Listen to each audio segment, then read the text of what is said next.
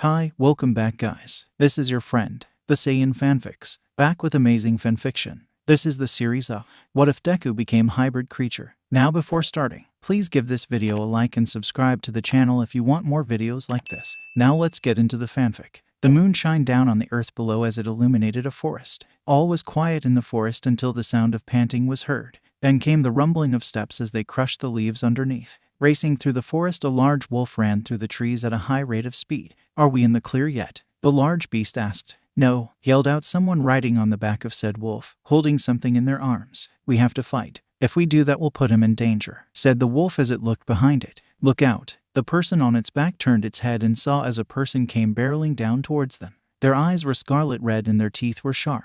Grabbing it out of the air with one hand, the person snapped the neck of the attacker before putting down what they had in their hand. "Why can't you just leave us alone?" The attacker smiled as its neck was sideways. "You committed the cardinal sin for our race. You deserve to die for that. You first." Throwing their hand forward, the person pierced the chest of the attacker. Pulling their hand out, the person held a heart in their hand. The attacker's eyes widened, but before they could do anything, their body was tossed away. "Everything all right up there?" the wolf asked. Picking the item back up, the person on its back nodded. "We're fine, keep running. If there's one more is sure to follow." The wolf sighed. "We can't keep running like this. We won't be able to raise him right. What do we do?" The wolf got no response. "Inko, I know Hisashi." "I know," said Inko. Looking down at what she had in her arms, she smiled. She carefully began to unravel it and revealed that it was a baby boy. Its eyes are as green as emeralds but sharp and narrow like Inko's. "All this just because we had you." The baby laughed and smiled in Inko's arms. "It isn't fair," said Hisashi, jumping over a river. "Why should our son suffer for something we did? The old law says he is to be put to death." Inko looked at her son.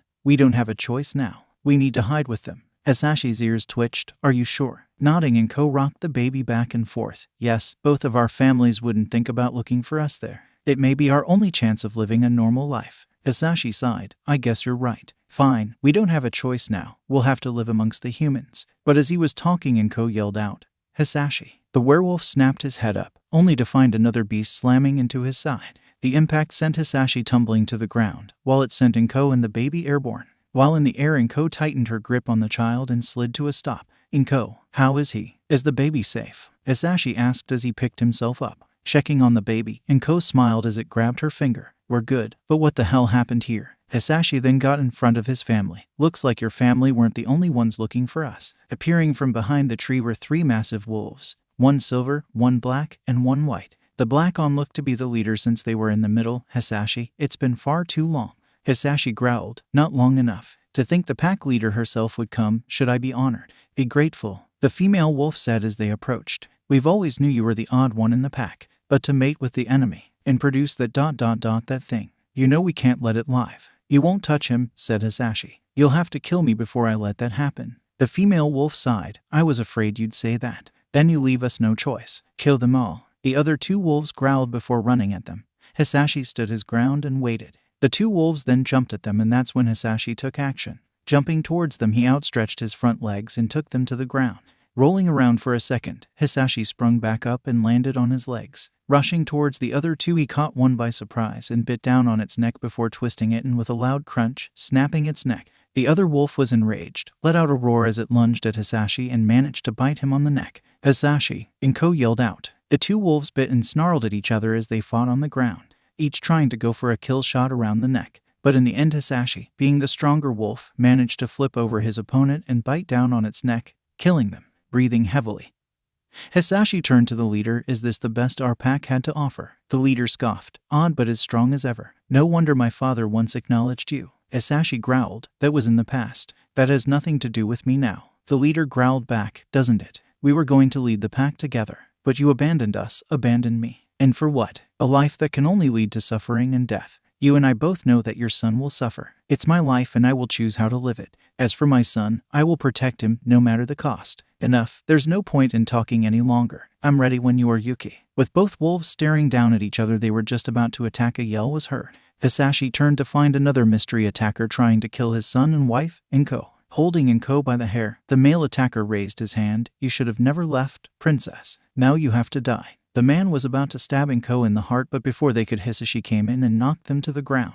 "Run, Inko," yelled Hisashi. "You and our son have to live. Don't let them find him or you." Inko picked herself up. What about you? I can't just leave you. I'll fight too. No, yelled Hisashi. We both know the reason why. Now run. I'll find you, I swear. Just keep our son safe. Looking down at her son, Inko had a difficult decision to make. She then looked at Hisashi, who was now fighting 2 more people, and with a heavy heart she turned and ran into the forest. Seeing this, Yuki gave chase. If I can't kill you, I'll just kill them. Hisashi watched as Yuki gave chase. No. But as he looked away, one of his attackers managed to drop kick him. In the forest, Inko was running, looking back every once in a while to make sure Yuki hadn't caught up. She didn't see the wolf and thought that she had outran it, but her eyes widened when Yuki suddenly appeared. Come back here, you damn bloodsucker. With Yuki closing the distance, Inko knew that there was only one thing to do, fight. But if she did, her son would be in danger. So, being a smart individual, Inko had a plan. Turning, Inko slid across the floor and raised her leg. Yuki was surprised. What is she doing?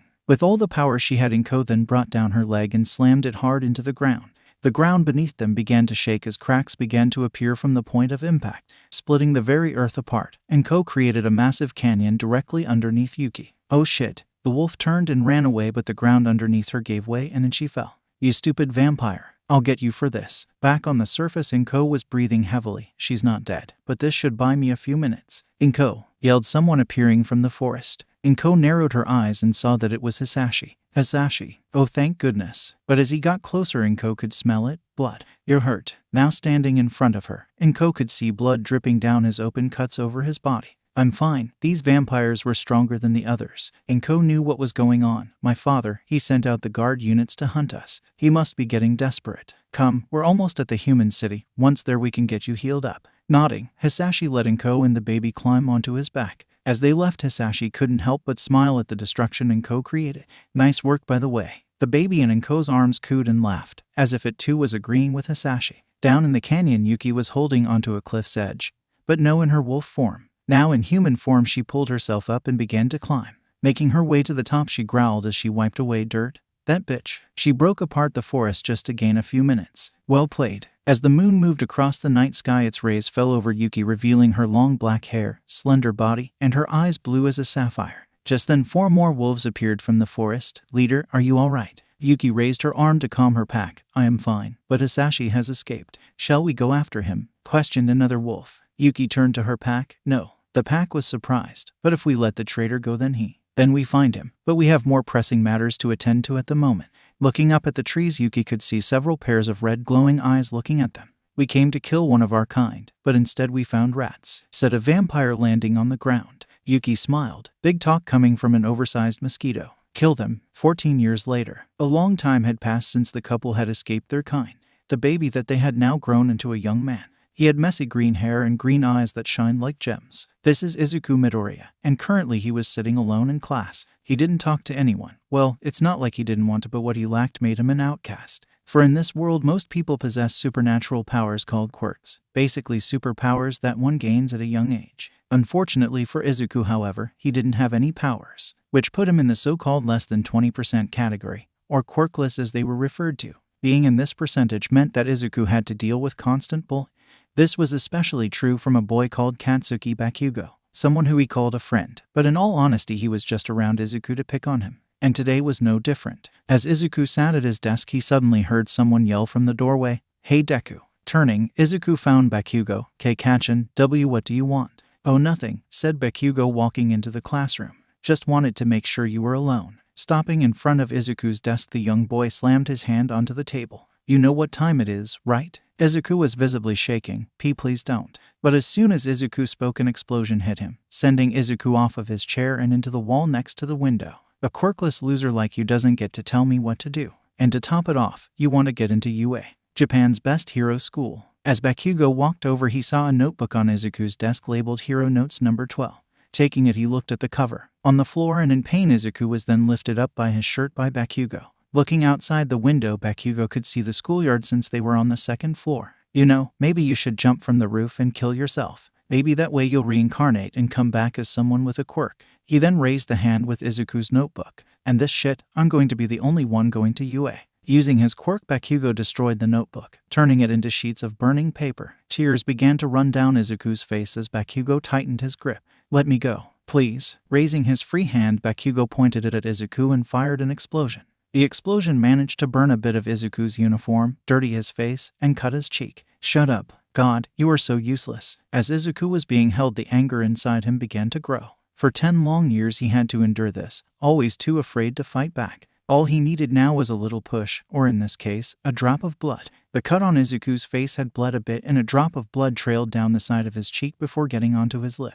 The single drop made it inside his mouth, and that's when it happened. As soon as Izuku drank the blood, his green eyes turned scarlet red. Startled, Bakugo flinched but then found himself now being held up by Izuku by the shirt. What? How did you? Whoa, I didn't know I was this strong. This feels amazing. Smirking, Izuku walked while holding Bakugo with one arm towards the window. Do you have any idea how hard it is not to fight back? Questioned Izuku, looking up at his so-called friend. Izuku could see the fear in Bakugo's eyes. You're scared. Good, you should be. Just then an explosion rocked the classroom. Bakugo had just fired an explosion at point-blank range right at Izuku's face. Smoke filled the room, but as it cleared, Bakugo's eyes widened. Still barely visible, 2 red glowing eyes pierced the smoke. Try not to get hurt, Kachin. Suddenly feeling himself move, Bakugo was then thrown into the window. Slamming against it, he broke the glass and fell 2 stories down onto the dirt floor below. Everyone outside saw Bakugo on the floor groaning in pain and immediately looked up to see Izuku smiling, looking down. This is awesome. I don't know what's going on, but I feel amazing. 1 hour later, Izuku was now sitting outside the principal's office. His mother and father were called in to talk about what happened. From inside, Izuku could hear what they were saying as clear as day. This is the first time we've seen Izuku behave in this manner, said the principal. He threw a student out of the window. To be fair, it was for self-defense, said Inko. You heard what Izuku said. Bakugo was picking on him first. We don't know that, said the principal. All we know is that Bakugo was the one thrown from a window. That's bullshit and you know it, said Hisashi. Bakugo has been using his quirk on Izuku, causing burns and bruising. We haven't seen incidents like that, said the principal. Besides, Bakugo is trying to become a hero. Why would he ever do that? If you ask me, Izuku is just jealous of people with quirks. Hearing that, Inko gripped the end of the armrest hard enough to break it off. Huh, so it's discrimination then. Inko's red eyes flickered for a split second. The principal flinched in fear, but that's when Hisashi touched Inko's hand. Dear, that's enough. I'm sure he meant no harm in that. Right? Hisashi looked at the principal and tilted his head, his green eyes staring right at the man. Swallowing nervously, the principal nodded. Oh, of course. I misspoke, that's all. We will look into this incident more closely and get all of our facts straight before coming to a decision. Smiling, Hisashi got up. Excellent. Then we will be awaiting your decision. Good day. With that, the two began to leave, but not before Inko could give the principal another evil stare. Once outside the office, Hisashi looked at Izuku. Let's go home. Silently, Izuku got up and followed them to the car and eventually made it back home. Once inside, Izuku sat down on the sofa while his parents got some tea. They both soon sat down and gave a cup to Izuku. So, what happened? Asked Hisashi. Taking a sip of his tea, Izuku sighed. I don't know. Bakugo had me by the shirt and managed to hurt me with an explosion. He then looked at himself and noticed that he was healed. I'm fine. What's going on? Hisashi and Inko looked at each other. Izuku, while Bakugo was hurting you, did you smell or taste blood? Inko asked. Izuku thought about it. Why, yeah, I did. I remember the taste of iron. Hisashi sighed. Looks like you finally awakened. Izuku was confused. Awakened? What's that? You guys aren't making sense. Inko looked at Izuku. It's what we vampires call when one of our kind first tastes blood. Wait. Back up a bit. Did you say vampires? Questioned Izuku. As is, I'm going to suck your blood. Dracula, Team Edward, that kind of a vampire. Those are all horrible representations of vampires, but in short, yes, said Inko. We should have told you this years ago, but we did it to protect you. If anyone found out what you were, there are certain people who would target you, said Hisashi. Izuku was in shock. So I'm a vampire ... But wait, why am I quirkless then? Shouldn't my powers show up in those tests they did? No, actually, said Inko. There is a clear difference between quirks and what we are. That's also why we never took you to the doctors. You will never get sick. So you're both vampires? Questioned Izuku. Hisashi nervously laughed. Well, actually I'm not. I'm actually something completely different. I'm a werewolf. A what now? Asked Izuku, leaning in. A werewolf. I can transform into a wolf, said Hisashi. Is this why you never let me do any contact sports? Questioned Izuku. That's one of the reasons, said Inko. We were trying to prevent you from awakening your powers. Not to mention your werewolf powers, which luckily haven't awakened yet. Izuku turned to his father. How will I know if I've awakened them? Hisashi blushed. Oh, you'll know. Trust me, you just will. Izuku raised an eyebrow. Okay, so does this mean I can turn into a bat? Or into a wolf? Inko rolled her eyes. Why does everyone think we can turn into bats? I get that movies show that, but come on. Hisashi laughed. No son, no, you can't turn into a bat. As for a werewolf, that's not until you awaken. For now your mom will have to teach you how to control your strength. You could hurt someone if you're not careful. And whatever you do, do not bite anyone, said Inko sternly. Why? Asked Izuku. Just don't. Trust me, this is for their well-being, said Inko. Izuku nodded. So when do I start my training? Tomorrow, said Hisashi. We'll need a secluded place where we won't be seen. Fortunately for us, I know just the place. 7 AM beach. A cold breeze hit Izuku as he stood at the edge of the beach. But this was no ordinary beach, for this one was covered in trash. Broken fridges, metal sheets, and all sorts of things someone would throw out were found here. So this is where you'll train me. Inko nodded. Perfect place to hide from prying eyes. Now, let's get started. Going into the trash pile and walking through it, they eventually found themselves in an open area. First thing you have to fully understand is the difference in strength between humans and you, said Hisashi. Looking over to his side, he saw a broken fridge and lifted it up with one hand. Like this. Using both hands, Hisashi crushed the fridge into a basketball-sized ball. And this is just a bit of what we could actually do. Also, since you're half vampire and half werewolf, we think that it's possible for you to surpass us in strength, said Inko. Right now your father and I are on equal footing when it comes to strength and speed. So we first have to find out how strong you actually are. Inko then pointed at the trash pile. See that sofa? Pick it up above your head. Izuku looked at the sofa and noticed that it was a 4-seater. I don't think I can pick that up. You can. Even a young teenage vampire or werewolf could pick it up, said Hisashi. Just give it a try. Nodding, Izuku went over to the sofa and grabbed it. He tried to pick it up and just like he thought, it was too heavy. Izuku grunted and groaned as he tried to lift it, but he could only manage to lift it an inch. Dropping it, Izuku fell back towards the sand. See, I told you I couldn't do it.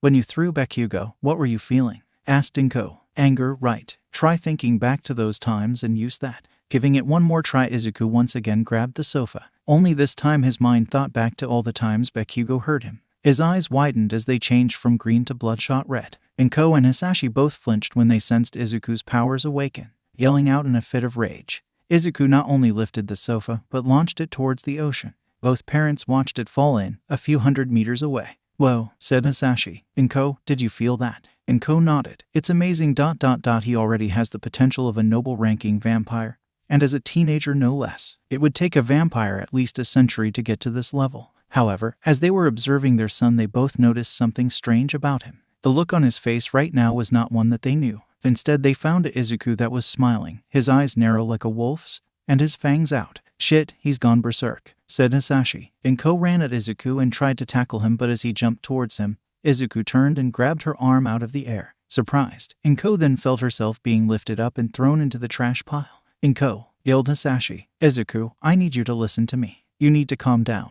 I know you're experiencing this for the first time, but you can't let yourself be taken by instinct.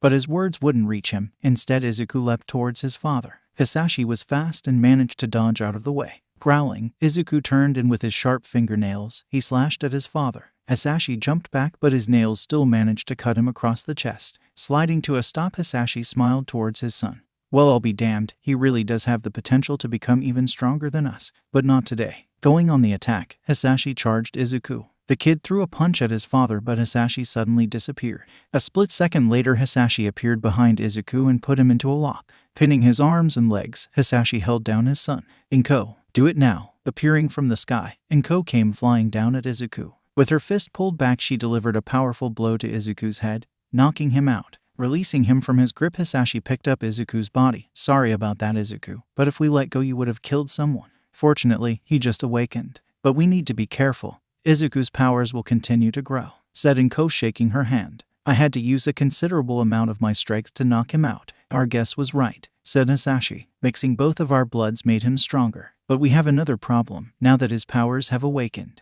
Inko sighed. Our families. It's been years since we last saw them, but I get the feeling they already know where we are, or at the very least, are getting close. Should we run? Hisashi asked as he picked himself up with Izuku in his arms. Inko walked over to the unconscious Izuku and smiled as she ran her hand down his face. No, this time we won't run. We've always lived in fear of being found, but no more. Let them find us, and when the day comes when they do, we'll fight. Not only for us, but for Izuku. I won't let him live a life of running. Hisashi smiled. Then we need to get ready. But first things first, we need to do something about him. Now that he has awakened his vampire side, your kind can find him. Not to mention my kind would hunt him down at the first smell. Inko agreed. He did say he always wanted to be a hero, right? UA was it? A lot of heroes there. They could teach him things we can't.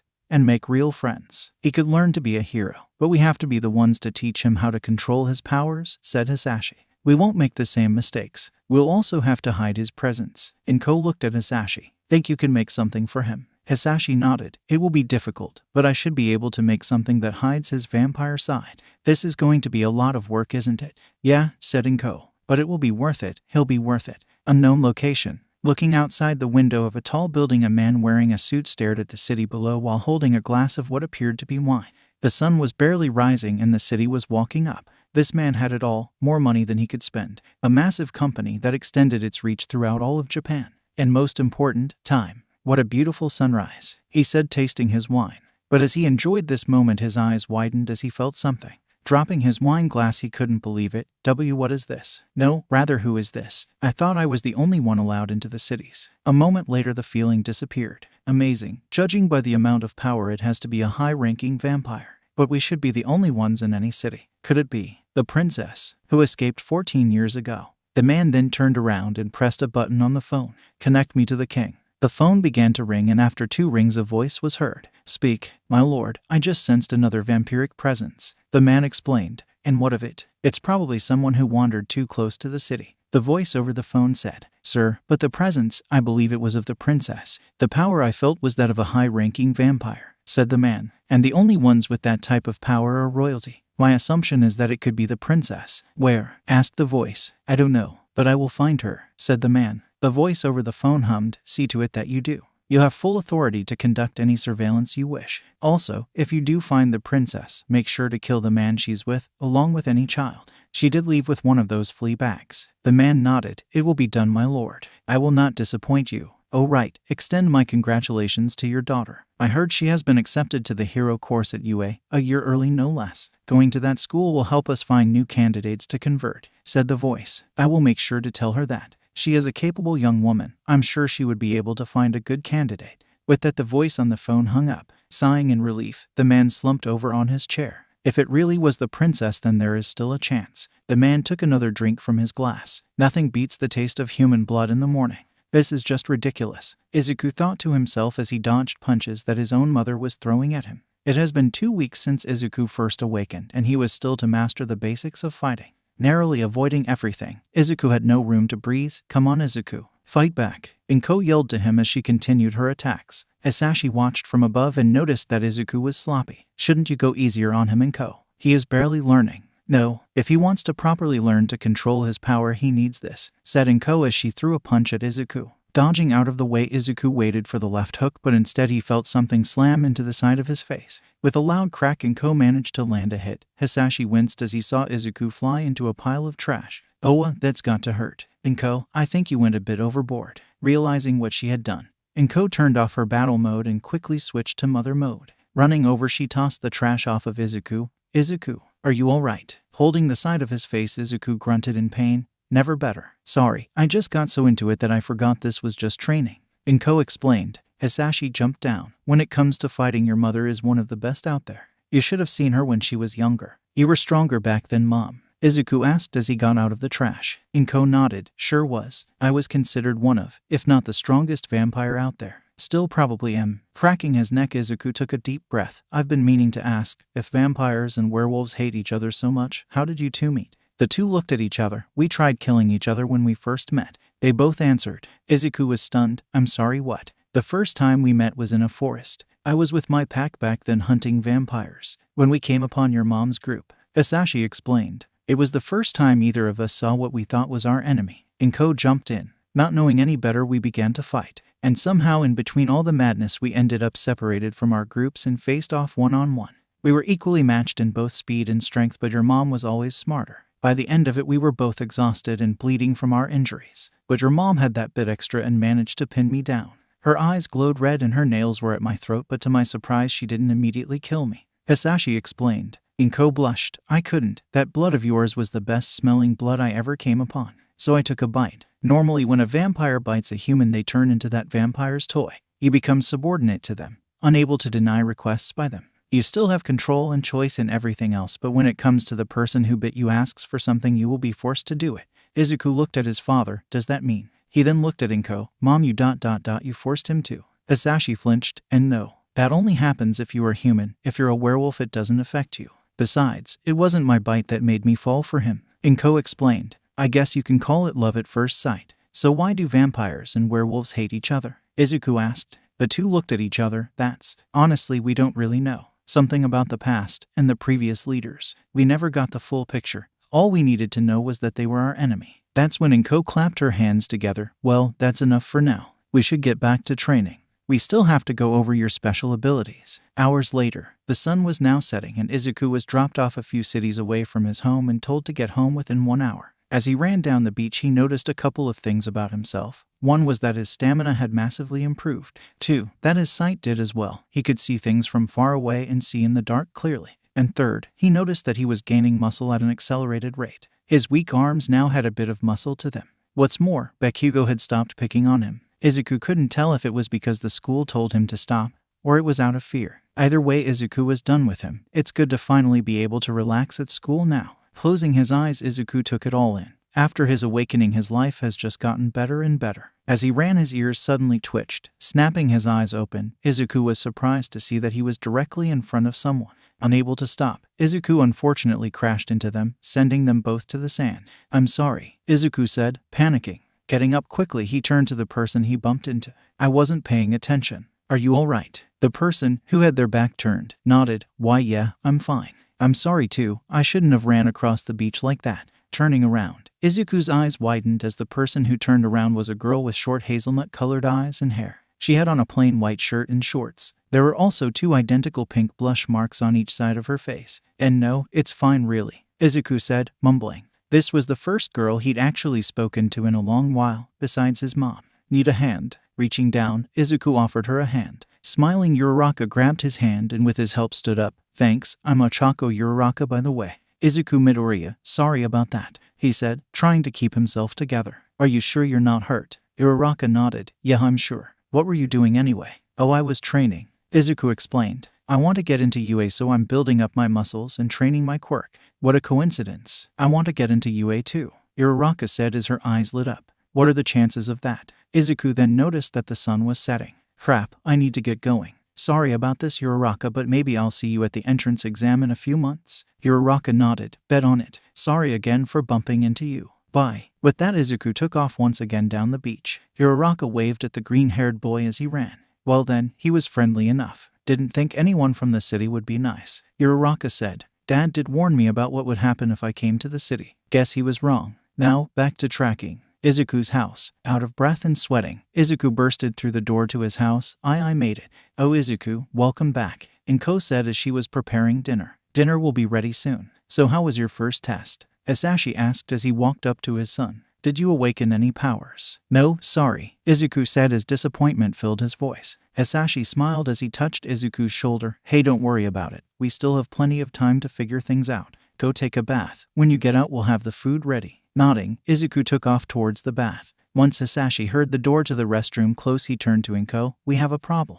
Inko looked at Hisashi. Hunters. Yeah, I'll never forget that smell, Hisashi said as he clenched his fist. Inko began to worry. But how? I thought our kind eradicated them years ago. There were rumors in our pact that there were still a handful of hunters and huntresses out there, Hisashi explained. What do we do now? Our kind are already hunting us, and now this. Inko sighed. The necklace you gave him should have hit him, even from the hunter, right? Hisashi nodded. It should have. But hunters may have a way around it, especially if they are experienced. Uraraka's apartment. Opening the door to her apartment, Uraraka quickly locked the door behind her. Walking into her living room, it was shown to have the basics. Nothing too extravagant or extra. Due to some family issues, Uraraka was currently living alone. They said it was for her own good, but what good would come from exile? As Uraraka walked past a stand, the phone suddenly began to ring. Uraraka immediately picked it up. Yes. Have you located the target yet? A voice asked through the phone. Yes, the target has been located. I am awaiting new orders, answered Uraraka. Kill them. Uraraka nodded. Failure is not an option. Remember why you are doing this in the first place. With that, the person on the other side of the line hung up, leaving Uraraka to think. After taking a few moments, she walked over to her closet.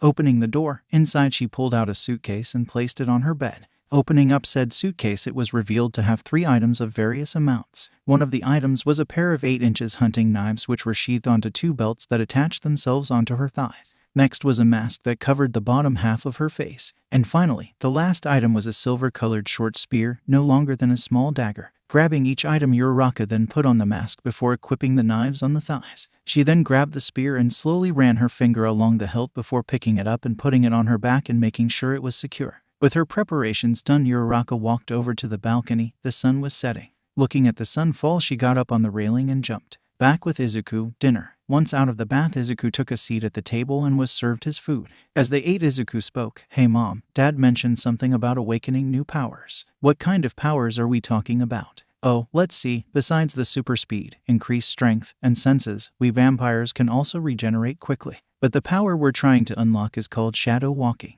explained Inko. "Shadow walking is as it sounds." Izuku blinked for a second, and by the time he did, his mother was gone. "You've heard stories of vampires biting people from behind, right?" his mother asked, standing behind him. "Well, that part is true." Izuku turned. "Whoa, that was cool. We can hide our presence and move freely. You won't see us coming unless we want you to," said Inko, walking back to her seat. "We are also immortal. We can't die from old age. But if we get our hearts ripped out and destroyed, we are pretty much dead." "What about those Hollywood weaknesses?" questioned Izuku. "Like a wooden stake to the heart, silver bullets, holy water, a cross, and garlic." Inko chuckled. "Those aren't true." "Well, maybe the silver one is. For some reason, when a vampire gets cut by silver metal weapons, our healing factor is weakened.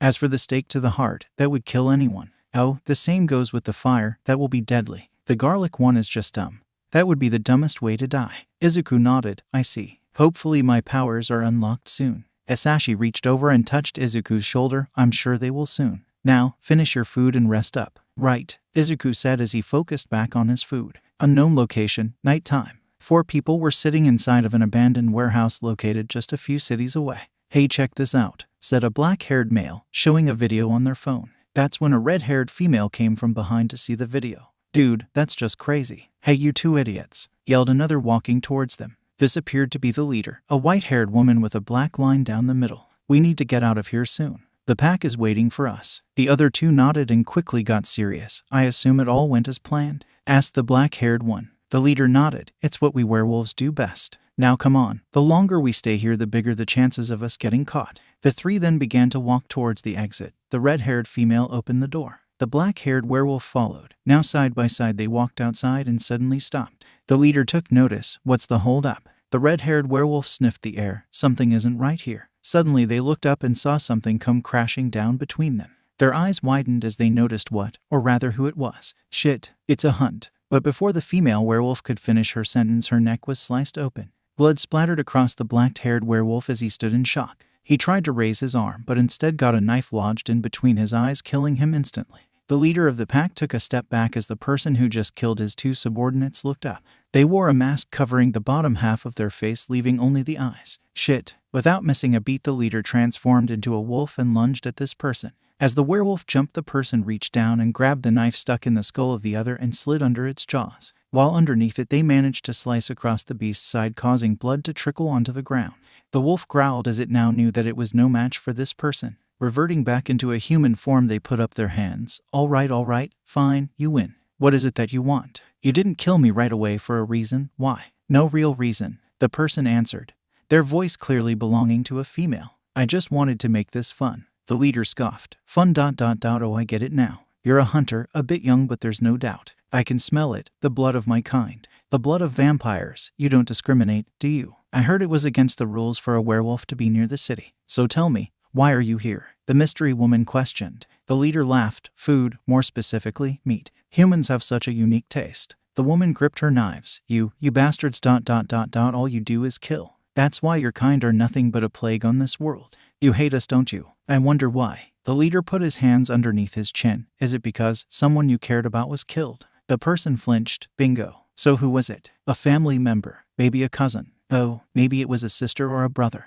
Oh, maybe it was." But as the leader was talking, a knife stabbed into his abdomen. Looking down at the knife, the leader smiled. "Struck a nerve, I see." Pulling out the knife, the leader threw it back at the person. The knife flew through the air as it aimed right at the mystery person's face. But just as it was about to kill her, a hand reached up and grabbed it out of the air. "Impressive, you were taught well." Unfortunately for you, so was I. Crouching down, the werewolf readied itself, but much to the mystery person's surprise, they suddenly turned around and began to run. The masked person looked on in surprise, cowered. Reaching behind their back, they pulled out the short spear. The werewolf's breathing was heavy as it gained ground. Idiot. They let their guard down for a second. More than enough time to run. I have to warn the pack that there's a hunter alive. Looking ahead, the werewolf was about to jump over a fence when he felt a sharp pain coming from his chest. Looking down, his eyes widened as the head of the silver spear was sticking out of his chest. The tiny short spear had turned into a full-size one. Feeling his legs give out, the werewolf rolled onto the floor before coming to stop at the fence. Blood pooled underneath the beast as the mystery person walked over to him. Now standing right in front of it, the person reached down and grabbed the spear. Do you feel that? Of course you do. Feel the pain coming from your chest as the blood drips. Hurts, doesn't it? The person then began to turn the spear, causing more damage and hell of a lot more pain.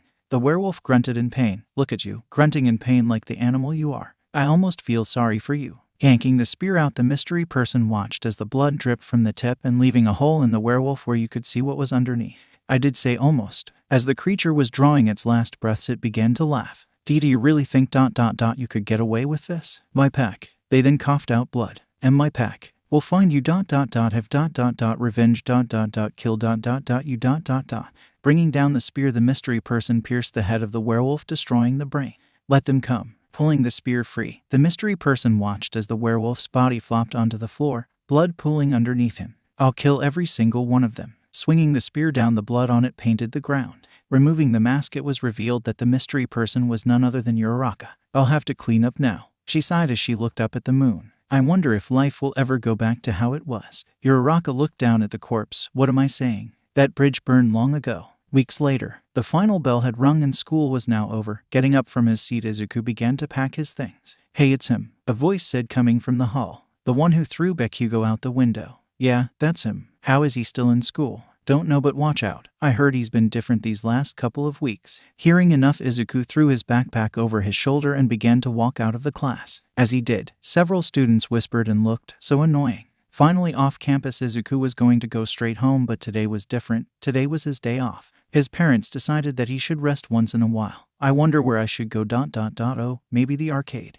Haven't been there in a while. Taking a train, Izuku got off and walked to a popular arcade place. The place was massive and had just about every game you could imagine. He then walked over to a game called Heroes at Work. It was a Street Fighter-like game where real heroes battled it out with villains. Izuku had this game at home and was considered a top player. He easily got past the first levels and moved on to the harder ones. After 30 minutes, Izuku had won and managed to get first on the leaderboard. Smiling, Izuku decided it was now time to head over to the basketball hoop. As he walked over, however, he suddenly heard a familiar voice. Come on, almost ... have it. Looking over, he noticed that someone was focusing on a claw machine that had a plushie of Kirby. The claw went down, it opened up and grabbed the plushie, but just as it was going up, the plushie slipped. No, my last chance and I blew it. Damn, you almost had it, said Izuku behind the person. Startled, the person turned around. Oh, it's you. It's been a while. Izuku nodded. Uraraka, right. Mind if I give it a shot? Uraraka stepped to the side. By all means, careful the claw doesn't grab them. Putting in the money, Izuku carefully moved the claw over the plushie, but just as he was about to send it down, he jerked the control,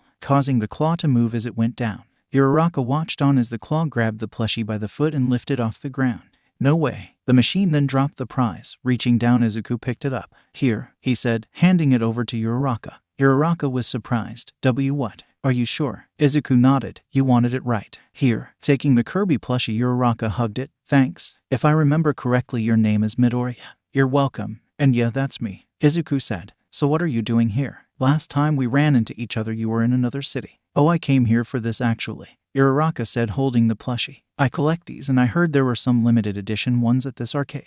Sorry, you think it's childish, don't you? Izuku shook his head. No, not at all. Matter of fact, don't tell anyone, but I'm also a bit of a collector myself. Instead of plushies, I collect All Might stuff. But don't tell anyone. Oh, an All Might fanatic. Guess we both have some dirt on each other now. Uraraka smiled, but as she did, her stomach began to growl. Uraraka blushed heavily, as sorry about that. Izuku chuckled. Guess you're hungry. Come on, there's a cafe down the street. I'll buy you something. Uraraka waved her hand in front of her. I can't. You already won this plushie for me. Not to mention I don't have any money. It's fine, really. Think of it as a way to pay me back. I'd like to hear more about yourself, said Izuku. Hesitating at first, Uraraka wasn't too sure, but she ultimately nodded. All right, fine, let's go. The two then walked down the street and into the cafe. Uraraka ordered some strawberry matcha and tea, while Izuku ordered a slice of cheesecake and tea as well. So you said last time we met that you wanted to become a hero. What's your quirk? Uraraka raised her hand and showed her palm. See these little pads at the end of my fingers? Well, if I touch something with all five. Uraraka reached over and touched the small napkin holder, causing it to float. I can make anything weightless. Izuku was in awe. Whoa, that's so cool. Do you have a weight limit? Or maybe a time limit? Oh, what about yourself? Can you use it on yourself? Currently, Izuku was speaking rapidly and asking a lot of questions. Now it was Uraraka's turn to be surprised. Whoa, slow down there. Finally conscious of what he was doing, Izuku stopped. Sorry about that. I'm a huge quirk nerd. Uraraka laughed. I can see that. So what's your quirk? Oh, my quirk. It's super simple. Increased physical capabilities. I'm stronger than your average teenager and faster too. Izuku explained. Right now I could probably pick up a car if I wanted to, or a small truck. Whoa, that's impressive. Uraraka said as she took a bite from her matcha. So that's why you were running at the beach. You were training. Izuku nodded. Yeah, all part of a training regimen my parents came up with. The two then spent the next hour talking about themselves and what their hobbies were. After they were done, they were about to get up and leave when the doors to the shop suddenly shattered. Glass went flying in every direction as everyone inside hit the floor. Izuku and Uraraka threw themselves onto the floor as people yelled and screamed. What was that? Uraraka asked as she got up. I don't know, answered Izuku. He then looked outside to see people running. It's a villain, a passerby yelled. Everyone run. Call the heroes. Seems like a villain attack. Come on, let's get out of here, Uraraka said as she began to leave the shop with Izuku following behind. The two ran into the crowded street. People ran past cars, buses, and broken pieces of buildings. But as they ran, a scream was heard. Look out. Izuku looked behind to see a small delivery truck flying at them. Izuku's eyes widened. Uraraka. Uraraka turned and saw the delivery truck fall atop of her, but before it could crush her, the sound of metal crunching was heard. Whoa, she said, surprised at what she was seeing. You said you were strong. Groaning, Izuku had caught the truck and was holding it up by the front end. Setting it down slowly, he breathed a sigh of relief. That wasn't easy. Are you all right? Asked Uraraka, checking up on him. Izuku nodded. Yeah, just need a second. Sorry, but you don't have a second, a voice said from behind them. Before either of them could turn around, a green sludge tendril smacked both of them away. Sliding across the pavement, the two slowly picked themselves up and saw the cause of the disturbance. A sludge villain was currently attacking the place. I saw what you did back there. You're pretty strong. You'd be perfect as a new body. Izuku instinctively jumped back as a green tendril appeared where he stood. Nice reflexes too, but all you're doing is delaying the inevitable. Izuku continued to dodge, but he knew there was no way to keep this up forever. Getting frustrated, the sludge villain then saw Uraraka. You may not be as strong, but you'll have to do. He then reached out for Uraraka. She tried to run, but the villain managed to catch her. Uraraka, Izuku yelled out. Pulling her in and covering her in green sludge, the villain began to absorb her. Now, kid, I suggest you back off. I wouldn't want to snap her neck on accident. Izuku grinded his teeth. Damn it. You wanted me first, didn't you? So take me, let her go. The villain laughed. Oh, I see. She must be important to you. A girlfriend, perhaps? Doesn't matter, but no deal. There's something about her that screams different. She looks weak and innocent, but I can tell she's hiding something. Uraraka narrowed her eyes to the villain. She couldn't even use her quirk since his body has no solid form. As Izuku struggled to think of his next move, a loud booming voice was heard. Haha. Your time has come, villain. Why? Because I am here. A tall, muscular man with blonde hair and who wore a plain gray shirt and pants suddenly appeared. Izuku couldn't believe it. All Might. The villain was horrified. Aw shit, it's the #1 hero. But why is he here? Fear not, kid. I'll take down this villain and save your girlfriend, All Might said, walking towards the villain. She's not my girlfriend. Izuku let out a frustrated sigh. Whatever, just get her out of there. Hey, stay back, the villain yelled. I can snap her neck whenever I want, so you better stay back. But all Might did was smile. Oh really? The hero then suddenly disappeared. The villain flinched and frantically looked everywhere for him. Where did he go? The villain yelled, his voice panicked. Here, All Might said, appearing behind the villain. Pulling back his fist, the #1 hero threw a powerful punch while at the same time pulling Uraraka out. All Might didn't even make direct contact with the villain. The wind pressure from his fists was enough to splatter the villain. Izuku stirred himself, but he was still pushed back a couple of meters. And that's all she wrote, All Might said, putting Uraraka down. All you all right, young miss? Uraraka nodded. Why yeah, I'm fine. Good, wait here, the police will arrive shortly, said All Might. Uraraka, yelled Izuku, running up to her. Good, you look safe. Just covered in sludge, but I'll live. She then felt something run down her arm. Looking over, she noticed that she was bleeding from her arm. How did that happen? Izuku looked at the blood as it ran down Uraraka's arm. His eyes widened at the sight of it. He then sniffed the air and got a whiff of metal. What's wrong with me? And why does Uraraka's blood smell so good? Izuku didn't know it, but two of his top teeth suddenly sharpened into fangs. Fortunately, Izuku snapped out of his trance. Here. He then ripped part of his shirt and wrapped Uraraka's injury. That should be fine until paramedics arrive. Uraraka nodded. Thanks. Quickly turning away, Izuku calmed himself. If he had kept looking at her blood, he would have gone crazy. After a couple of minutes, paramedics arrived at the scene and checked the two out.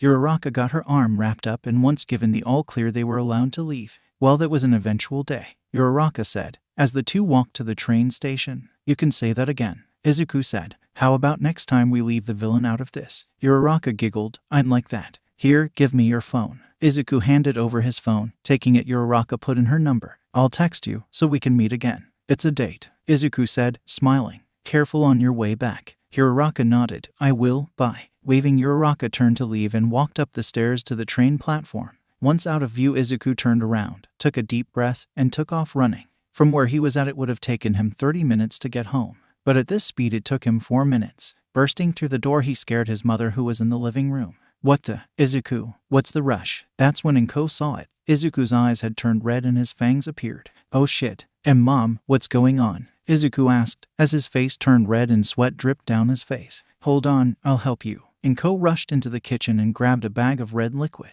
Running back over to Izuku, she found him on his knees. Here, drink this, it'll make you feel better. Sniffing the air, Izuku could tell what it was. Blood. Taking it, Izuku ripped off the top and began drinking it. As he did, his eye color began to return to normal and his fangs disappeared. Finishing up the bag of blood, he let out a sigh. Thanks, Mom. Inko helped him up. Don't mention it. So, care to explain what happened? I was out with a friend when we got attacked by a villain. During the attack, she got hurt and bled a bit. Izuku explained. I then felt something take over me. Something inside of me was screaming, bite her. Her blood, it smelled incredible. I almost bit her, but I managed to calm myself down, but I couldn't hold it anymore and ran home. Inko smiled. I see, so that's what happened. What happened? Izuku asked. You went into a blood frenzy, a small case fortunately, explained Inko. You see, when a vampire sees blood, we have a natural instinct to want to taste that blood. As for the smell, Inko looked at Izuku and smirked. That's for another reason. One which I won't tell you. You'll have to figure that out yourself. For now, go get changed. We have training to do. Izuku hung his head. Not again. Several weeks had passed by since Izuku found out about his heritage, and the same time had gone by since he began his training. Standing in the middle of the beach, Izuku closed his eyes and focused. He heard the waves crashing into the sand. He heard the seagulls flying overhead. He even heard the sound of crabs walking on the sand. But one sound that caught his attention was that of a heartbeat. Snapping his eyes open, Izuku ducked, narrowly dodging his mother's punch. He locked eyes with her as he jumped back up and took a swing. But Inko was ready. Twisting her body, she spun midair and kicked Izuku's punch away. Staggered, Izuku fell back. Inko saw an opening. Planting her foot, Inko spun around and kicked her other leg up. Izuku was barely recovering when Inko launched her kick, and it seemed that it would connect. But at the last second, Izuku caught her foot. The force behind that kick was enough to kick up sand. Twisting her leg, Izuku spun Inko around, and while in midair, he punched her in the stomach. Inko's body slammed into the sand. Izuku rushed in for another and threw down his fist, but as he did, Inko raised a hand and caught his punch. All right, that's enough, Inko said, smiling. Izuku backed away and helped his mother up. So how did I do? Flicking the sand off, Inko hummed. Your skills and senses have sharpened. Your fighting style has improved. You would be considered a noble in the vampire ranks. Izuku nodded. But you rely too much on brute strength. You are strong, there's no question about that, but strength without control is meaningless. I see. Do you think I'm ready for the entrance exam? Izuku asked. Oh, you're more than ready, Hasashi said, walking over to the two of them. You're not All Might level strong yet, but you should pass easily. Just don't worry about it. Go get washed up. We'll go out for some ramen after this. Awesome. Izuku turned to leave when his phone suddenly chimed. Picking up his phone, he noticed that it was a text from Uraraka. They had been talking and texting ever since the villain encounter. They even went out to a cafe together to talk. The two parents watched their son leave with a smile on his face. He likes her, Inko said. Yeah, he does. But he doesn't know that yet, or he's in denial. Hasashi said. So, what did you find out about her? Inko asked. Nothing special. Ochako Uraraka, the same age as Izuku. Born in a prefecture outside the city, near the mountains. Currently lives alone in an apartment, said Hasashi. Inko raised an eyebrow. And her parents? Unknown, Hasashi said. They don't live with her, or even in their mountain home. I can't find anything about them. No record of their death either. And what of that smell? Is she a hunter or not? Inko asked. Hisashi nodded. As far as I can tell, yes she is. Inko's eyes turned red. We should kill her. Easy, Inko. Normally I would agree, but we can't. Hisashi explained. We kill her, it might attract attention from our families. So what? We let her go. Have her hang out with Izuku until she finds out what he is. Inko questioned. You know what she'll do if he's ever found out, right? I'm well aware, Hisashi said. But look at him, he's happy. Do you really want to take that away from him? Inko looked at Izuku. He was laughing, he was smiling, he was happy. The red in Inko's eyes slowly faded, but I worry. First it was our families and now it's a huntress. I know you're scared, but we will keep him safe. No matter what, we'll keep him safe, Hisashi said, comforting his wife. Now, we hope he gets into UA. A new start for him. And what about our other problem? Asked Inko. Hisashi's face turned serious. We'll have to go hunting soon. Inko nodded. So it's come to that. When? While Izuku is at the entrance exam.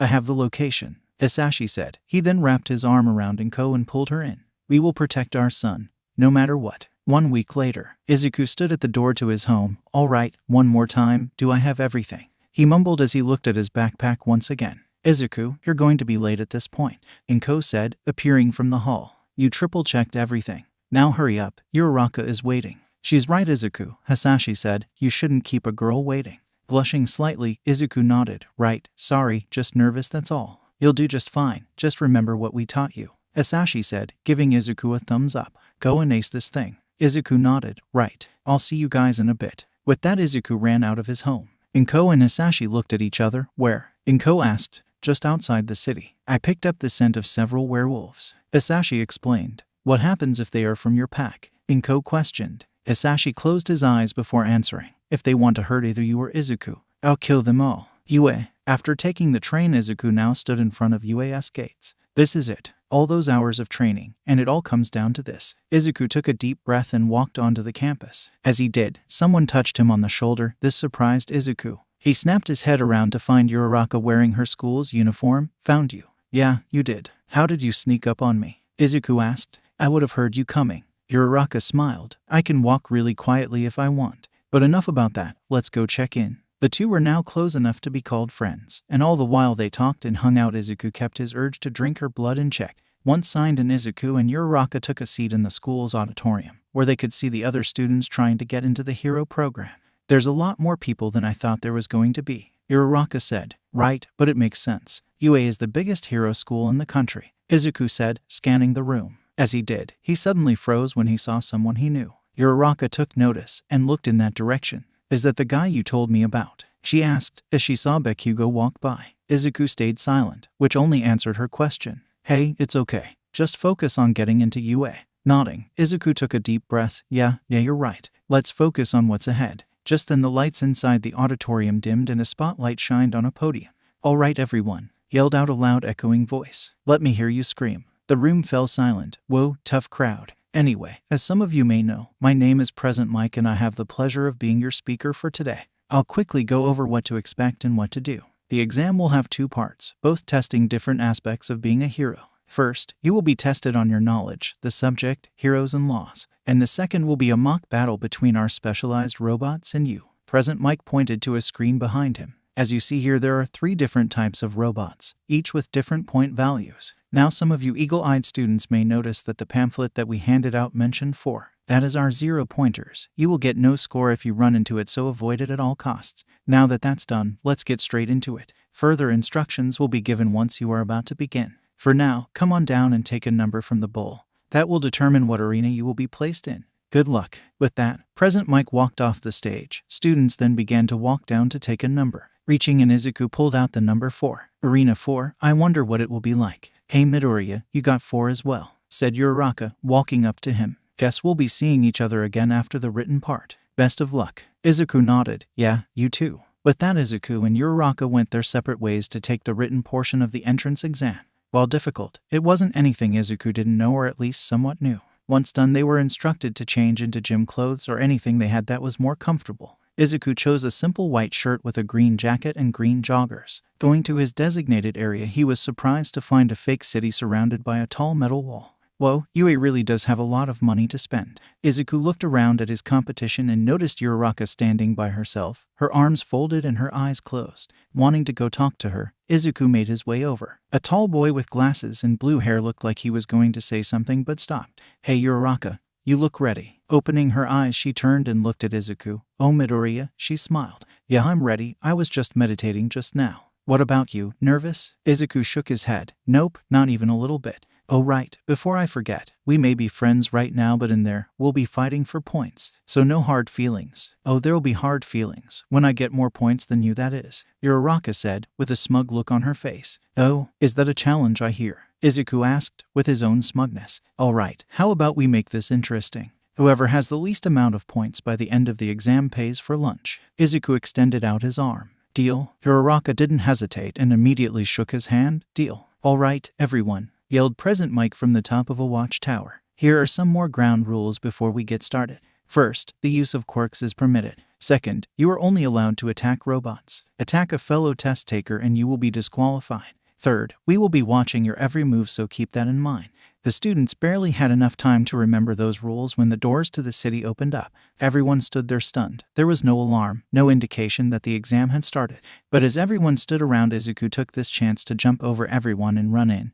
Uraraka quickly followed and used her quirk to float over. Well, aren't you going to go? In real life, no one will tell you when to act. Those two have the right idea. Look, they are even getting points. The students all looked at each other before all running into the city. With Izuku, using his strength and speed, the young half-breed jumped towards a two-pointer and punched a hole right through it. Sliding across the floor for a bit, he turned around only to find a three-pointer with its metal claw raised. Watching it fall, Izuku lifted his arm and caught the claw with one finger before grabbing it and ripping the arm clean off. Using the arm like a bat, Izuku swung it and hit the three-pointer towards a row of robots heading his way, destroying every single one of them. Izuku racked up a good amount of points in a short amount of time. Nice, this might be easier than I thought. Time to get some more points. Izuku turned and before he took a step, several robots crashed down in front of him. Now nothing but a pile of mangled metal and wire. Izuku was impressed. Oh sorry, did I get in your way? Asked a voice. Looking up, he saw Uraraka standing on top of the pile of scrap. Come on Midoriya, you should have gotten more points by now. Turning around, Uraraka jumped off the robots. Izuku smiled as he ran in the other direction. Just watch. Watching over the students were several people sitting in the dark.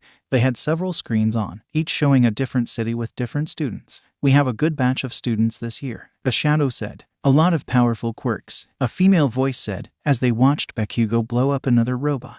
Some are not as strong as others, but if used effectively, can lead to some surprising results, said a small bear, mouse shadow as he watched Uraraka float robots. But we should recognize the strong ones, said a tall, skinny shadow as he looked at Izuku rip apart robots. But we should also recognize that having a strong quirk isn't everything. What do you say? Is it time? The small creature shadow nodded. Yes, the exam is almost over. Release the Titan. Back in the city, Izuku had just finished taking down a two-pointer when he decided to take a break. I wonder how many points Uraraka has. Izuku stretched his arms. I still have a few minutes, maybe I can get some more points. He wanted to jump back into action, but before he could attack he suddenly stopped. Something isn't right. I hear something. Izuku turned towards the city center just as the ground beneath them began to shake. Finding himself off balance, Izuku straightened himself up and watched a massive robot that eclipsed the several stories tall buildings rise from the ground.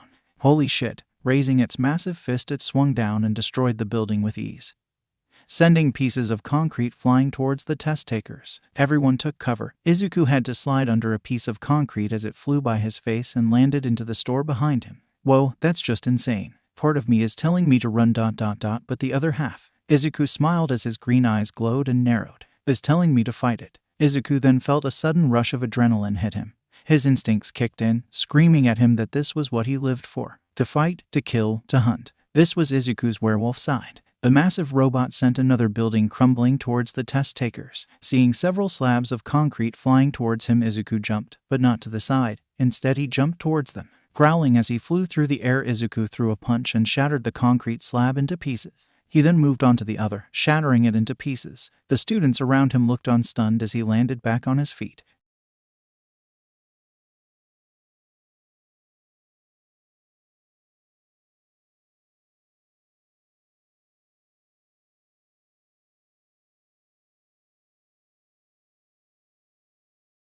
But as he ran he heard something. Stopping, Izuku looked around and eventually found the source of the sound. Pinned underneath a large slab of concrete and unable to move, Uraraka. He then looked up to find that the zero-pointer was heading her way. Without a second thought, Izuku ran towards her. Meanwhile, Uraraka was struggling to get her foot out. Damn it, I should have used my quirk less. One of the side effects of using her gravity quirk for too long or on heavy objects was nauseousness and stomach aches. And no, I refused to give up. Since she couldn't use her quirk anymore, Uraraka grabbed the slab that was pinning her leg and pushed with everything. Grunting in pain, the slab moved slightly. Her arms burned as the slab began to lift off of her leg. Once she got it high enough, Uraraka slid her leg out and let go of the slab. Uraraka tried to get up, but as soon as she put pressure on her leg, a sharp pain shot up her entire body. Damn it, Uraraka said, falling to her knees. She looked up to see the Titan robot now standing a few feet away. It looked down and raised its metal arm. With no way to run, Uraraka watched as its arm fell down. Mom, Dad, I'm sorry. I won't be able to save you. However, the arm never hit. Hey move Izuku said, his voice strained.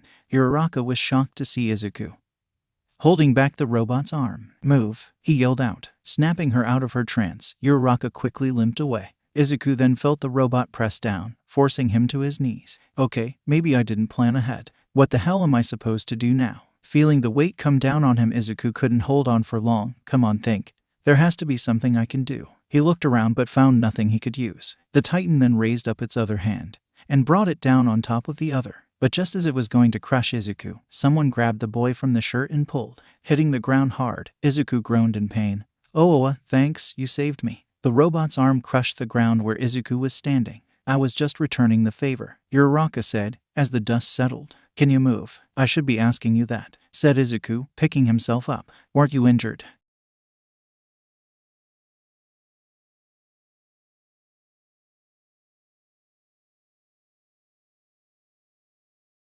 Izuku looked up and watched as the Titan destroyed another building in a single swing and sent the pieces down towards the two of them. Sorry about this. Without wasting another second, Izuku picked up Uraraka and ran. Uraraka blushed slightly as she was carried like a princess, but her embarrassment quickly disappeared when she saw the pieces of building coming down towards them. Pick up the pace. I'm trying, Izuku retorted as he dodged. It's kind of awkward holding you like this.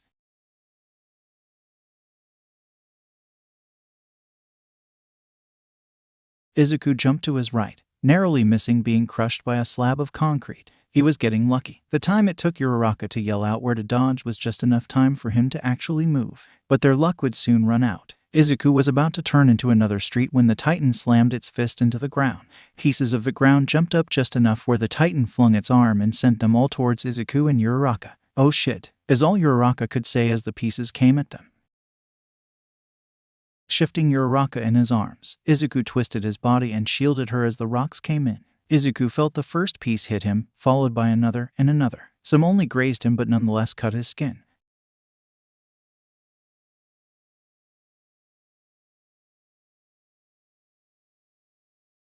I'm trying, but it locked me out, yelled another shadow. It's no use, I can't stop it.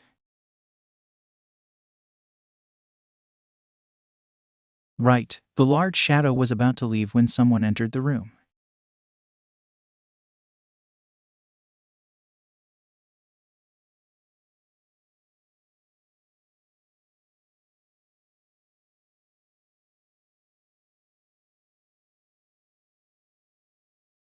The girl nodded and walked over to the control panel. Extending out her arms, it sparked. From the sparks, a small USB device appeared. Plugging it in, she quickly went to work. With just a few simple clicks, the girl now had full control of the Titan robot and shut it down.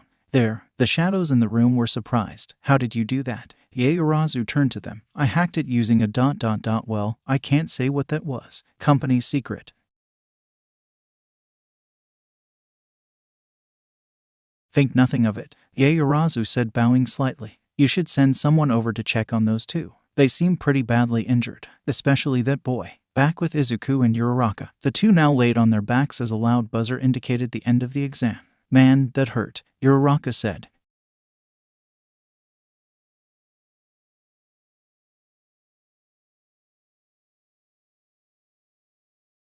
Uraraka took his hand and got to her feet. Well, you did save me first, so I still owe you. But sure, let's call it even. All right, everyone, please make your way to the locker room. Those who are injured, please stay where you are. said a short old lady who used a massive needle as a walking cane. Hey, you're recovery girl, Izuku said. You can heal people just by giving them a kiss. That's right, my boy. Are you hurt? Recovery girl asked. I saw what that robot did. Izuku nodded. I'm fine. A few minor scratches. Here, let me take care of those. Recovery girl motioned Izuku to bend down, which he did. She then leaned in and kissed him on the cheek. Suddenly the wounds on Izuku's body healed. Whoa, that's awesome. Thanks. Recovery girl nodded. Of course. Now what about you, miss? She then turned to Uraraka. Oh, I'm fine. He got the worst of it, Uraraka said, waving her hands in front of her. Are you sure? Recovery girl asked, as she raised an eyebrow. That blood says otherwise. With her cane, Recovery girl pointed to Uraraka's arm. Looking down, Uraraka saw a trail of blood running down her arm. She had a cut near her shoulder. How did that happen? Must have been when those pieces of concrete went flying, said Izuku. Guess I didn't block all of them. Sorry, it's all good. It's just a small wound, Uraraka explained. Regardless, let me take care of that. Giving Uraraka a kiss on the cheek, the wound on her arm healed. There we are, good as new. Now, go get changed. The results will be mailed to you within a few days. Guess that's it then, Izuku said. We'll have to wait to find out who won our little bet. Seems like it. I'll meet you in front of the school, Uraraka said. Izuku nodded. Sure, see you in a bit. But that the two went to the locker rooms and began to change. Izuku went into the shower room, and as the water hit his face, he pressed his hand against the wall. That was close, he said, his face blushing red. I almost bit her. Her blood, that smell. Izuku smiled, revealing that his fangs were out. I need a taste. But that's when Izuku slammed his head into the wall, cracking it a bit. No, I can't. I won't. Have to keep those urges in check. With Uraraka, she too jumped into the shower. Once she was done, she walked out with a towel wrapped around herself. Now standing in front of her locker, Uraraka dropped the towel. The other girls in the room all stopped what they were doing and stared. Uraraka calmly reached into her locker and picked out her clothes. Come on, Ochako, just ignore them. There on her back were scars, but these were no ordinary scars. They were large and ran down her back in a diagonal pattern. Lines almost in 4 in total. Almost as if they were claw marks. Unknown location. Is that the last of them? Inko asked. Hisashi nodded. Yeah, that's all of them. As a thump was heard. These were just low ranks. Question is, what were they doing in the city? Looking around, Inko noticed the dozen bodies that laid at Hisashi's feet, blood dripping down his hand. I went through their computers. Not much. They were in the process of deleting everything. Fortunately, I saw some documents as they were being deleted. They were hired. Hisashi was surprised. Hired. Werewolves willingly listened to someone besides the leader. What were they hired to do? It seems to wait, explained Inko. From what I saw, they were to stay here until they were called to action. As to who hired them, can't say for sure, but 3 letters popped up. AFO. AFO. I never heard of that name before. Hisashi said. Come on, let's get out of here. Hisashi turned to leave but was suddenly grabbed by his leg. Wait. Inko readied her claws but Hisashi stopped her. Still alive. Seems like the pack has been growing strong. The werewolf was bleeding onto the floor. He gasped for air. Why you are Hisashi, are you not? You were going to be the leader of the pack. Why? Why did you leave? Why did you betray your family? Hisashi took a knee in front of the dying werewolf. Well, it's simple. Our ways of thinking are wrong. Our enemies can become friends. But most importantly, she threatened to kill the people I love the most in this world.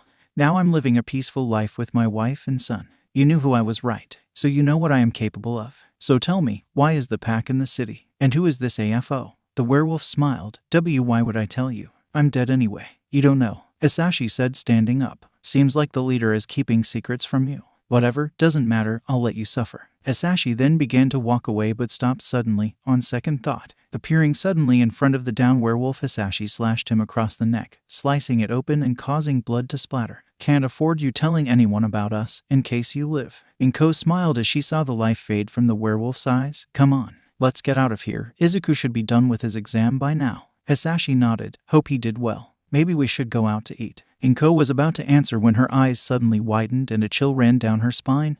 Hisashi, I smell them, he said. A squad. 5, no, 10. But why? Doesn't matter. Unless we want to join the werewolves, we need to leave. Now. Inko and Hisashi then ran out of the warehouse they were in and began to run. Back in the warehouse, 10 figures suddenly entered. Spreading out, they covered every inch of the place. So much death. I almost feel sorry for the werewolves, said a man. He then stepped forward and crushed the head of one of the dead. I did say almost. Find out who did this and why these things were here. The other 9 shadows all nodded and quickly dispersed. The main person then walked through the carnage left behind.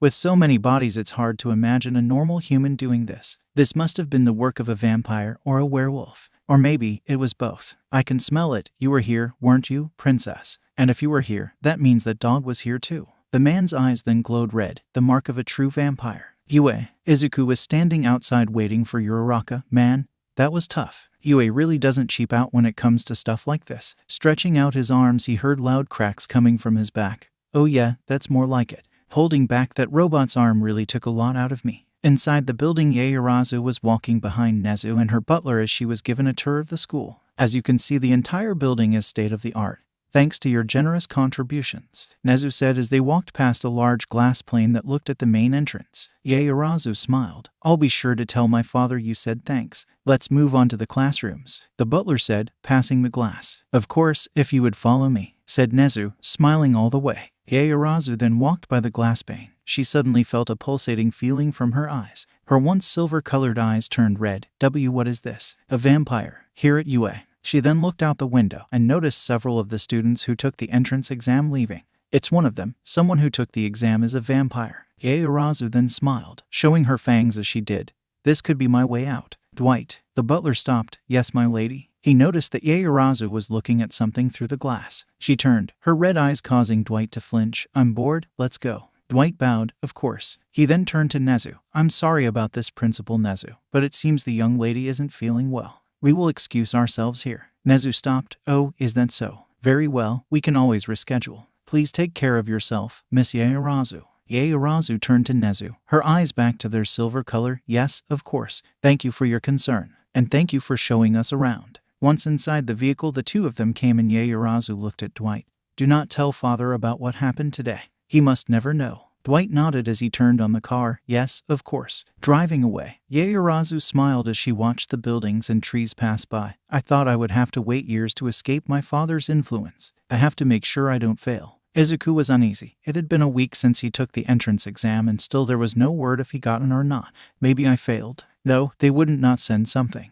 Right. Izuku, relax, Inko said as she watched him walk back and forth. You're making me nervous, and I didn't even take the exam. Izuku stopped. Sorry, I'll just sit down. Watching him sit down on the couch, Inko laughed. I can still hear your heart beating fast. Relax, you told us yourself you did just fine. Taking a deep breath, Izuku calmed himself. Good, you learned the technique Hisashi taught you. Perfect control of one's body. Izuku said, now calm. Wish I had used this when I saw Uraraka's blood. So how are things with Uraraka? Inko asked. You've been talking about her for a while now, but we've never met her. Izuku paused for a second. About that. He was looking for a way out of this conversation and wasn't finding it. That is until Hisashi rushed through the front door. Izuku, it's here, he yelled, holding an envelope in his hand. Standing up, Izuku was handed the envelope. This is it. Time to find out if I got in or not. Carefully opening the letter Izuku, a metal disc came sliding out. Taking the disc, Izuku inspected it. What the heck is this? Maybe you plug it into the computer, Inko questioned, not knowing what it was. But as the family looked at it, a light suddenly shined from the bottom and a loud voice was heard. Haha, I am coming through ... as a projection. Whoa, a hologram and all might, Hisashi said, out of excitement. What the heck is he doing there? Izuku and Inko both looked at Hisashi. What? I'm a fan. Oh, like Izuku wasn't a fanboy of his for years. Now, I know what you are thinking. What is All Might, the #1 hero, doing here? Well, the answer is simple. You are looking at the newest member of UA's teaching staff. I will have the honor of teaching at UA this year. But now it's time to see if I will reach you. All Might looked away for a second. Let's see, Izuku Midoriya. As you know, the entrance exam consists of 2 parts. Let's start off with the written part. Out of a possible 100, you scored 98. Most impressive. Izuku smiled as his score was read off. Good work, Izuku, Inko said, wrapping her arms around him. Now on to the second part, the practical. At the end of the exam, you managed to destroy 43 robots. Very impressive. Tallying up the points, you scored a total of 92. However, that wasn't the only way to earn points. We had a secret second way, rescue points. We watched for actions you took that were deemed heroic, and I must say we were impressed. For taking on the 0-pointer and rescuing your fellow exam taker, you earned yourself an additional 60 points, bringing your grand total to 152. More than enough points to pass, so it's my privilege to officially invite you to UA. I hope to see you soon. With that, the hologram of All Might disappeared. The Midoriya family was silent for a few seconds. I actually did it. I passed. I made it to UA. Both parents then hugged Izuku. We knew you would, Izuku, Inko said. This calls for a celebration, Hisashi said. Inko nodded. Sounds good to me. I'll make us a feast. Why yeah, that'll be great. Slumping in his seat, Izuku let out a small laugh. I actually got in. Just then Izuku heard his phone buzz from his room. Getting up, he ran over and picked it up. Noticing the caller's ID, he picked it up. Hey Uraraka, Midoriya, I got in. She yelled through the phone. Congratulations. Hey, guess what? So did I. Izuku heard an audible gasp from the other side of the line. Really? That's awesome. We're both getting into UA.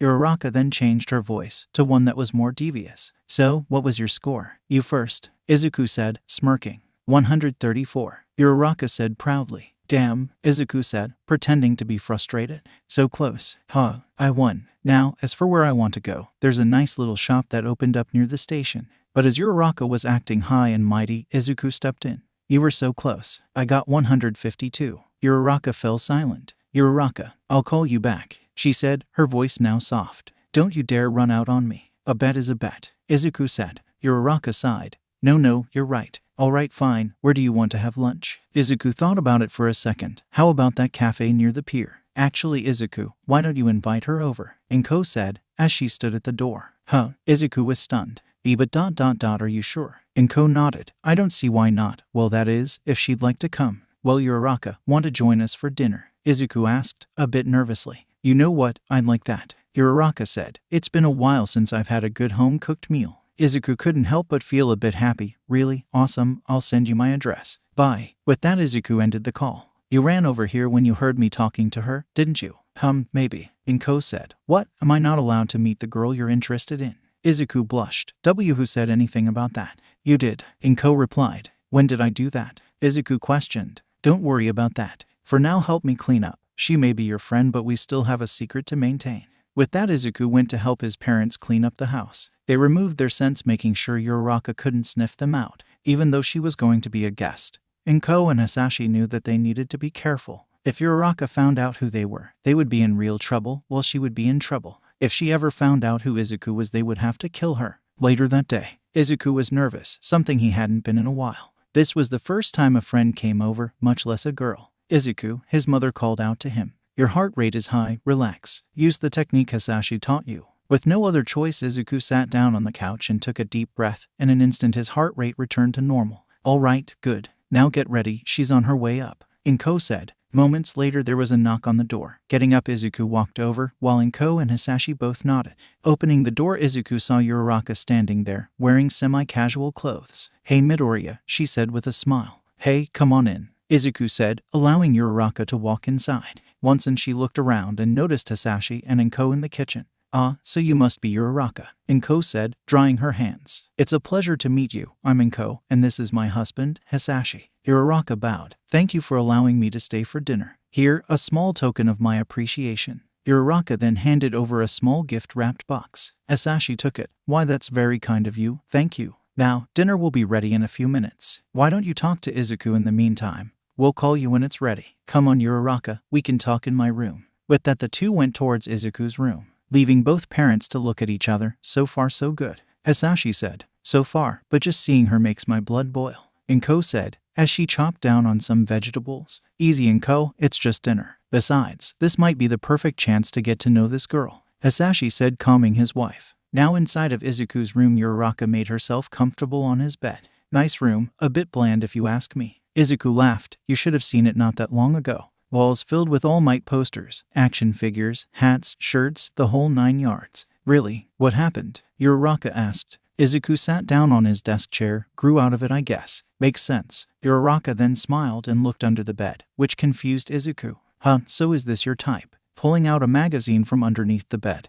Izuku's eyes widened. Hey. He tried to take the magazine, but Uraraka managed to dodge and open up the magazine. Wow, blonde hair, blue eyes, and look at that body, said Uraraka, teasing Izuku. So American. Izuku sighed. All right, you win. You never answered my question, Uraraka said, putting the magazine down. Is this your type? Izuku looked away. Well, no, not exactly. I see, so what is? Uraraka asked. Let's switch topics. Yeah. Izuku got up and snatched the magazine. This is just for research purposes. That's all. Uraraka hummed, unconvinced at what Izuku just said. So, what have you been up to? Oh, nothing much. Just school mostly. Getting ready for final exams, that sort of thing. Uraraka explained. Still can't believe we got into UA. It still feels unreal. I know what you mean, Izuku said. I replayed that message over and over again to make sure I didn't hear it wrong.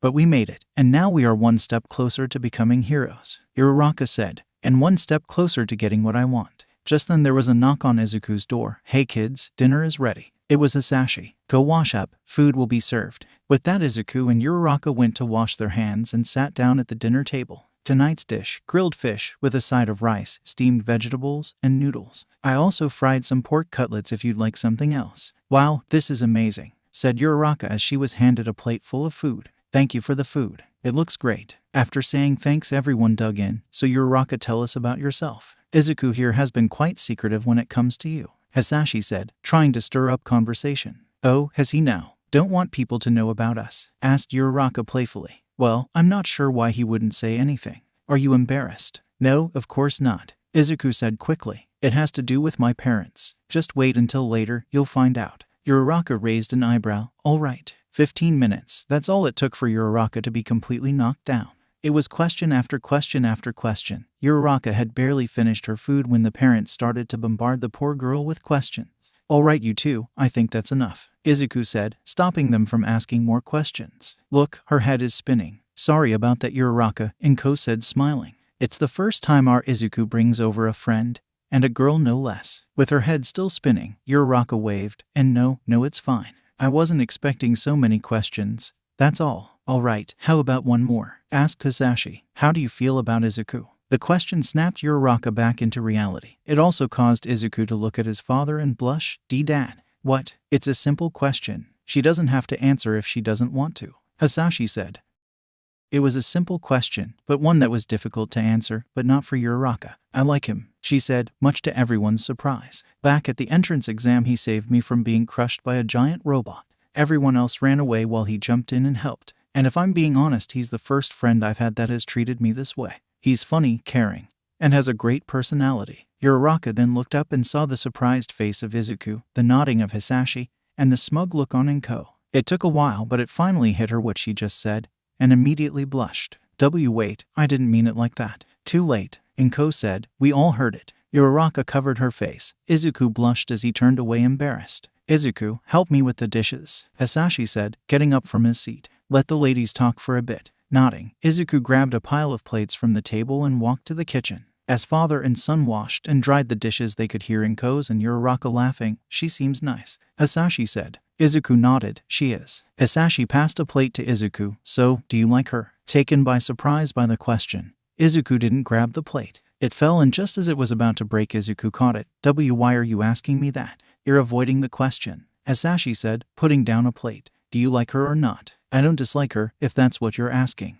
Izuku said, avoiding giving his father a straight answer. I mean, she's great and all ... but ... Let me guess, she doesn't know what you are yet. Izuku nodded. I see. We can't stop you from telling anyone, but know that if you tell her, it would mean putting them in danger. Could you live knowing that she could be injured or killed for knowing what you are? No, Izuku answered. Then you have your answer, Hisashi said. He then placed a hand on Izuku's shoulder. Keep things the way they are now. And if later down the line you think she should know, then tell her. But know that if she ever finds out what we are, her life would never be the same.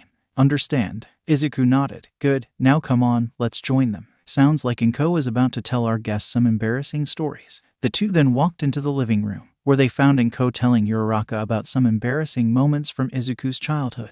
The four then talked and talked, and it was now around 10 p.m. Getting up, Uraraka sighed. Well, this has been amazing, but I should really head home. I need to catch the train. Oh, in that case, Izuku, walk her to the station, will you? Said Inko. Oh, that's okay, I can go by myself, Uraraka said, thanking them for the concern. Nonsense. While we know you can take care of yourself, it's still best to remain vigilant, Hisashi said. Besides, Izuku here would worry if something happened to you. Izuku shrugged. Told you, persistent. All right, you win. Uraraka then bowed slightly. Thank you for everything. Inko smiled. Of course. Come back whenever you want. With that, Izuku and Uraraka walked out of the house. So, what did you think of her? Hisashi asked with a smug look on his face. Inko scoffed. She wasn't bad per se, still a hunter. But that smile hides her emotions well. Every now and then I could see a glimpse of what she's really thinking. Although, I must admit, her feelings for Izuku are real. And his feelings for her are also real. He just worries about telling her about us, Hisashi explained. I told him to keep things as they are for now. It's best if she never knows, Inko said. Besides, we have too much to worry about even without her knowing. Hisashi nodded. I agree. So, how will having a hunter as a daughter-in-law be? Don't you dare start. Inko yelled. That's still years away. Not to mention he hasn't even asked her out yet. Hisashi raised his hands. All right, sorry. The two then stood there in silence. So how long until he confesses? After they start UA, I'd say about 4 weeks. Inko said. Give or take a week. Really? I'd say 2 weeks tops. Hisashi said. Are you going to try and stop them? Inko thought about it. No. As much as I hate her, I'd rather see Izuku smiling and happy. Let's not interfere just yet. With Izuku and Uraraka. Sorry about my parents. I know they can be a bit much sometimes. Izuku said as they walked. Uraraka shook her head. Don't be. I rather liked it. Izuku laughed. Oh no, they got you. I'm just saying, having parents like them doesn't seem that bad, said Uraraka, as the tone in her voice changed. Izuku took notice. You don't talk about your parents much, do you? Uraraka stopped underneath the street light. It's not that I don't want to, it's just, bringing them up brings back memories. Painful memories ... ones I never told anyone before. Hey, you don't have to say anything if you don't want to, Izuku said, reassuring her. I know, but I trust you, Midoriya, I really do. But I don't think I'm ready for you to know that side of me, Uraraka said, giving Izuku a half smile. Izuku nodded. I understand, I won't press you on it. You'll tell me when you want to. Come on, let's keep going, you'll miss the train. The two then walked towards the station. Once there they still had to wait a few minutes for the last train to arrive. I'll be fine here, Midoriya, you can head back now. You sure? I can stay until the train comes, said Izuku. But Uraraka nodded. I'm sure, now go, your parents will get worried. Well, alright then, I'll text you tomorrow. Careful on your way home. With that, Izuku waved goodbye. Uraraka did the same. Taking a seat on the bench, Uraraka let out a sigh. Today was fun. I just wish things could stay that way forever. Back with Izuku, he walked through the empty streets. Man, I didn't want this day to end. Being with Uraraka is nice. She's funny, smart, and is just an all-around amazing person. Izuku blushed slightly. Great, I say that now, but not when she's here. Sounds to me like you're in love, kid. A voice said behind Izuku. Surprised that someone snuck up on him, Izuku jumped as he turned. Standing in the middle of the road was a man. He wore a leather jacket, jeans, and his eyes were golden colored. Who are you? Oh, I'm just a guy, out on a stroll, the man said as he approached Izuku. Okay, so, I'm going to head out now, Izuku said, pointing down the street. Nice talking to you, I guess. Izuku turned to leave but stopped when he saw two people come out of the darkness. Oh, come now, I need some help. You see, I'm kind of lost right now and I could really use your help. There's a police station nearby. Get someone to help you there, Izuku said as the man stopped a few meters from him. Well, unfortunately it's not that type of help we need, said the man as the others began to surround Izuku. Noticing Izuku narrowed his eyes. Don't do this. I don't want to hurt you. The men in front of him laughed. You hurt us. Now that's a joke. You got it wrong, kid. You're the one who is going to get hurt. One of the men then charged Izuku. Once close enough, he lunged towards Izuku, but before he could touch him, the boy disappeared. What? Said the man, confused as to what just happened. Suddenly, Izuku reappeared behind the man and with one quick motion he punched him in the back of the head. The man crashed onto the floor, now knocked out. The others looked at each other surprised at what they just saw. Who the hell is this kid? Doesn't matter, kill him, ordered the man behind Izuku as he too charged in. Now with two enemies on either side, Izuku jumped into the air just as one was about to grab him. While in the air, Izuku spun around and kicked the one in front of him in the face before twisting his body and grabbing the head of the other and slamming it into the ground. Izuku held the man's face onto the pavement. Just who the hell are you? The man, now bleeding from his nose, managed to lift his head. You just fucked up, kid. Izuku raised an eyebrow. What are you talking about? Snapping his head up, Izuku's eyes widened as his instincts told him to jump away. He did just that but felt something cut him. Landing back down on the ground, Izuku held his side as blood dripped down from 4 slashes. Izuku didn't even have time to feel the pain when his instincts kicked in again. Unfortunately, he didn't react in time. Turning his head, he couldn't believe what he was seeing. A massive wolf came down towards him and chomped down on his arm. Izuku screamed out in pain as he tried to shake the wolf off. When that didn't work, Izuku began to punch the wolf over and over again. It whimpered in pain but wouldn't let go. That is until Izuku grabbed it by the neck and threw it off of him. With blood now dripping down his arm, Izuku winced in pain as he looked up to see 3 wolves. Werewolves, you're not surprised to see us. How odd, the wolf in the middle said as the other 2 growled. So, how did his flesh taste? With blood around its mouth, the wolf that bit Izuku smiled. Incredible. I've never tasted a human like him before. That good, huh? Alright, let's get him, boys. The 3 of them then charged Izuku. Their numbers were still the same, but now Izuku had to deal with them in this form. They were faster, stronger in their wolf form, and now Izuku was in trouble. Knowing that he needed to be smart about this, Izuku retreated, but the wolves followed close behind. Jumping back, Izuku narrowly dodged another bite. But as he was in the air, the second wolf came in from his left. Twisting his body, Izuku kicked the wolf back down to the ground. But that's when the third came in from above and used its weight to force Izuku to the ground.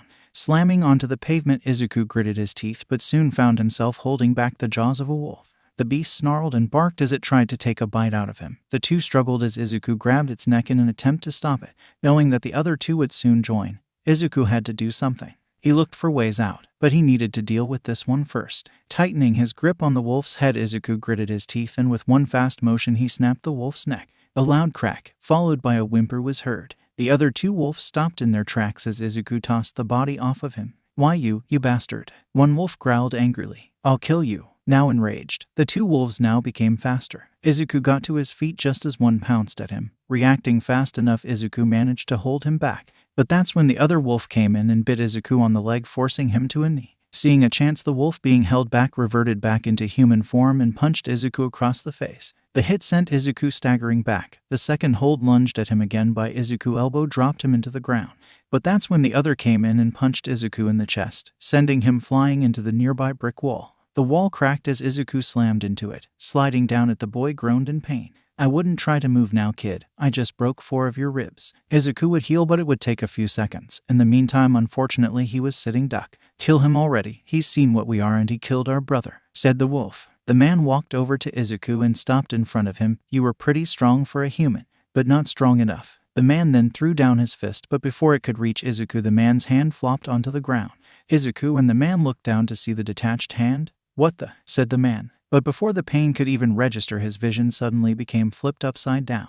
"Huh." The man's head then rolled onto the floor as his body collapsed in front of Izuku. "No one touches my son and lives," said a voice from the darkness of the streets. Stepping into the light was Inko, her eyes glowing red and her fangs out. The wolf saw her eyes and took a step back. "Why you're a vampire ... Why are you here?" Inko hissed, showing her fangs. "A wolf in the city. I would ask why you're here, but I won't waste my time on the dead." Dead. "I'm not dead yet, you bloodsucker. I'll tell my pack, and they'll come and kill you." The wolf then turned around and began to run. Inko didn't follow. Instead, she walked over to Izuku and crouched down. "Are you all right, Izuku?" she asked, in a tender and sweet voice. Wincing in pain, Izuku nodded. "I'll be fine, but some of my ribs are broken." Inko nodded. "You'll heal soon. Can you stand?" Picking himself up, Izuku held his side. "What about the one who got away? If he reaches his pack, it will mean they'll know where we are." Inko smiled. "Don't worry about that. Your father has it covered. You may have been attacked, however. That doesn't excuse you from losing in such a manner." Izuku flinched. "With your strength, you should have taken care of these 3. Inko then glared at her son. "Your mind was distracted by that girl, wasn't it?" Izuku stayed silent. "I thought so. Looks like training will be tougher starting today." Meanwhile, the wolf that had run away was currently running on the train rails. "I need to go tell the others that a vampire is in the city, that there's a kid involved, and that..." But as the wolf was speaking, he suddenly stopped on the tracks. "Shit, if you're here, then that means I'm dead, aren't I?" Standing in the middle of the rails was Hisashi. "Very much so, but before I kill you, I have a few questions. Why are you so close to the city? And are you connected to the ones near the pier?" The werewolf said nothing, so that answers one of my questions. "Now for my first one, why are you in the city?" "I was ordered to be here," the werewolf said. "By the pack leader." "Why would he order you here? And who is all for one?" Hisashi asked. But before the werewolf could answer, something came in and sliced its neck open. Hisashi flinched as whoever this was moved so fast that it was hard for him to track. There were only 4 beings who were able to move that fast. First was Inko, then Izuku when he grew up, third was All Might, and lastly his old acquaintance, Yuki. Hisashi growled. "Yuki." Appearing from the shadows were 2 sapphire blue-colored eyes. "It's been a long time, Hisashi." "Not long enough," said Hisashi, on guard. "Since when have you known I was in this city?" Yuki transformed into her human form and laughed. "Oh come now, Hisashi, have you forgotten what we're good at? Tracking is what we werewolves are the best at. I never lost your scent." Hisashi smirked. "Since the start." "I see. So why haven't you dragged me back yet to your father?" "Father is dead. I now lead the pack," said Yuki, much to Hisashi's surprise. "The old man is dead." "I'm sorry to hear that," Hisashi said, obviously shaken by the news. "He was the best leader. When I was alone, he took me in." "I know he was. And yet you still left us," Yuki said, her eyes glowing blue. "You ran away with that bloodsucker," Hisashi growled. "Hold your tongue before I rip it out of you." Yuki smiled. "Good to hear that old Hisashi is still in there. I started to think you'd gotten soft." "Fight me and you'll find out," Hisashi said, readying himself. "As much as I'd enjoy that, we'll have to put it on hold," Yuki said. Don't worry, I'll keep my mouth shut about you for now. Just know that I could kill your family whenever I want, especially that kid. If you even dare come close to my family, I will bite your neck and watch you bleed," Hisashi said, as his eyes glowed green. "That's the Hisashi I knew," Yuki said, almost happy that Hisashi had just threatened her. "Don't worry, the pack has our own interests to look out for." With that, Yuki howled. "Until we meet again, Hisashi." With that, Yuki and the rest of her squad mates retreated. First it was the vampires, and now even Yuki is here. And if she's here, something big is going to go down soon. With nothing else to do, Hisashi went over to where Izuku and Inko were. Landing beside them, he saw Izuku. "Are you all right?" "I'll heal," said Izuku, still holding his ribs. Hisashi nodded. "Did you take care of them?" "I smelled blood." "It wasn't me," Hisashi said. "It was Yuki." Inko's eyes widened. "She knows where we are." Izuku was confused. "Who's Yuki?" Trying to control her anger, Inko's eyes glowed red. "She's someone who tried to get in between us and kill you. She's the leader of the werewolves," Hisashi explained. "Before I left the pack, she and I were to be wed. The day your mother and I left was meant to be our ceremony. She's also the strongest fighter in the pack." "Is she stronger than you?" Izuku asked. Hisashi thought about it. "Before we were about equal. But now I'm not so sure. If that dog thinks she's going to harm my family." Inko's fangs then sharpened. "Then I will slice her neck end to end." Feeling the bloodlust oozing out of Inko, Hisashi reached over and grabbed her hand. "I know she won't, because we won't let her." He then turned to Izuku. "It's about time you learned about who we were before your mother and I met. It's best if you hear it from us." It was the following morning, a Sunday, meaning that everyone was home. Izuku was sitting across from his parents at the dining room table. Inko looked at Hisashi. "So should I go first or you?" Hisashi sighed. "I'll go first." He then turned his attention to Izuku. "Listen, Izuku, what I'm about to tell is something I'd hope you would never find out. But with our clans and packs so close, it's best if you find out now. As you know, I am a werewolf, but I'm not what you would call normal.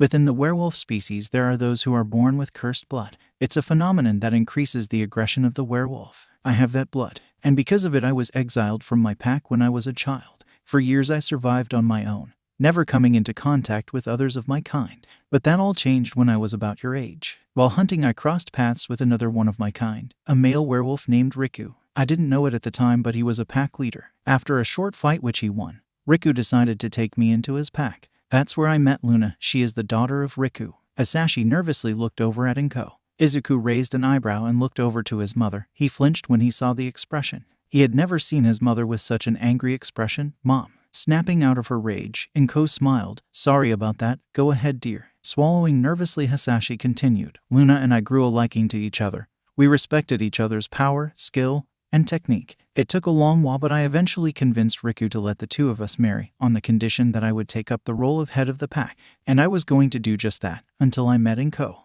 We eventually developed a relationship, but as you know, our kind wouldn't accept us, so we left. Last night it was the first time we've seen each other since your mother and I left. She's gotten stronger. She also has a new goal. As the leader of the pack, Luna controls several dozen werewolves, each capable of finding us. But her objective is unknown at this time. But whatever it is can't be good. And that's the story. Any questions?" "Yeah, this cursed blood. Do I have it?" Izuku asked. Hisashi shook his head. "No, I don't believe you do. Your nature is much calmer than a child with cursed blood. If you did have it, you would have been aggressive. Anything else?" "This Luna, will she try to kill us?" Izuku asked. "She'll try," said Inko. "Now that she knows where we are, it's only a matter of time. But what surprises me the most is the fact that she's kept it a secret from the pack. Why would she do that? Luna isn't one to do things for no reason." Izuku nodded. "So she's calculative. That means she's dangerous. Thanks, Dad, for telling me this. I guess now it's my turn," said Inko. "Let's start with the fact that Inko isn't my full name. My full name is Inko Darsha Naraza Hallam,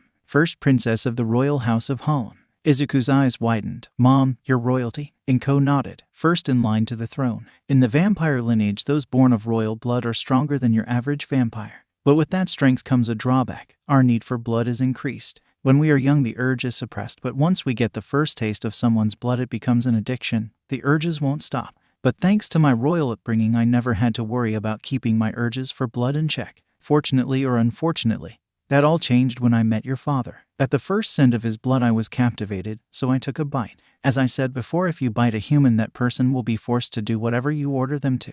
But you can also turn someone into a vampire if you bite under special conditions." Izuku raised an eyebrow. "What conditions?" "First, the person must be human. You won't be able to turn a werewolf into a vampire. Second, the person has to be of the opposite sex. Third, you and the person you bite must share a deep connection, for example, romantic feelings. And finally, the person you turn must be near death. Those are the conditions to turn a human into a vampire. Once the human has turned, they are subordinate to the one who turned them. Remember that urge you got when you saw Uraraka's blood?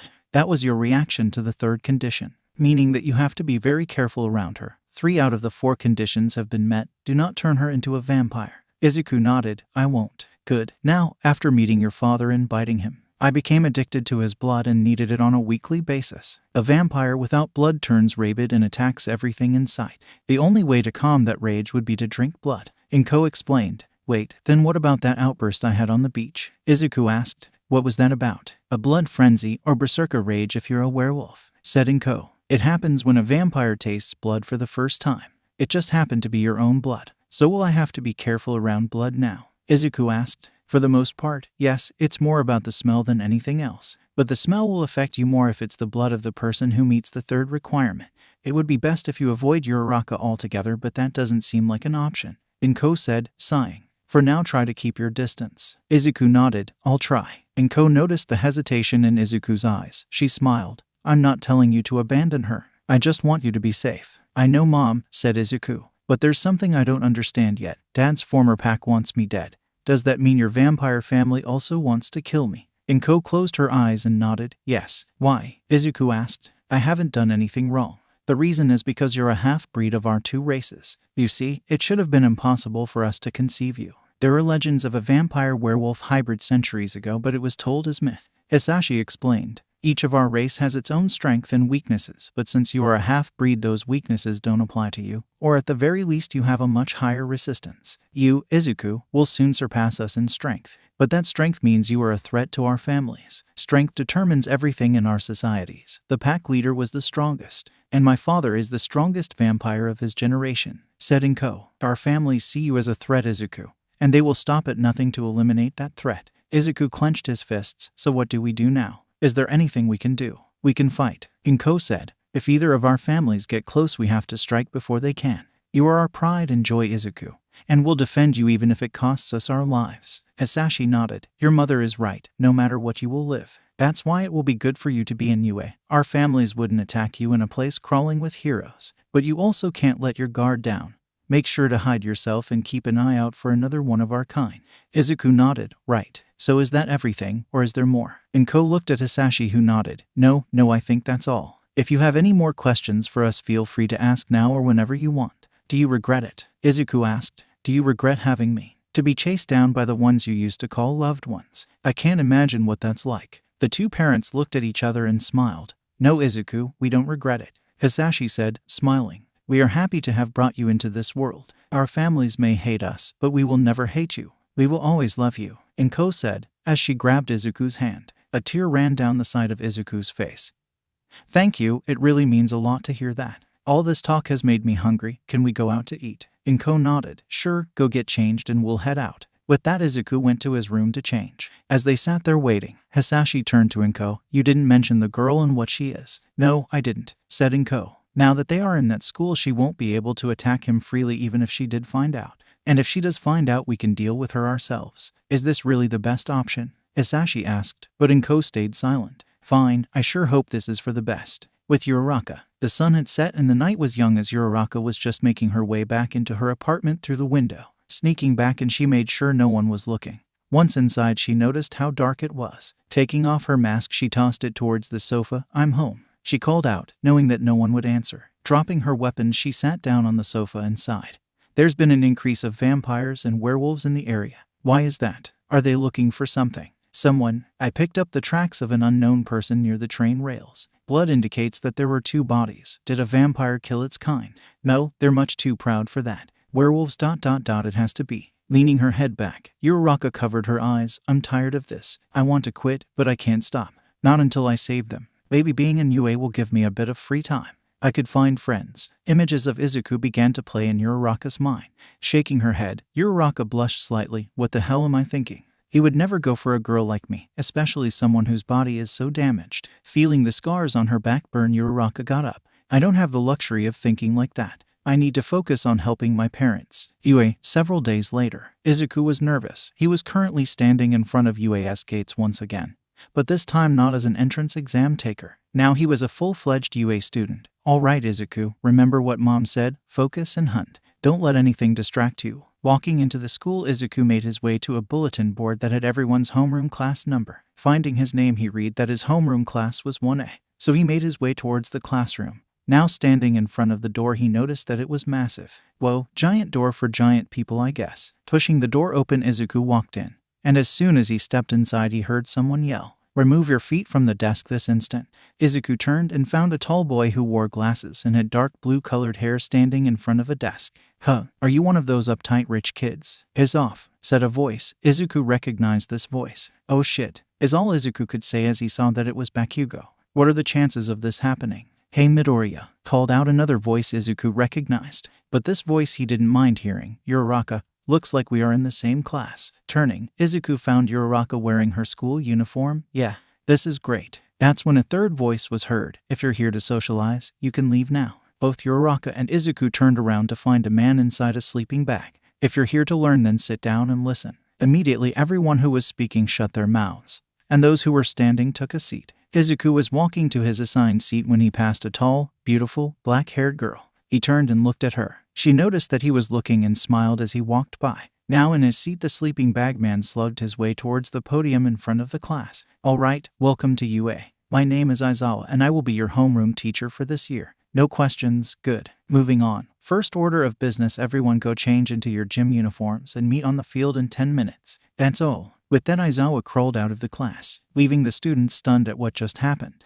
With no other choice, Class 1A went to the locker rooms and got dressed. Fortunately for Uraraka, none of the other girls noticed the scars on her back, and she intended to keep it that way for as long as she could. Now out on the field, the students found Aizawa and formed up in front of him. "Good, you made it." That's when the boy with the glasses raised his hand. Sir, what about the entrance ceremony?" "There's no point to that. UA is a hero school.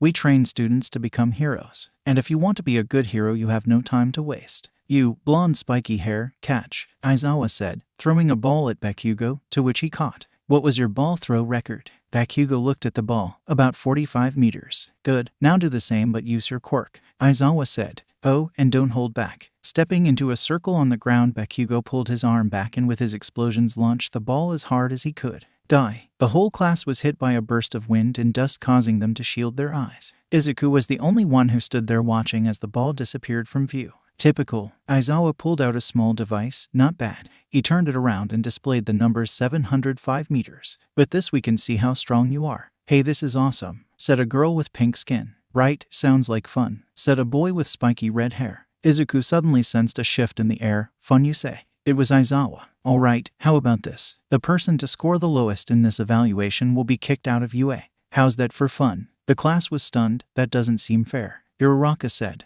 "Out in the field, the villains won't play fair either," said Aizawa. "If you want to become heroes, then prove it right here, right now. Use your quirks as you see fit." Izuku smiled. "This is even better than I thought." The evaluation consisted of 8 tests: a 50-meter dash, grip strength, long jump, repeating side steps, the ball throw, and 3 others. One by one, Izuku went through each test. For the 50-meter dash, he crushed it by running it in 1.01 seconds. For the grip strength, he scored 1,067.8 kilograms, double of the second place. This was the case for almost all of the events. Now it was down to the last test, the ball throw. Uraraka had just gone and scored infinity thanks to her quirk. Izuku knew that he couldn't beat that, but was going to try. Taking the ball, he rotated his shoulders. This kid, he scored on top of all of the previous tests. He's also the one who scored the highest in the entrance exam. Aizawa thought to himself. Gripping the ball hard, Izuku windjumped and threw the ball as hard as he could. The class watched in awe as it flew high into the air and with such speed that in 1 second it was nothing but a dot. Planting his foot back on the ground, Izuku turned to Aizawa. "So, how did I do?" Aizawa smirked as he looked down at the score. "You didn't get first place, but second isn't bad either." Turning the device over, he showed the score. 4,276 meters, or about 2.6 miles, or about 4.276 kilometers. Izuku nodded and turned back to the class, but as he did, he was surprised to see a hand right in his face. "You damn nerd." It was Bakugo. "How the hell did you get this strong?" Without thinking, Izuku grabbed Bakugo by the wrist and pulled him to the ground just as the explosion fired. Now pinned, Bakugo growled, "You bastard. I would be really careful right now, Kachin," Izuku said as he began to squeeze Bakugo's wrists. "Make me angry." As he said that, Izuku's eyes showed a hint of red. Do it. Audible cracks were heard as Izuku smiled. But just before he could break Bakugo's wrist, something came flying through the smoke. It wrapped around his arm and tightened. Izuku noticed that it was some sort of fiber. The smoke began to clear, and following the fiber back, the students noticed that it was Aizawa. I think that's enough. Letting go of Bakugo, Izuku got to his feet and stepped back. I thought you looked familiar. So you really are Eraserhead. Those aren't normal fibers. Congratulations, you found out, Aizawa said as he lowered the fibers around Izuku's arm. And you're right, they aren't normal. They are made of steel fibers embedded into the fabric. It makes for the perfect capture weapon. Now, are you two done? He asked, his eyes glowing red, signaling that his quirk was active. Izuku raised his hands. I didn't do anything. He attacked me first. Bakugo groaned in pain as he stood up, his wrists red and a bit swollen. What's wrong, Kachin? Did I bring back a bad memory? Fuck off, said Bakugo as he walked away. Guess we're done, Aizawa said, his eyes returning to normal. Now, if you two don't mind, I'd like to get back to scoring you all. Nodding, Izuku went back and stood with the rest of the class. You all right, Midoriya? Uraraka asked. I'm fine, he didn't even touch me, said Izuku, smiling. All right, so here are the scores. Clicking a button on the device, Aizawa displayed the student's name and a rank. First place was Izuku. Second place, Momo, the girl that smiled at him in class. Third was a boy named Todoroki. His quirk involved ice, but Izuku could feel something else about him. Fortunately, Uraraka placed right about the middle, so she was safe from elimination. Unfortunately, a boy named Minda placed last. Damn it, he said, falling to his knees. My dreams of becoming a hero are dead. Oh, that stuff about kicking you out.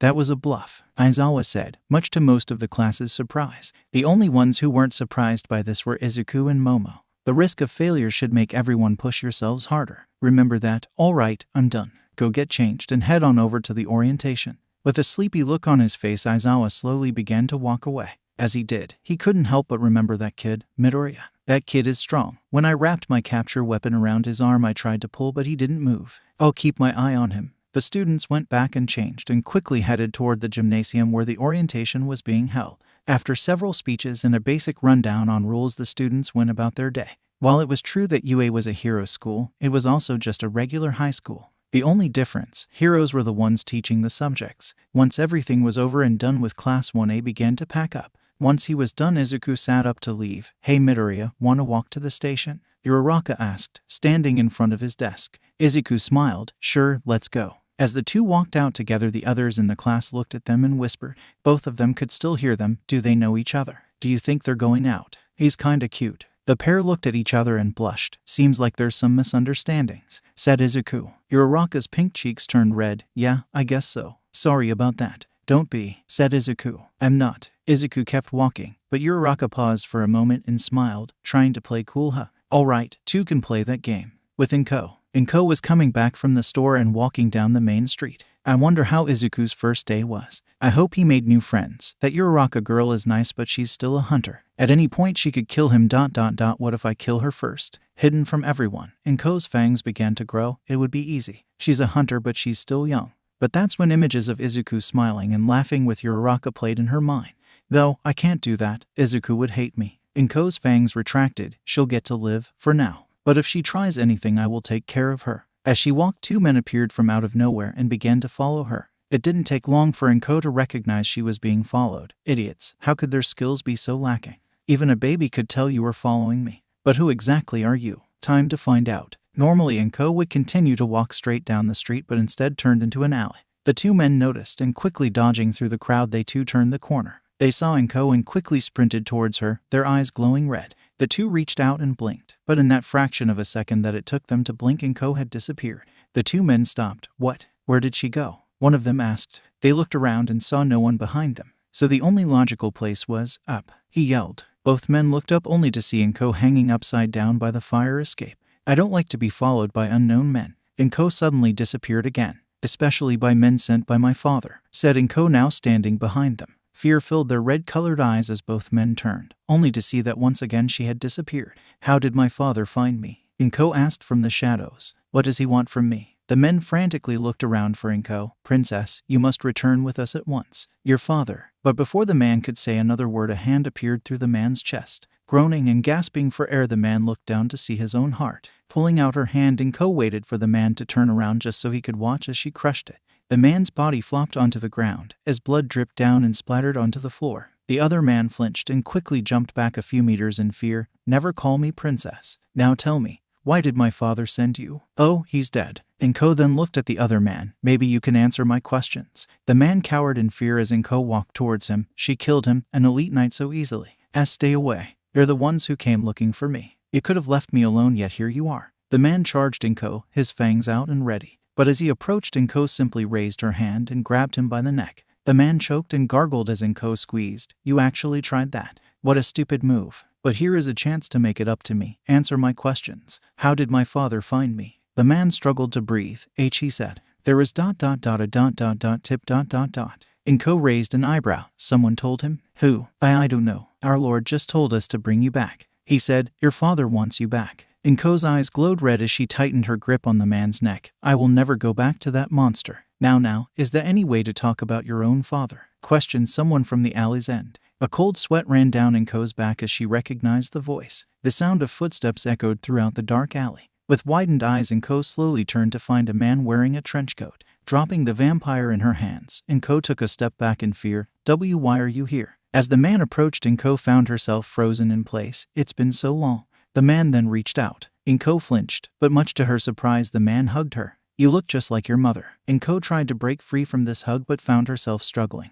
Eventually, using all of her strength, she managed to break free and step back. Father. The man looked up, his red eyes matching Inko's in color, his black-colored hair that reached down to his shoulders, and his ears pointed back like a bat's. My beautiful daughter. This was Inko's father, which made him king of all vampire kind, and Izuku's grandfather. His name, Kuriyami Helmont Hallam, Vampire King. Look at you, you still look exactly the same. So much like your mother. It comes with being a vampire, you know, eternal life and all. Inko said, cautious with her words. Father, why are you here? Kuriyami smiled softly. I'm here for you, daughter. I spent so much time, effort, and money finding you. And now that you're here ... it's almost unbelievable. The other vampire said you were tipped off. By who? Inko asked. That is not important. What is that you're here. Kuriyami stepped forward, causing Inko to step back. We can finally go back home, where you belong. Inko stared down her father. My place is here, with my husband and son. The smile on Kuriyami's face disappeared.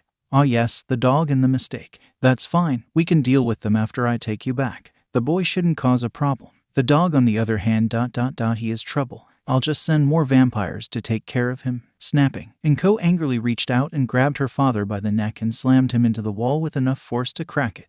You won't touch them. Inko snarled, her eyes glowing brighter and her fangs long. Kuriyami simply looked at his daughter. Someone has been keeping up with their training. Good, you haven't gotten weak on me. I remember my lessons well, father. Inko then pulled her father close. You will leave my family alone or I will kill you here and now. Kuriyami sighed. But to have created that thing with a werewolf, it has to die. Inko slammed her father's head into the wall. Not if you die first. That's when Kuriyami noticed something. You didn't tell him, did you? Inko stayed quiet. Does your so-called husband know? Once again Inko stayed silent. Inko, you know the prophecies. That thing will kill us all. It has to die, and you know that. Inko gritted her teeth. I can prevent that from ever happening. Can you now? How? Kuriyami asked. I'm willing to bet that his strength is already equal to your own. Every day that thing is still alive, it becomes stronger. We have to kill it. That thing is my son. Inko yelled. And I will die before you get your hands on him. Inko, please, be reasonable. If that thing lives, we are dead. You, me, even that pet you have. Our kind and those of the lesser beings will all die. Do you want our reign to end? Kuriyami asked. Inko narrowed her eyes. The age of vampires is over, father. Humans now have the power to oppose us, yet your obsession with prophecy and myths are blinding you. Kuriyami sighed. I'm simply doing what I have to do in order to protect our kind. Your son will die along with that dog. Then you die here. Inko began to squeeze Kuriyami's neck. The Vampire King didn't even react. Oh, Inko, your family has made you soft. Raising his hand, Kuriyami pushed Inko away with a palm strike to her ribs. Inko went flying into the adjacent wall. She groaned in pain. She then looked up and tilted her head to the side just as a fist came flying by, hitting and breaking the wall. A sneak attack. Since when has the king lost his honor? Grabbing Kuriyami's arm, Inko pulled her father in. She then grabbed his head and slammed it into the wall. Bouncing off of it, Inko then punched her own father into the ground. Once down, Inko pulled her arm up and spiked her nails. Goodbye, father. Throwing her hand down, Inko aimed for his heart. But just as her nails were going to dig into his chest, Kuriyami disappeared. I stand corrected. You have become weak, Kuriyami said as he grabbed Inko by the back of the head and slammed her into the ground. Inko bounced back up and growled as she turned her entire body and punched him across the face. Kuriyami slammed into the wall. This fantasy of playing house has made you weak, daughter. But as he was recovering from the hit, Inko appeared and aimed once again for his heart. Unfortunately, Inko wasn't able to reach him. Instead, it was Inko that found herself with a hand in her abdomen. Spitting out blood, she groaned in pain as Kuriyami sighed. I did not want this, daughter. You could have handed it over and returned with us. Yeah, I could have, said Inko as blood dripped down onto the floor. But now I got you right where I want you. Confused, Kuriyami didn't see that Inko grabbed his arm and tore it off. Throwing the now detached limb, Kuriyami looked at Inko, only to be blinded as she gouged his eyes out. The loud scream echoed throughout the alley as Kuriyami kicked Inko away and gained distance. Breathing heavily, he shut his eyes as they bled. You wretched daughter. You dare do this to your king? Spitting on the floor, Inko nodded. Yeah, I do. It seems I may have underestimated you. Kuriyami healed enough to see. I will leave for now, but know the next time we meet it will be the death of your son. Tell him to enjoy his time in Class 1A. With that, Kuriyami disappeared into thin air. Standing up straight, Inko removed her hand from the wound on her abdomen and saw that it was already healed. Did he see that I was faking my injuries? Or was this just meant to test me? Either way, I need to get back home. Warn Hisashi and Izuku, a war is coming. By the time Inko returned home, both Hisashi and Izuku were already there. The two heard the door open but smelled the blood on her before she could say a word. Mom, Inko, this smell. Hisashi walked over. Is that who I think it is? Inko nodded. Yes, my father, he knows where we are. Hisashi clenched his fist. Damn it, ... Are they after Izuku? Once again, Inko nodded. Then we don't have a choice anymore. I know. Inko then turned to her son. Izuku, what class are you in? 1A. Why? He asked, confused on why she would ask. Before my father left, he told me to tell you to enjoy your time in Class 1A. The only way he could have known that is if he already has someone inside UA. Or someone inside your classroom. Inko had a serious look on her face. That means someone in your class is a vampire. Another vampire. Izuku started to think about who it could be. I couldn't smell anyone like you. They must be hiding their presence like me. Regardless, both of our families now know where we are, said Hisashi, meaning we have to prepare. Inko nodded. I know. She then turned to Izuku. We've taught you how to defend yourself, but now it's time you learn how to kill. Atop a skyscraper, walking down the halls of the building, Momo stayed quiet.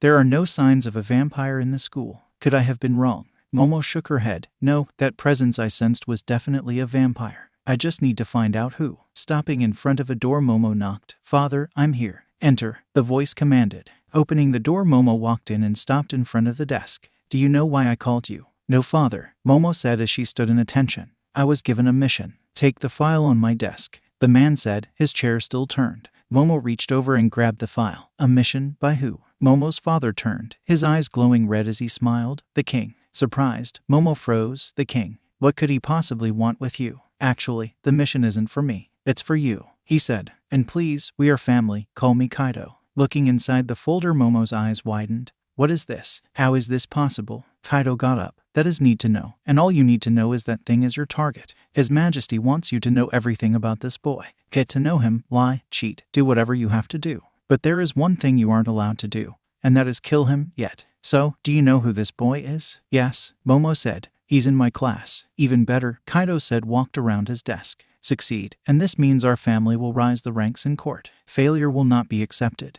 Do I make myself clear? Momo nodded. Yes, father, it shall be done. Good, you may leave now. With that, Momo turned and walked out of the office. Still holding the folder in her hands, Momo made it to her room. Once there, she tossed it on her bed before slamming her fist into the wall. Damn it, to think the king himself was looking for the vampire too. This throws my entire plan into shambles. But as Momo began to calm down, she came to a realization. No, this is good. If I get close to him, then there may be a chance I could convince him to join me. Walking over to her bed, the photo of Izuku was shown. Momo smiled as she picked up the photo. I hope you're ready, Midoriya, because you are mine. All right, Izuku, listen up. If you want to kill a vampire, there are two methods, said Inko, standing in the middle of the sandy beach. 1. You rip out their hearts, pierce their chest and crush the heart. No vampire would be healing from that. Izuku nodded. The second, decapitation. While we can survive with no head for a short while, if separated for long enough, both head and body will die. But be warned, if the head is reattached within that time, they will heal. So make sure to destroy the heart. Decapitation and heart crushing. Got it. So how good is our healing factor? Izuku asked. Inko thought about it. Well, it all depends on how much blood we have consumed. She then lifted up one hand and with the other did a slashing movement.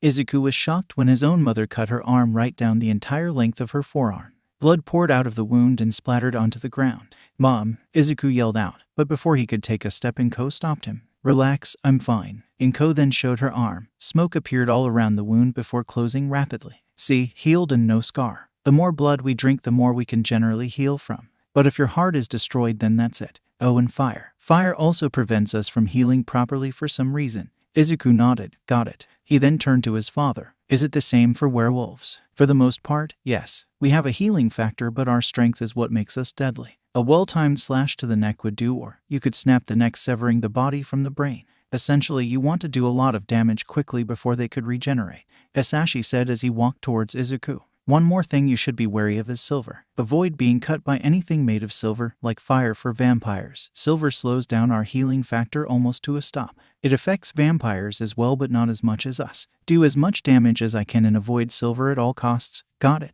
said Izuku as he looked at his father. "Now comes the bad part." Hisashi touched Izuku's shoulder. "Time to get some practice in. You are going to try and kill me." Izuku blinked several times. "Excuse me, what?" Hisashi smiled. "Go on, try to kill me." I can't do that. You're my dad," Izuku said, trying to back away. But as he took a step back, Hisashi punched Izuku in the abdomen, sending him sliding back several feet. Finally stopping, Izuku looked up and groaned in pain. "Come on, Izuku, try and kill me," Hisashi yelled, throwing another punch. This time, however, Izuku ducked underneath the punch but still didn't counter. Hisashi saw this and got mad.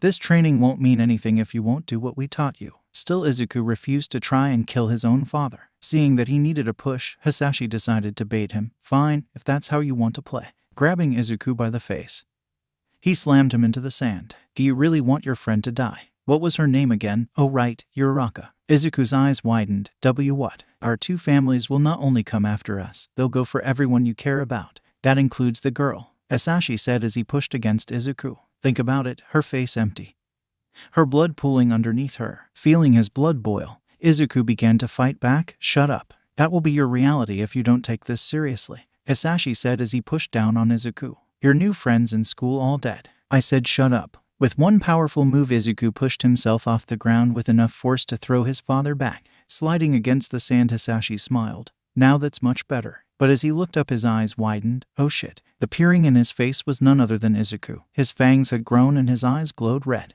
Hisashi acted quickly and caught Izuku's wrists. The two were now in a power struggle. Izuku used everything he had to push against his father. From a distance, Inko watched the fight and noticed something. "Oh, can he actually do it?" Hisashi gritted his teeth as he pushed back against Izuku. "This is insane. He's gotten much stronger than before." He then felt his back leg sink into the soft sand. Crap, is all he could think of as Izuku pushed Hisashi to the ground.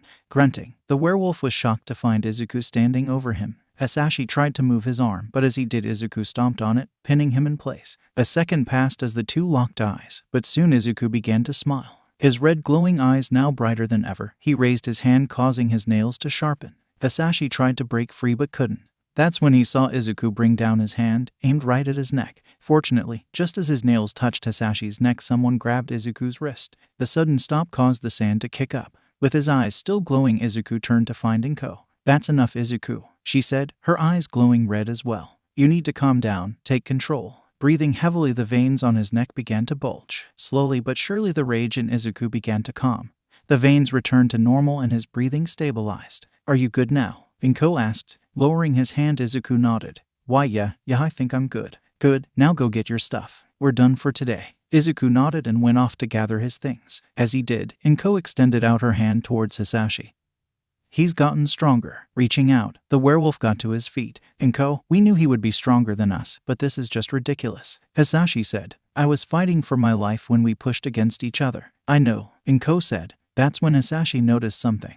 The arm in which she caught Izuku's wrist was shaking. "My father was right. His strength is almost equal to our own. But this is good. If he keeps getting stronger, then no one will be able to hurt him," Hisashi said. "We just have to make sure he doesn't end up hurting anyone." Inko nodded. "You're right. I just hope whoever my father has in UA doesn't try and attack him." UA. It has now been a few days since the start of the school year. The first days consisted of going over the class curriculum and what to expect, but now it was go time. Since UA was a hero school, there was naturally a hero studies class. And today was the day Class 1A would see who their professor would be. Aizawa had left the room and the class was now waiting. The class, now familiar with one another, began to talk with each other. Izuku found himself talking with Uraraka. He was familiar with everyone in the class but found himself talking to her more often than not. "So who do you think our hero studies professor is going to be?" questioned Uraraka. "Can't say. Someone with a large amount of experience, I suppose," Izuku deduced. He then heard a loud thump coming from down the hall. Well, loud for him but inaudible to everyone else. He turned and looked at the door to the class. Sniffing the air, he caught the whiff of something strange. "That's weird. Why do I smell vintage aftershave?"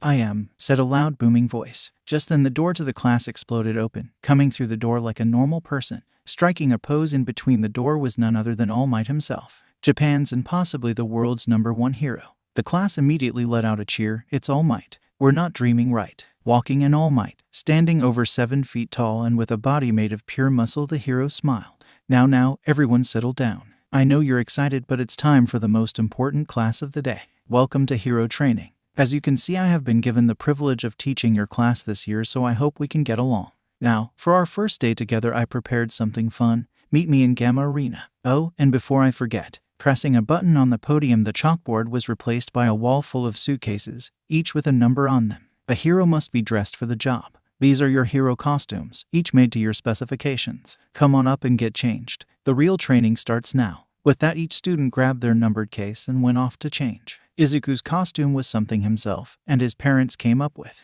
The final result was something he liked and mixed both his vampire side and werewolf side together. Stepping out into Gamma Arena, Izuku wore a dark green hooded trench coat. While dark green, it had a red-colored pattern that wrapped around his arms and up to his shoulder, almost like fangs. On his wrists were 2 flat gauntlets that served as a blocking weapon. Underneath the coat, he wore a skin-tight bodysuit that was black in color, the pattern similar to the coat's, and a utility belt in the shape of a claw. "Now this is more like it," he said, liking how it felt. "Although this suit is kind of tight." "Whoa, is that you, Midoriya?" someone asked behind him. Turning, Izuku found that it was Uraraka.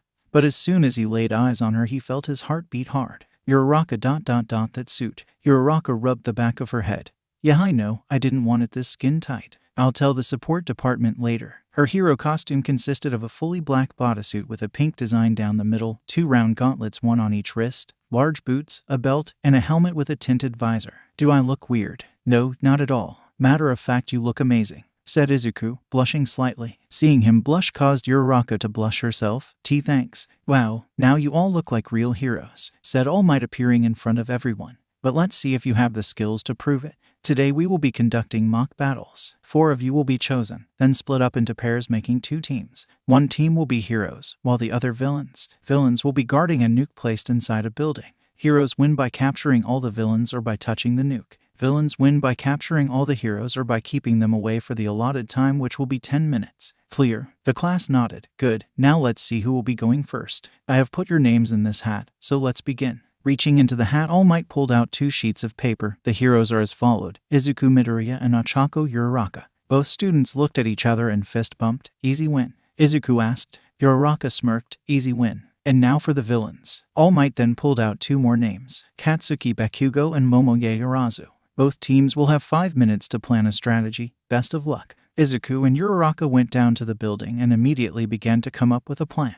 All the while Momo watched them. Maybe this will be a good chance to get close to him. After 5 minutes, Izuku and Uraraka prepared. "You ready?" Uraraka asked, putting on her helmet. Izuku nodded. "Always. Remember, Bakugo will come straight at me and most likely alone. When you see a chance, capture him." "All right, I hope both teams are ready," said All Might through the gym's PA system. "Battle starts now." Their plan was simple: sneak inside using Uraraka's quirk and try to sneak past everyone. But if that failed, it would become a free-for-all. Uraraka was tasked to take on Momo, while Izuku would fight Bakugo. Floating to the 3rd floor, the pair made it inside. Once in, they noticed that the room was nothing but hallways. Sharp turns made it half of everything, making it virtually impossible to tell what was going to appear from every turn. Uraraka took the lead. "Stay close. We don't want to give them a chance to ambush us." "Right behind you," Izuku said as he focused. "You seem like you know what you're doing." "I adapt fast to my surroundings. It's a good skill to have in life and while being a hero," Uraraka said as they were just about to turn the corner. That's when Izuku's hearing picked up something. It was barely audible, but he heard the sound of footsteps. He then heard small explosions. "Uraraka, wait." Reaching out, Izuku grabbed Uraraka and pulled her back, just as an explosion hit the hybrid in the face, burning off the mask he had on.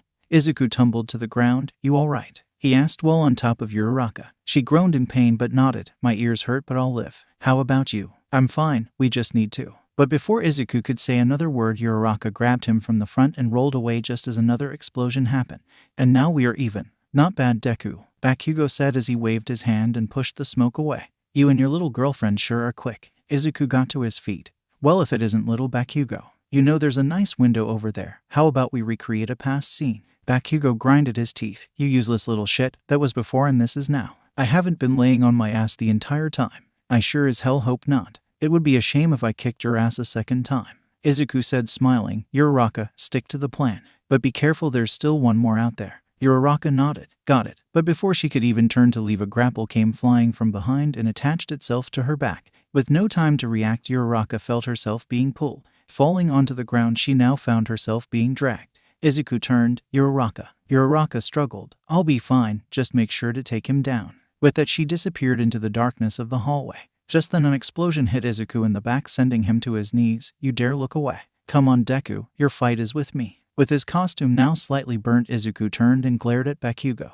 Alright, fine, I'll make this quick. Back with Uraraka finally coming to a stop, she found herself now separated from Izuku. Damn, how did you get behind us? Hearing the sound of footsteps, Momo appeared, her revealing costume showing off a lot of skin. I knew you two would try and sneak in. Question was which floor, but that too wasn't hard to guess. It's all simple probability. Reaching behind her back, Uraraka snapped off the grapple. Well, aren't you clever? Momo smirked. It was easy really, all I had to do was. But she didn't even have a chance to finish when Uraraka appeared and punched her in the face. Staggering back, Momo was off balance. Seeing this, Uraraka touched Momo's arm, causing her to float. As she floated, however, Uraraka grabbed her waist and slammed Momo back towards the ground.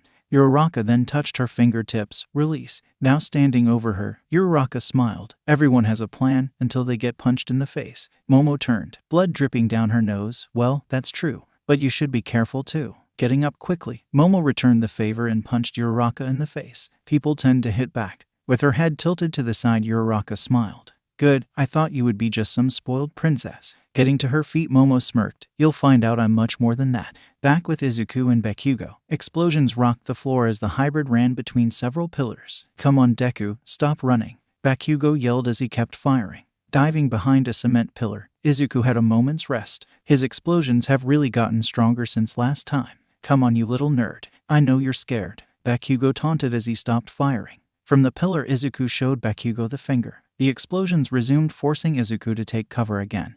But as he did, he noticed that the pillar was starting to break. I need to think of something fast. Oh, you know this might work. Getting tired of this, Bakugo began to move closer towards the pillar. Come on, Deku, we don't have all day. That's when the pillar Izuku was hiding behind suddenly shattered, sending pieces of concrete flying towards Bakugo. He lifted up his arms and used the two massive grenade-designed gauntlets to block. The debris tore parts off the student's costume and dented his gauntlets. And during the onslaught, Bakugo had small cuts on his face. You bastard, I'll make you pay for this. But as he looked up, Izuku was nowhere to be found. Now you're hiding. Oh, I'm not hiding, Izuku said as he appeared in front of Bakugo. I was just waiting to see what you'd do. Clenching his fist, Izuku threw his arm forward and landed a blow right in Bakugo's ribs. The impact forced the UA student off his feet as he was sent flying towards the wall. Slamming into it, Bakugo then fell but managed to stay up. Groaning in pain, Bakugo grabbed his side.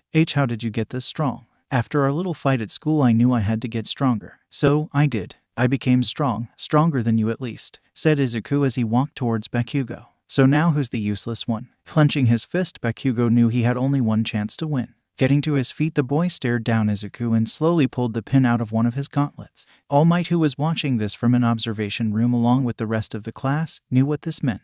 No, young Bakugo, you can't use that indoors, you'll seriously hurt him, the hero yelled through the intercom. But Bakugo didn't listen. Instead, he lifted his arm and pointed his gauntlet at Izuku. He'll be fine if he dodges. Whether he does or not is up to him. Seeing the pin fall onto the ground, Izuku moved, but not to the side. Instead, he ran right at Bakugo. Die, you crazy bastard, he yelled out. Stored within the gauntlet was all the nitroglycerin sweat Bakugo had produced over the course of the fight.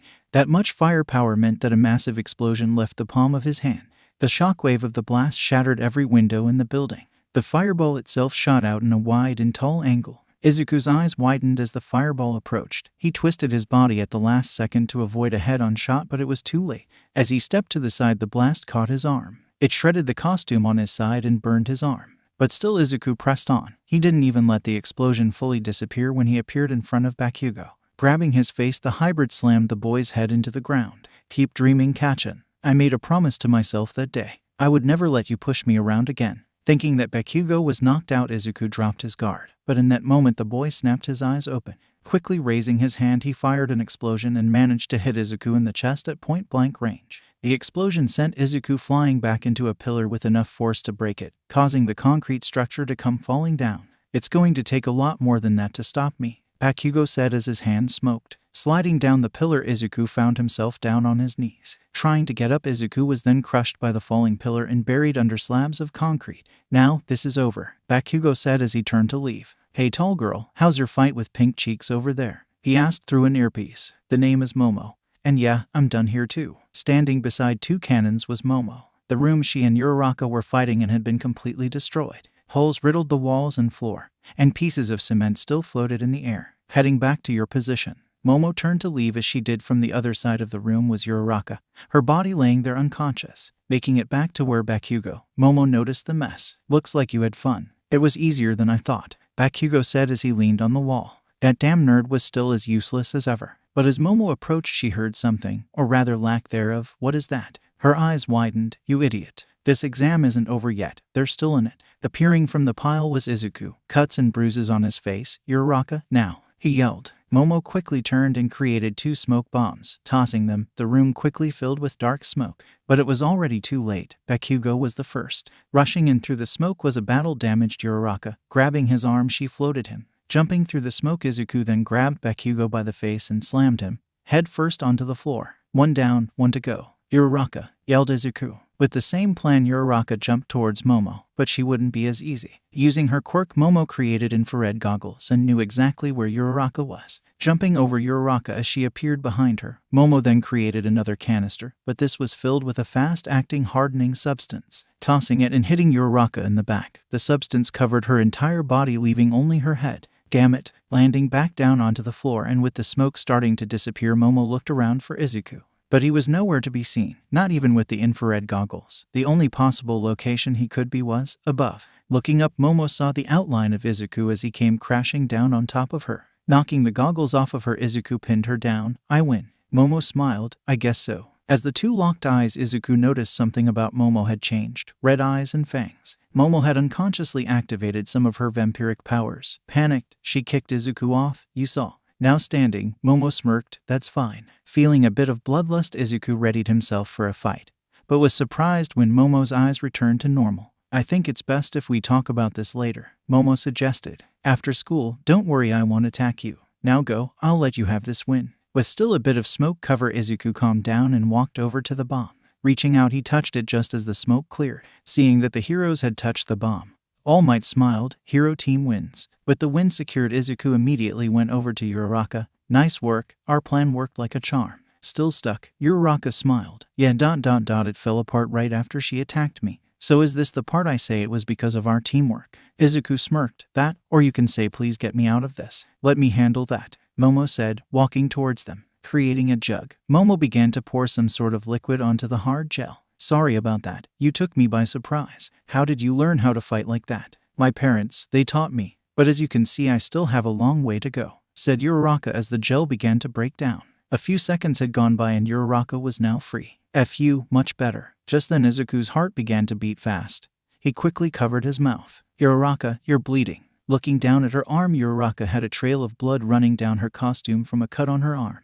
Must have gotten it while fighting you. Here, let me get you something for that. From the palm of her hand, Momo created some bandage wrap. Nodding, Uraraka grabbed it and began to patch herself up. Thanks, I owe you one, Uraraka said as she tightened the wrap. Don't mention it. Momo then turned to Izuku and noticed his reaction. Izuku had to calm down. Closing his eyes, he began to use the breathing technique his dad showed him. A couple seconds passed by and Izuku finally calmed down. Uraraka saw the two of them were close to each other and got a bit jealous. So, should we head back now? Backing away, Momo smiled. I think that's a good idea. Looks like the robots are already taking our little friend to see Recovery Girl. Oh, and by the looks of things, you should also be seeing her. Momo motioned towards Izuku's arm and chest area, which were both burned. Right. With that, the three walked out of the building. Both Uraraka and Izuku went to get patched up. As he was, Izuku couldn't help but think about Momo and how she was a vampire like him. What were her goals? Why did she want to talk to him? Should he be ready to kill her? Going into an observation room, the group then watched everyone else take this test.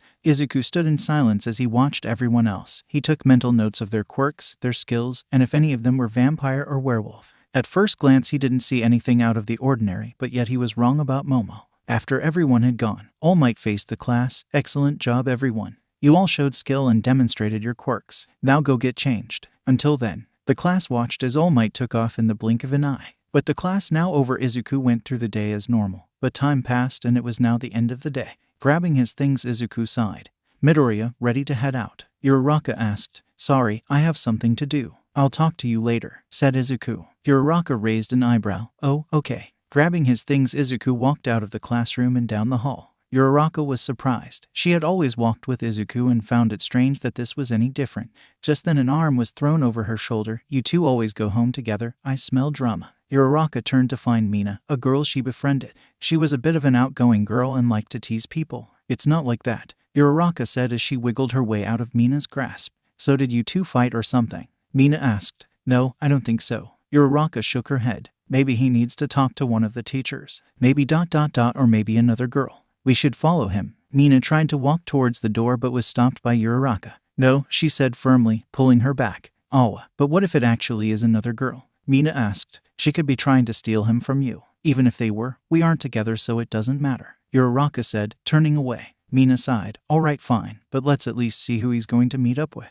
Uraraka then herself being pulled by the arm. Making it to the same walkway with the glass panels that overlooked the UA entrance, Mina scanned the area for Izuku. "Come on, Mina. We shouldn't be doing this," Uraraka said not to engage in her antics. But Mina ignored her. "Oh, there he is." She then pointed near the entrance where they found him leaning against a pillar. "Keep an eye out for a girl." That's when Mina spotted something she wasn't expecting. "Is that?" Now curiosity got the best of Uraraka. Finally taking a look, she too wasn't expecting who it was. Momo. Watching the two talk for a short while, Izuku then followed Momo away from the school. But what surprised Mina and Uraraka the most was the fact that she locked arms with Izuku as they walked. "Since when are they so close?" Mina asked. She then turned to Uraraka and found her staring intently through the glass. "Uraraka, it's nothing." She then turned away. "I'm leaving." She decided to look one more time, but as she did, Uraraka saw it. Momo was looking back at them and her eyes were red in color. Those eyes. It can't be. With Izuku. With Momo attached to his arm, Izuku was led down the street. From there they took a right towards the shopping district of the area. "So is this far enough?" asked Izuku as he glanced over at Momo. Smirking, Momo looked at Izuku. "Sorry, is this uncomfortable for you? Or are you scared that a certain someone will see us?" Izuku stayed silent. "So that's a yes. Let me guess. It's that girl with the walnut-colored hair. Uraraka, was it?" "What do you want?" Izuku asked. Momo smirked. "This isn't the place for that. Why don't we go somewhere more private?" Turning into an alley, Momo dragged Izuku into the back door of a store. It was empty and was full of boxes and shelves. "Let's start off with an introduction. My name is Momo Kirayurazu Malvar, of the Greater Noble Malvar household." "A Greater Noble?" Izuku said, surprised. Momo nodded. "Yes, you should be honored to meet someone of my family name. I am what you call a vampire," she said as her eyes glowed red. Izuku felt a massive pressure coming from Momo. "A vampire? I can see that you don't believe, but that's fine. You'll soon become my puppet," Momo said, showing her fangs. "What are you going to do to me?" Izuku asked, acting scared. Momo walked around Izuku and inspected him. "It's like I said, I'll turn you into my puppet. Once I bite you, you'll bend to my every whim. Besides, I saw how you fight. You have a strong quirk. I could use someone like you for my cause." Izuku was confused. "Your cause? What are you talking about?" "Not like you'll remember, but I have someone I absolutely have to kill," Momo said behind Izuku. "And with your strength, you'll help me do just that." "Yeah, I don't really want to do that." Izuku turned and began to walk towards the door, but before he could reach it, he suddenly felt his body fly through the air. With a loud thump, Izuku's back hit the counter. Now laying down flat, he groaned. "What's the big idea?" He tried to sit up but was forced back down by Momo, who climbed on top of him. "I like it when my toys fight back. Don't worry, the pain only lasts a moment." Lowering her head, Momo showed her fangs. Izuku tried to move but found himself unable to. He then felt two spikes press up against his neck. His eyes widened as he felt Momo's fangs dig into his neck. Blood trickled down Izuku's neck as Momo bit him. With widened eyes, Momo couldn't believe it. His blood. "It tastes so good. I have to have him for myself." After a few seconds, Momo noticed something was wrong. It shouldn't be taking this long to turn a human into her puppet. "Why is this taking so long?" she asked, lifting her head and looking at Izuku. What she saw surprised her. Izuku's eyes had narrowed. "Why, you aren't human." Growling, Izuku managed to free one of his arms. Faster than Momo could react, he punched her in the face. sending the vampire across the room. Slamming into a shelf, Momo looked up, her eyes now glowing red with bloodlust. "You're a werewolf." She then spit blood onto the floor. "To think I drank your dog blood. I'll kill you." Momo sharpened her nails, but as she took a step forward, an overwhelming pressure hit her, forcing the vampire to her knees. A dark shadow engulfed the abandoned store. What is this? Finding the strength to look up, Momo immediately was hit by a wave of fear. Standing in front of her was Izuku, one of his eyes narrow like a werewolf, while the other blood red. Hybrid ... But this pressure could only belong to someone of a noble rank or higher. But as easy as the pressure came, it disappeared. Izuku wasn't able to control both of his powers at once. Grabbing his head, he let out painful yells. He fell back and bumped into several stacked boxes. With the pressure gone, Momo was able to stand. He shouldn't exist. I'll kill him. Momo was about to take a step towards Izuku when the door to the store was kicked open. From the outside, a spear came flying in. Momo dodged, but the spear still managed to graze her arm. That's when a person came running. Sliding to a stop, they got in front of Izuku with a dagger in each hand. "Get away from him, you bloodsucker." Holding her now bleeding arm, Momo looked up to find Uraraka. "That spear, it's made of silver, isn't it? You're a hunter," explains the moves I saw during the exercise. "To think a vampire would be at UA. I'll deal with you now," Uraraka said as she tightened her grip on the daggers. "As much as I would enjoy fighting a huntress, it's about time I leave." Momo smiled. "Don't worry, we'll see each other at school tomorrow." Jumping into the shadow of the store, Momo disappeared. Uraraka clicked her tongue. "Damn it, she got away. But I'll see her again at school." Putting her daggers away, Uraraka turned to Izuku, who was sitting down against the counter. "Midoriya, are you all right?" Kneeling down, she checked on him and made sure he was all right. Slowly opening his eyes, Uraraka was happy to see his normal green-colored eyes. "Uraraka, what are you doing here?" he asked. Breathing a sigh of relief, Uraraka hugged him. "Thank goodness, I made it in time." Confused, Izuku wasn't sure what to make of this. "Tell me, what do you last remember?" "I remember Momo. I was walking with Momo. She led me into this place ... And her eyes, they changed color," explained Izuku. "She said something about vampires and turning me into a puppet, but I have no idea what she was talking about." He was acting as if he didn't know anything. That's when Izuku noticed something attached to Uraraka's thighs. "Uraraka, why do you have knives?" Breaking the hug, Uraraka got up before helping Izuku. "It's nothing." "It doesn't seem like nothing," said Izuku. "Uraraka, what is going on?" Uraraka was conflicted. The less Izuku knew, the less he would be in danger. But what happened here could happen again, and Izuku needed to understand what was going on. Sighing, Uraraka came to a conclusion. "All right, Midoriya, I'll tell you. Whether or not you believe me is up to you." With blood still running down her lips, Momo made it back home. She ignored her servant and went straight to her room and slammed the door shut. Leaning against the door, Momo's breathing became heavy. Seconds later, her entire body began to quiver. I don't believe it." Bringing her hands to her face, Momo covered her cheeks and spread her fingers below into the sides of her eyes. "His blood ... It was so." Lifting her head, Momo's cheeks were blushed, her eyes wide, and her smile, oh God, her smile. "Delicious. I must have him to myself. I don't care anymore, as long as I get that blood." Taking Izuku back to her place, Uraraka sat down on the sofa. Izuku sat beside her and waited for her to speak. Seconds passed and still nothing. Eventually, after a whole minute, Uraraka spoke. "Do you want some tea?" "Uraraka," Izuku said. I know. It's just, there's no easy way to say what I'm about to say." Uraraka took a deep breath and calmed her heart. "All right, here goes. The supernatural is real. Those tales of vampires and werewolves, they are all true to some extent." Izuku tilted his head. "I see. You don't sound surprised." "Why?" Uraraka asked. "Well, we do live in a world where people can throw fire, extend body parts, fly, and a bunch of crazy stuff. So I guess it's not too far-fetched," Izuku said. "Anyway, you're saying those stories in books and fairy tales are all based in fact?" "Essentially, yes. You see, there are two major supernatural beings in this world.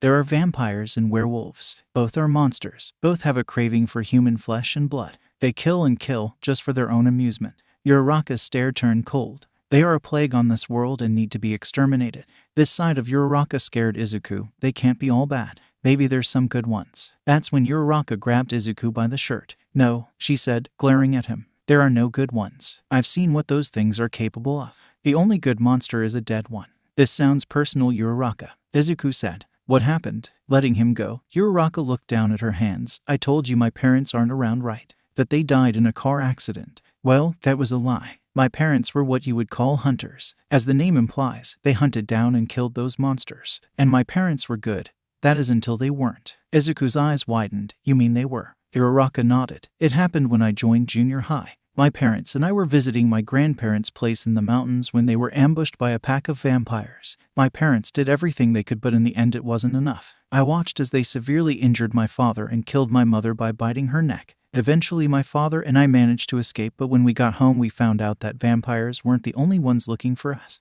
We encountered a pack of werewolves. Even while injured, my father fought back and told me to run. But I refused. I just watched my mother die. I wasn't going to let it happen to my dad. You fought back, Izuku said, to which Uraraka nodded. I did, but I was just a kid. I couldn't do much, so in the end I had to watch as the werewolves tore my father into pieces. Uraraka closed her eyes. I can still remember it to this day. She then felt Izuku grab her hand. You don't have to say any more. Uraraka smiled and held his hand. No, it's fine. I need to get this off my chest anyway. After that, the pack of werewolves turned their attention to me. When they did, I ran as far as my legs could take. But I wasn't fast enough. Eventually they caught up and, standing up, Uraraka began to remove her shirt. Izuku turned away. Uraraka, what are you? Look at me, she said. The tone in her voice had changed. It was more vulnerable, more docile. Izuku slowly began to turn back. What he saw shocked him, so much so that he stood up. There on her back were 3 large claw scars that ran down. They did this to you? Uraraka nodded. I was nothing but a toy to them.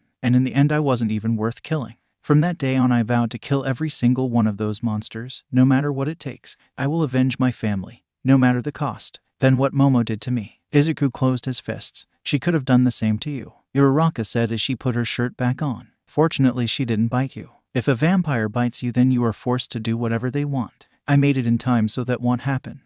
Actually she did bite me, said Izuku. See. He then showed his neck, leaning, and Uraraka could see it. 2 puncture marks. Uraraka's eyes widened. No. She then suddenly grabbed his head. Are you feeling any different? Anything at all? What about your eyes? Let's see, are they changing color? Izuku smirked as he grabbed Uraraka's wrists. I have been craving a bit of blood. He then pushed Uraraka onto the sofa. She reached behind her back and grabbed a dagger. But much to her surprise he began to laugh. Sorry, I'm only kidding. I feel fine, Uraraka. Uraraka got up angrily. Damn it, Midoriya, don't do that. I would have to. She bit her lip hard as a tear ran down her face. Please don't ever do that again. The thought of losing you to one of those monsters. I can't. Seeing Uraraka cry made him feel bad. He was only trying to tease her, but his joke went too far. He then grabbed her hand. I'm sorry. I won't do that again. Wiping away the tears, Uraraka suddenly wrapped Izuku in a hug. Good. You mean too much to me to lose you like that. Oh, does someone have a crush on me? Izuku teased. Pulling away slightly from the hug, Uraraka glared at Izuku.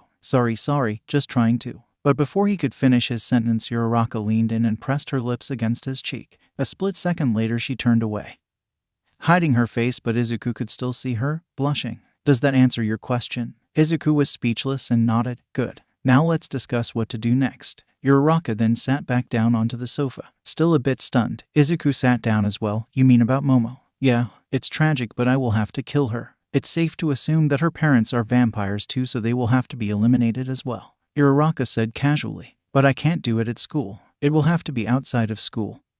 And in a place no one is around. Is there any way you can solve this without killing her? Izuku asked. No, answered Uraraka quickly and sternly. You haven't seen what I have. You don't know how dangerous these things are. If I let them do what they please, they would kill everything and everyone you care about. Don't worry, I don't expect you to help, but I ask that you stay away from Momo as much as you can. She tried to turn you into her puppet once. She might try again. You're strong, but these things are stronger. Aren't there more hunters you can call? Maybe some can help, said Izuku. But Uraraka shook her head. My parents were the last of the hunters. They were hunted down and killed by those monsters decades ago. My parents survived and raised me to be them. There is no backup. There are no others. It's just me. And I'm more than enough. She then sighed and smiled while turning to Izuku. I'm happy though. You're the first person I've told any of this. I'm glad it was you. But now that you know this secret, your life will now become even more dangerous. You could get hurt or even killed. Izuku smiled. That won't happen. Besides, if I die, who the hell is going to make sure you study? Uraraka laughed. Idiot. But thanks for reassuring me. Phew. Well, that was exhausting. What about you?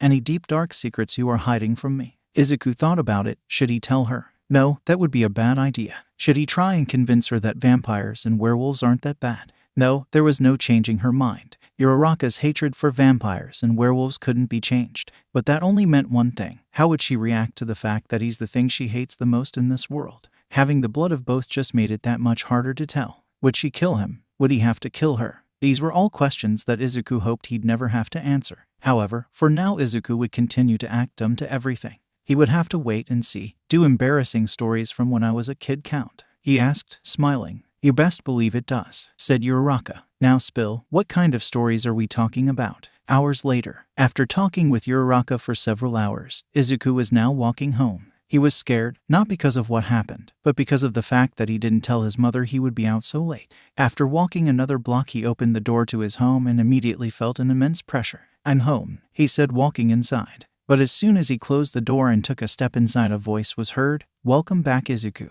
The young boy flinched. He slowly turned around to find Inko standing behind him. How is school? Taking a step back in fear, Izuku stuttered. It was eventful. Inko smiled. Oh, is it now? You'll have to tell us all about it. As soon as you tell me why you didn't tell us you'd be staying out late. I forgot, he said, afraid. I was going to call you, but stuff happened. That's when Inko noticed. Sniffing the air, she could tell it was coming from Izuku. This smell? A girl. Uraraka, what were you two doing so close to one another? Mom, it's not what you think. Please, I have something important to tell you, said Izuku. So would you please listen? Calming down, Inko nodded. Very well, you're safe and that's all that matters. So what did you want to tell me? I met a vampire at school. Inko's eyes widened. You were right, she's in my class. Inko grabbed Izuku by the shoulders. Are you all right? Did she try to kill you? Izuku shook his head. I'm fine, Mom, really. Today in class we had mock battles, and during the battles her eyes turned red and her fangs grew. She thought I was human at first, but after school she wanted to talk. We eventually found ourselves in an abandoned store where she explained that the reason why she brought me there was to turn me into her puppet.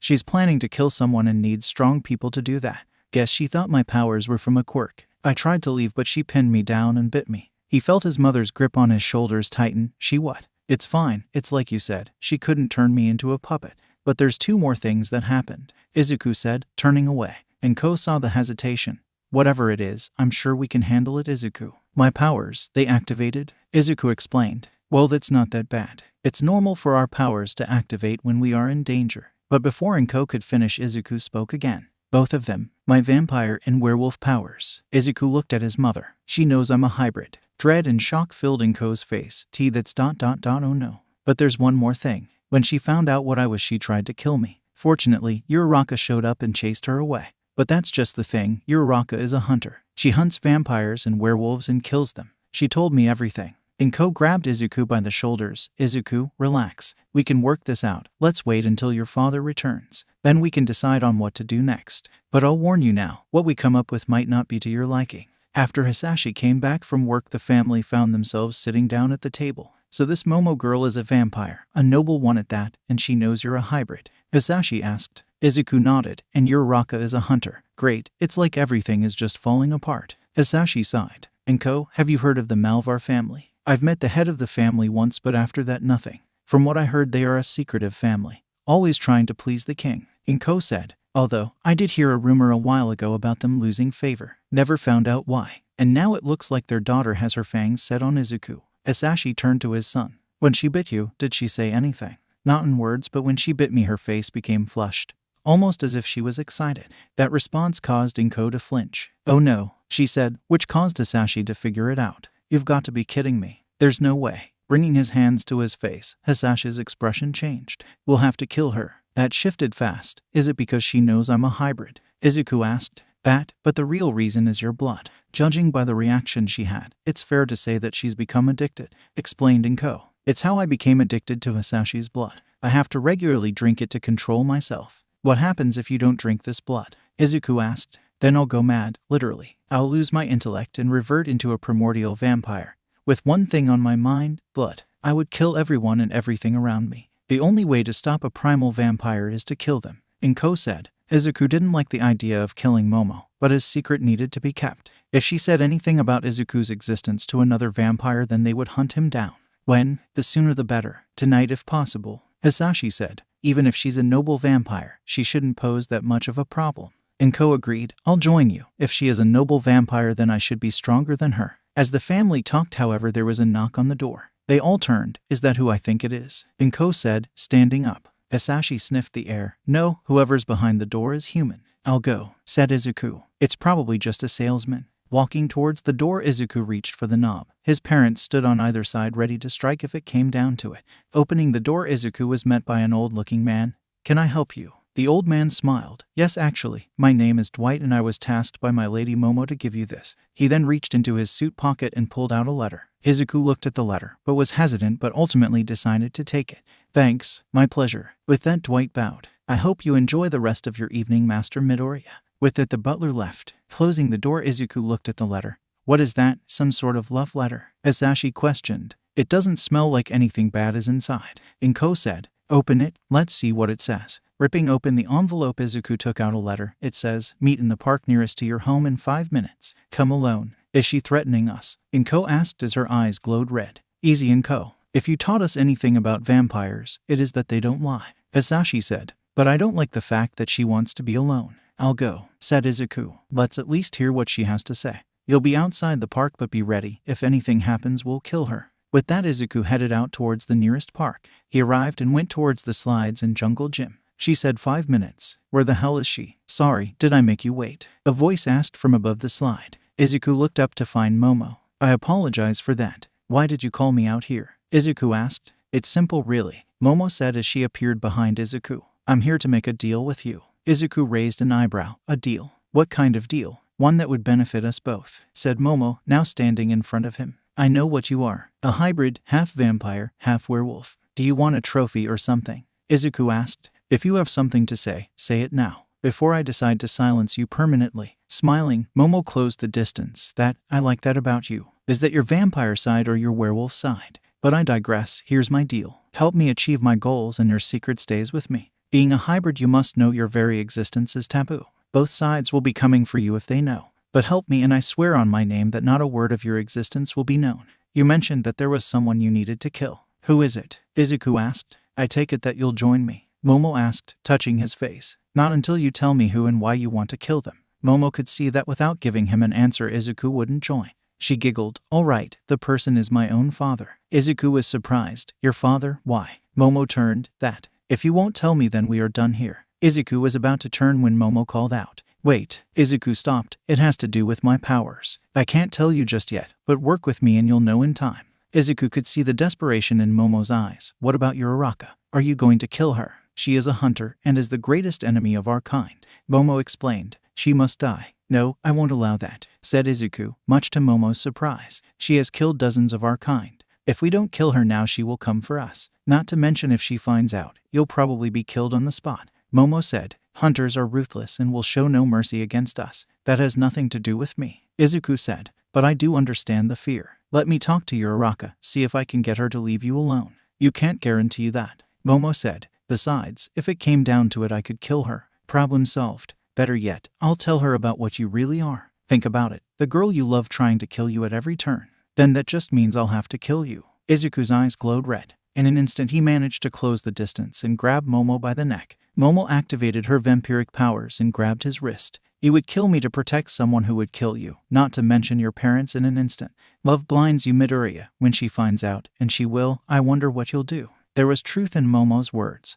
But still, Izuku cared too much, and that's what made him weak. Bringing Momo in close, the two locked eyes. Listen, here's my offer to you. Decline and you die. Accept and there's a chance we can work this out. Izuku then began to explain his offer to Momo. She couldn't believe it. What's her answer? Izuku asked as he let go of Momo's neck. The vampire smiled. Yeah, I think I can work with that. Oh, and as a sign of good fate, I'll let you in on a little secret. After discussing a few more things, the two went their separate ways. Exiting the park, Izuku was confronted by Inko and Hisashi. So, what did she want to talk about? Asked Hisashi. I handled it, Izuku said, walking past his parents. Hisashi was surprised. Now hold on, kid, you have to tell. But before he could say anything else, Inko grabbed his shoulder. Turning, he watched as Inko shook her head. Giving up, Hisashi sighed. Fine, I'll trust you. As the family of three walked back home, Izuku suddenly stopped. Mom, Dad. The two turned. Does the name All for One ring any bells? Both supernatural beings activated their powers in response to hearing that name. Where did you hear that name?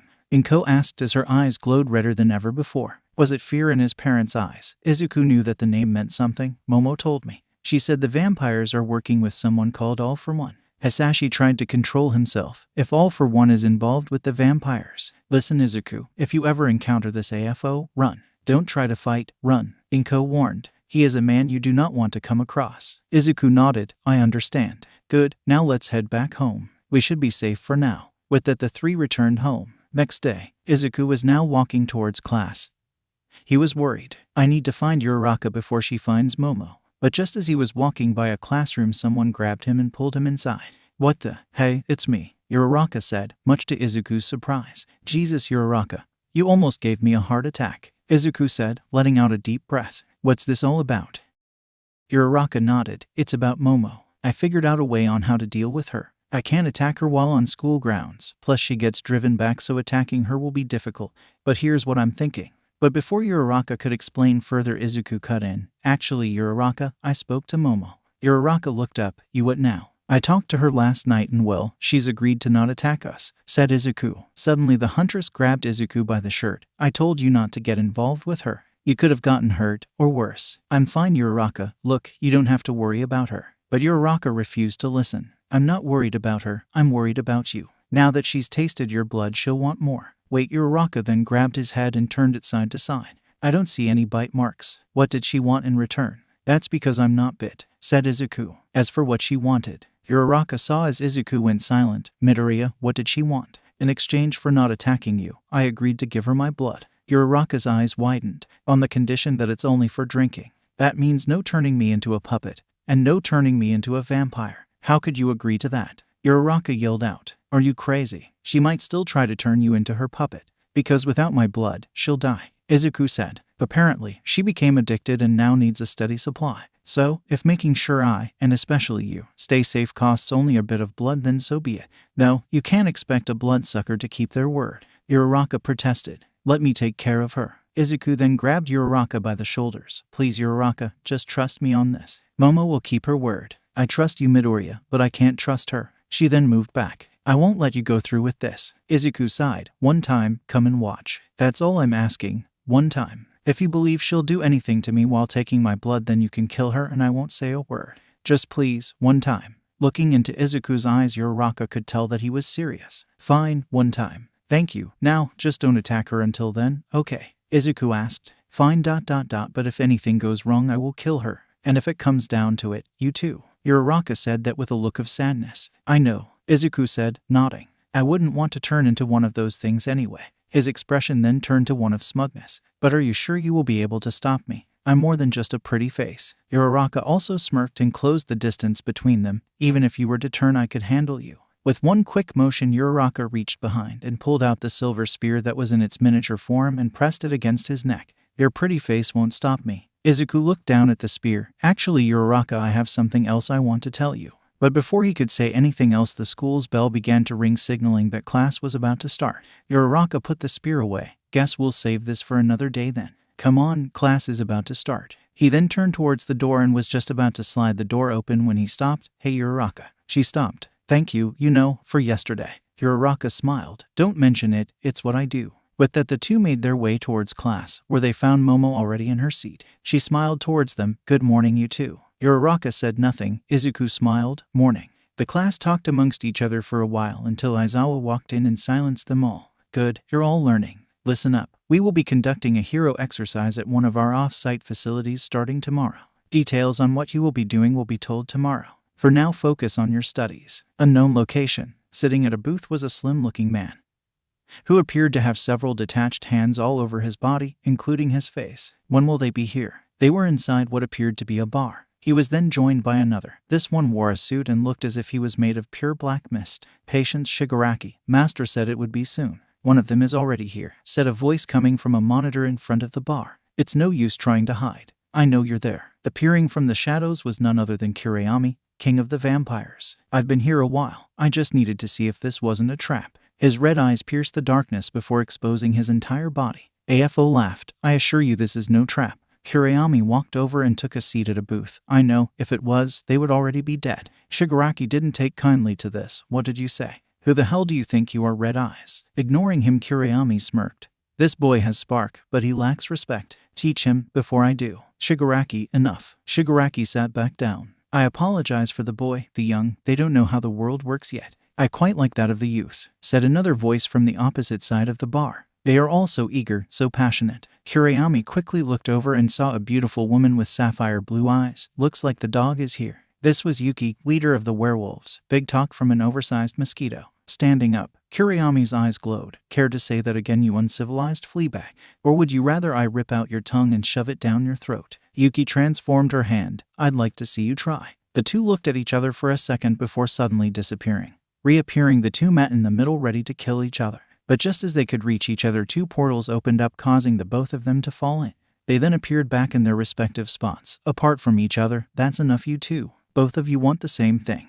And if you want this plan to succeed, you'll have to learn how to tolerate each other. Now, my little informant has notified me that tomorrow the boy and his class will be taking a trip outside campus. That is when we will strike. Kuriyami raised an eyebrow. Apart from giving us this information, our contribution to this will not be large. My home will send a small delegation, but my only goal is to kill the boy. For once I agree with the leech, Yuki said. It's only going to be a small handful of my pack. If All Might is there, we'll need more from you. All Might will not be a problem, AFO said. I have something special for him. I will also provide you with several disposable minions. Use them as you see fit. My goals are different than yours, but if this goes well, then everyone leaves happy. So, are we in agreement? Both leaders looked at each other. I suppose we don't have a choice, Yuki said, nodding. No, it doesn't seem like we do. We need that boy dead, Kuriyami said. We'll deal with his parents later. Very well, all for one. We agree. Good, very good. Then that will be all for today. Be ready tomorrow at midday. A portal will open up at each of your locations. Step through and you'll have your chance. With that, the screen turned black. The man made of mist stepped forward. I will now send you to where you once were. Moving his hands, the man created two portals. Both beings looked at each other one final time before walking portals disappeared. Who exactly were they?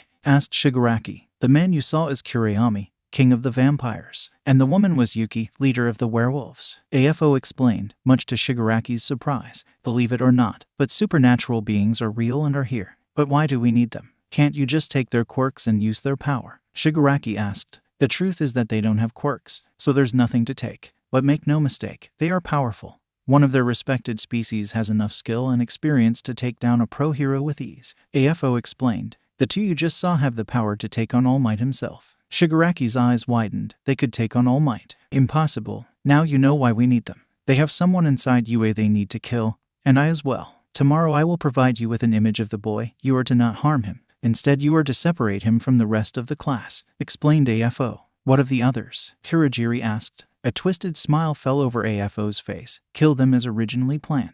Once All Might sees the corpses of his beloved students, it will shatter not only him, but all of Japan's trust in him. It was now the next day, which meant it was time for the exercise Aizawa was talking about. Izuku was getting dressed at home when both of his parents appeared. Izuku, Inko said. Izuku turned. Yeah, Mom. About what we discussed yesterday. Are you sure you are all right with this? Inko asked. Thinking about it, Izuku nodded. We don't have a choice. If killing them will ensure our safety, then it has to be done. Besides, I can deal with Momo. Just promise me you'll be careful. Hisashi smiled. Don't worry about us, kiddo. We are more than enough to deal with that family. Inko nodded. By the time you get home, we would have taken care of things on our side. Good, Izuku said, still worried. I better get going. I'll see you after school. With that, Inko and Hisashi watched as Izuku left their home. Are you ready? Hisashi asked. Taking a moment, Inko nodded. Yes. This attack will probably mean that my family will now target us directly. But it's better to strike first than sit back and wait. Hisashi agreed. This will also send a clear message to everyone else, especially the heads of our families. He sighed and looked at his home. But it will also mean that this home will never be the same. Was it foolish of us to think we can live a peaceful human life? Inko grabbed Hisashi's hand. No, I don't think so. But we also knew that we would never truly fit in. Everything we've done and will do will be for Izuku's sake. Pride and joy. Come on, let's show our families what we are made of. If it's a war they want, then it's a war they'll get. Yue. Sitting at his desk, Izuku was talking with some of his other classmates when Uraraka walked through the door. She said nothing and sat down at her desk. She still looks mad about what I did. He was about to say something when the door reopens and in walked Momo. Izuku could hear Uraraka's muscles tighten. Walking towards them, Momo smiled. Morning, you two. Morning, Momo. Ready for the exercise today? Izuku asked, trying to start up a conversation. Momo sat behind them. I'm always ready. What about you, Uraraka? Whenever and wherever, said Uraraka, almost like a threat. Oh, confident are we? Momo's eyes shifted towards Izuku. I wish to speak to you again after class. It involves my father. Izuku nodded. Sure. A few seconds later, Aizawa walked in and quickly shut the class down. All right, everyone, we got a long day ahead of us. So to give more information, Today you will be all training at one of our off-site facilities called the USJ, or Unforeseen Simulation Joint. This location will test you on how well you respond to different rescue operations. You will be accompanied by 3 teachers, myself, All Might, and one other who will be waiting at the USJ. We will spend the entire day there, so be prepared to work, understand? The class all nodded. Good. Now go change into your hero costumes and meet out in front. Since it's an off-site location, we'll have to take a short bus ride. You have 5 minutes. Immediately the class went to get it on their hero costumes. Only 4 minutes had passed when everyone was now aboard. On the bus ride, Izuku was talking with Tsu, another one of his classmates. So Midoriya, we all know you're strong, but exactly how strong are you? Ribbit. Izuku thought about it. Well, I'd say I can lift up a car with ease and toss it. Pretty sure I can do more though. Whoa, that's so manly, Kirishima said. What about a truck? Think you can throw that? Probably. I'd have to try. But as Izuku talked, Aizawa, who was sitting in the front, turned. All right, everyone, look alive. We are here. One by one the students exited the bus, only to be met by a massive building. Making their way inside, what they saw shocked them. Several areas of the building were tailored to specific disasters: flood, fire, earthquake, and so on. Each with fallen buildings and debris. There was even a massive lake with a river running through the building. Welcome to the USJ, students, a voice said. The class looked ahead to find someone wearing a spacesuit. Uraraka immediately knew who it was. That's 13. The space hero. She is on my top 10 heroes list. Izuku looked at Uraraka. You have a top 10 heroes list? Uraraka blushed slightly. Shut up, I made it when I was younger. As I'm sure Eraser has explained, today you will be performing heroic tasks under a natural disaster state. But first let me tell you some basic ground rules. Clearing her throat, 13 lifted a finger. First rule, no infighting. You will be placed in pairs. If you can work with the person you're assigned to, then you'll both fail. Second, you are able to use your quirks as you see fit. And third, remember, your quirks are helpful in these types of situations, but they can also be used for harm. Take my quirk for example, Black Hole. It allows me to suck up anything I want and reduce it down to its atoms. Perfect for clearing out debris, but deadly if I'm not careful. What I'm trying to get at is that you need to be careful. That's why the Hero Association has placed all these rules on us. Understand? The class all nodded. Good, now let's start by splitting up. Hey 13, where's All Might? Aizawa asked. I thought he would be here by now. About that, it seems that Nezu is having him rest for a while. Something about overexerting himself. Aizawa sighed. Guess we'll have to start without him. He then turned to the class. Alright, listen up. I'll start by assigning you partners. As Izuku waited for his name to be called, a chill ran down Izuku's spine. What is this? He asked himself, making his way towards the stairs leading down to the main plaza. Momo raised an eyebrow. Midoriya, what are you? But as she stepped forward, she too felt a chill run down her spine. Hey, what are you two doing? Aizawa asked, walking towards them. But that's when it happened. Down at the plaza, the class watched as a black portal opened up. Then people started to pour out. Are those robots? Kirishima asked. No, answered Aizawa, pulling down his glasses. Those are villains. Most of the class stepped back in fear, but it wasn't those they should be worried about. From the portal, Shigaraki himself appeared, followed by a massive bird-like humanoid. That thing, it's strong. Down on the plaza, Shigaraki looked up at the students. So those are Class 1A's current students. They don't look like much. He then saw Izuku. There's that boy. Just then the portal behind them closed and out appeared Kurogiri. The others are ready. Bring them in. Waving his hand, Kurogiri opened up 2 more portals, with each on either side of Shigaraki. From the left, Kuriyami, followed by 3 more vampires. So this is where students become heroes. To think those with powers train here. It's so inefficient, Yuki said, appearing from the right portal, followed by 3 of her pack members. Are you two done talking? Shigaraki asked. You have a job to do, but make sure to get out of my way. Back with the class, Izuku and Momo stood in disbelief. That's the king, Momo said, stunned at what she was seeing. Izuku turned to her, anger filling his eyes. You told them about today? And no, I swear, I didn't say anything, Momo said, trying to defend herself. You two stay back, Aizawa ordered as he pulled down his goggles. 13, protect the students. Evacuate the USJ. I can't get a signal out, so that means they have a jamming quirk. You can't be serious about fighting that many of them, Kirishima said, concerned. I am. Now go, everyone out. With that, Aizawa jumped down the stairs and went straight for the villains. Several dozen of them were in the plaza. As soon as they saw him coming, many activated their quirks. But as they did, Aizawa activated his and erased them. Losing something you had all your life so suddenly made the villains pause for a second. And that's all Aizawa needed. Reaching the first batch of villains, he jumped in the air before using his capture weapon. The scarf wrapped itself around the villains and pulled them together. Back with the students, 13 called to them, come on kids, let's go. Everyone to the exit. The class turned and ran, but as they did, a black mist portal opened up in front of them. Leaving so soon? I'm sorry, but I can't let you do that. Appearing in front of them was Kurogiri. Apologies, but I can't have any of you leaving just yet. So for now I'll do this. The mist around Kurogiri began to move, but suddenly a powerful suction draped over, causing pieces of the mist to spiral. Not on my watch, 13 yelled out, activating her quirk. Husky hero. Kurogiri then opened up 2 portals, one in front of him, while the other behind 13. She was still using her quirk when it happened, so her own quirk began to rip her back apart. Feeling it happen, the hero quickly shut her quirk off, but the damage was done. 13's suit was shredded, along with most of her back. Now, where was I? Ah yes, the students. Kurogiri once again turned, but as he did, Bakugo and Kirishima appeared in front of him, ready to take him out. Bakugo fired off an explosion, while Kirishima hardened his fist, but neither landed a hit as their attacks went right through the villain. So impatient. Let's finish up here already. With a wave of his hand, a large portal opened up under every student. Izuku turned to Uraraka, who, much to his surprise, was standing still looking down at the plaza. Those are Uraraka. He reached out and managed to grab Uraraka by the arm. We need to move. But as he said that, the portal that was at their feet opened up, causing mostly everyone to fall through. As he fell through, he looked at his class and noticed that some had gotten out, but the vast majority of them fell. Once through, Izuku noticed that he was in what appeared to be in the middle of a partially collapsed stadium.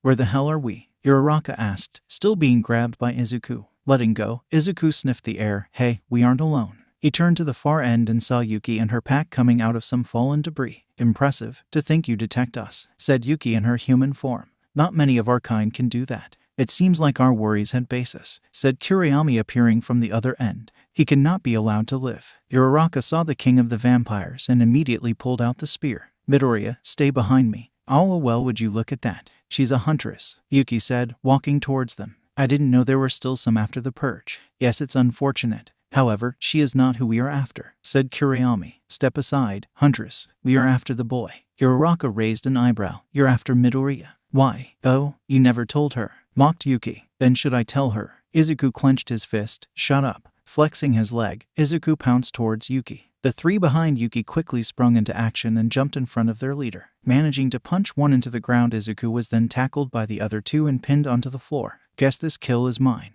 Yuki said, walking towards Izuku. You don't mind, do you? Kuriyami waved her off. As long as he dies, I have no objection. Given the rumors about him, I thought he would have put up more of a challenge. Yuki motioned for her pack to lift Izuku. Now standing, he tried to free himself but couldn't.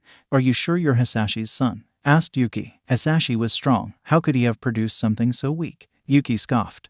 Must be your tainted blood. Shame. If I raised you, you would have been a great warrior. She then raised her arm and transformed it. Izuku smirked. Dad said you were the strongest in the pack, but to think you were this dumb. Puzzled, Yuki raised an eyebrow. And in that split second of lost concentration, Izuku acted. Jumping up, Izuku lifted the 2 holding him, spun around, causing the 2 of them to crash into each other and their grip to slip. Now free and still in the air, Izuku delivered a powerful kick to Yuki's head. The impact echoed throughout the stadium and kicked up dust covering that side of the stadium.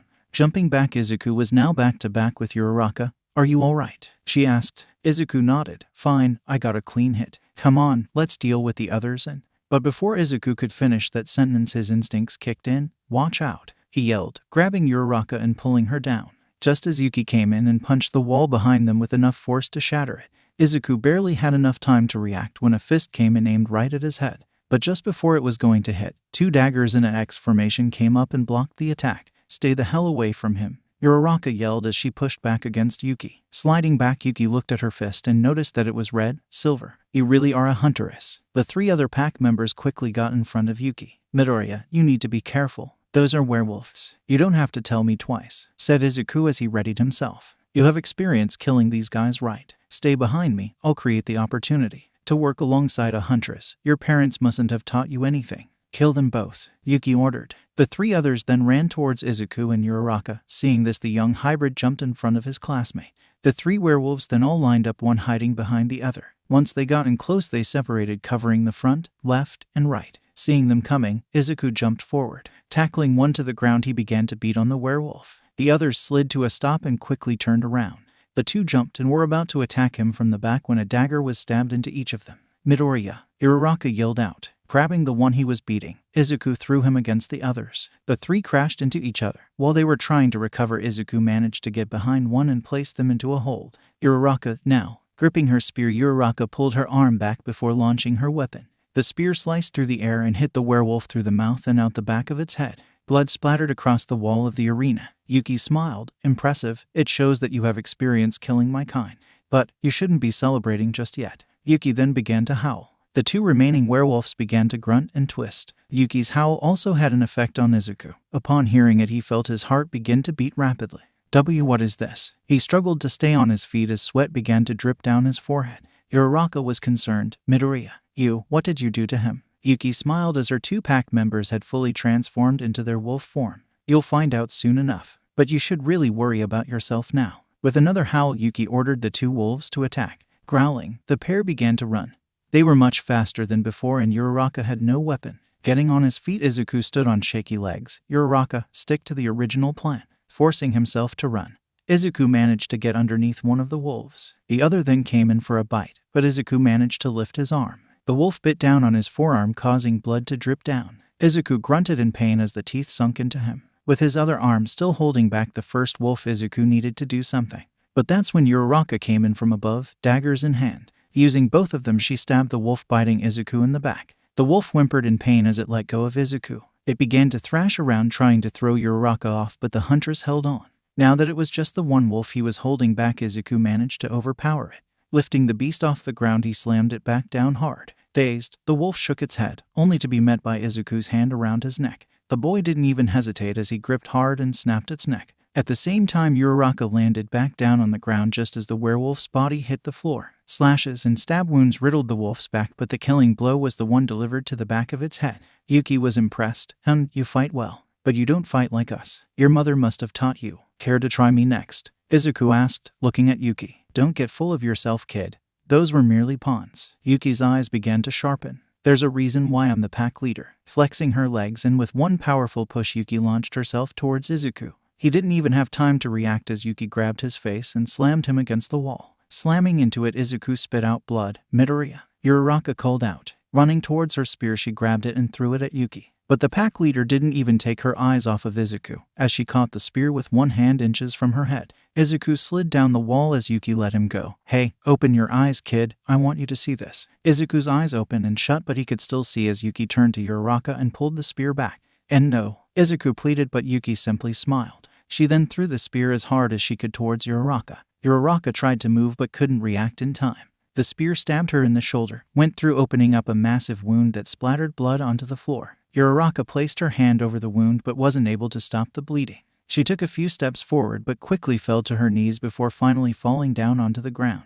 Izuku's eyes widened. Humans, so fragile, so soft. Why you? Yuki raised an eyebrow. What's wrong, kid? Angry that I hurt your girlfriend? Yuki mocked. And what are you going to do about? As Yuki was finishing her sentence, Izuku had gotten up, turned Yuki around, and punched her in the stomach. The impact was so hard that it caused a miniature boom. Even Kuriyami flinched at the sight. Groaning in pain, Yuki hunched over, but Izuku wasn't done. As she was leaned over, he then punched her across the face. The hit sent the pack leader tumbling across the floor. Fortunately, she managed to prop herself up and slid to a stop. Now that's more like it, Yuki said as blood ran down her nose. You're strong, just like your father. Not giving her any room, Izuku closed the distance once again and began to throw punch after punch after punch. Kuriyami's followers watched on. Your Majesty, the boy, his strength is impressive. The king agreed. It is, but it's not enough. As Izuku was throwing his punches, Yuki just stood there. That is, until she smiled. As Izuku threw a right, Yuki reached out and grabbed it. I admit that caught me by surprise. You're part werewolf, but... Twisting his arm back, Izuku yelled out in pain as his bones cracked.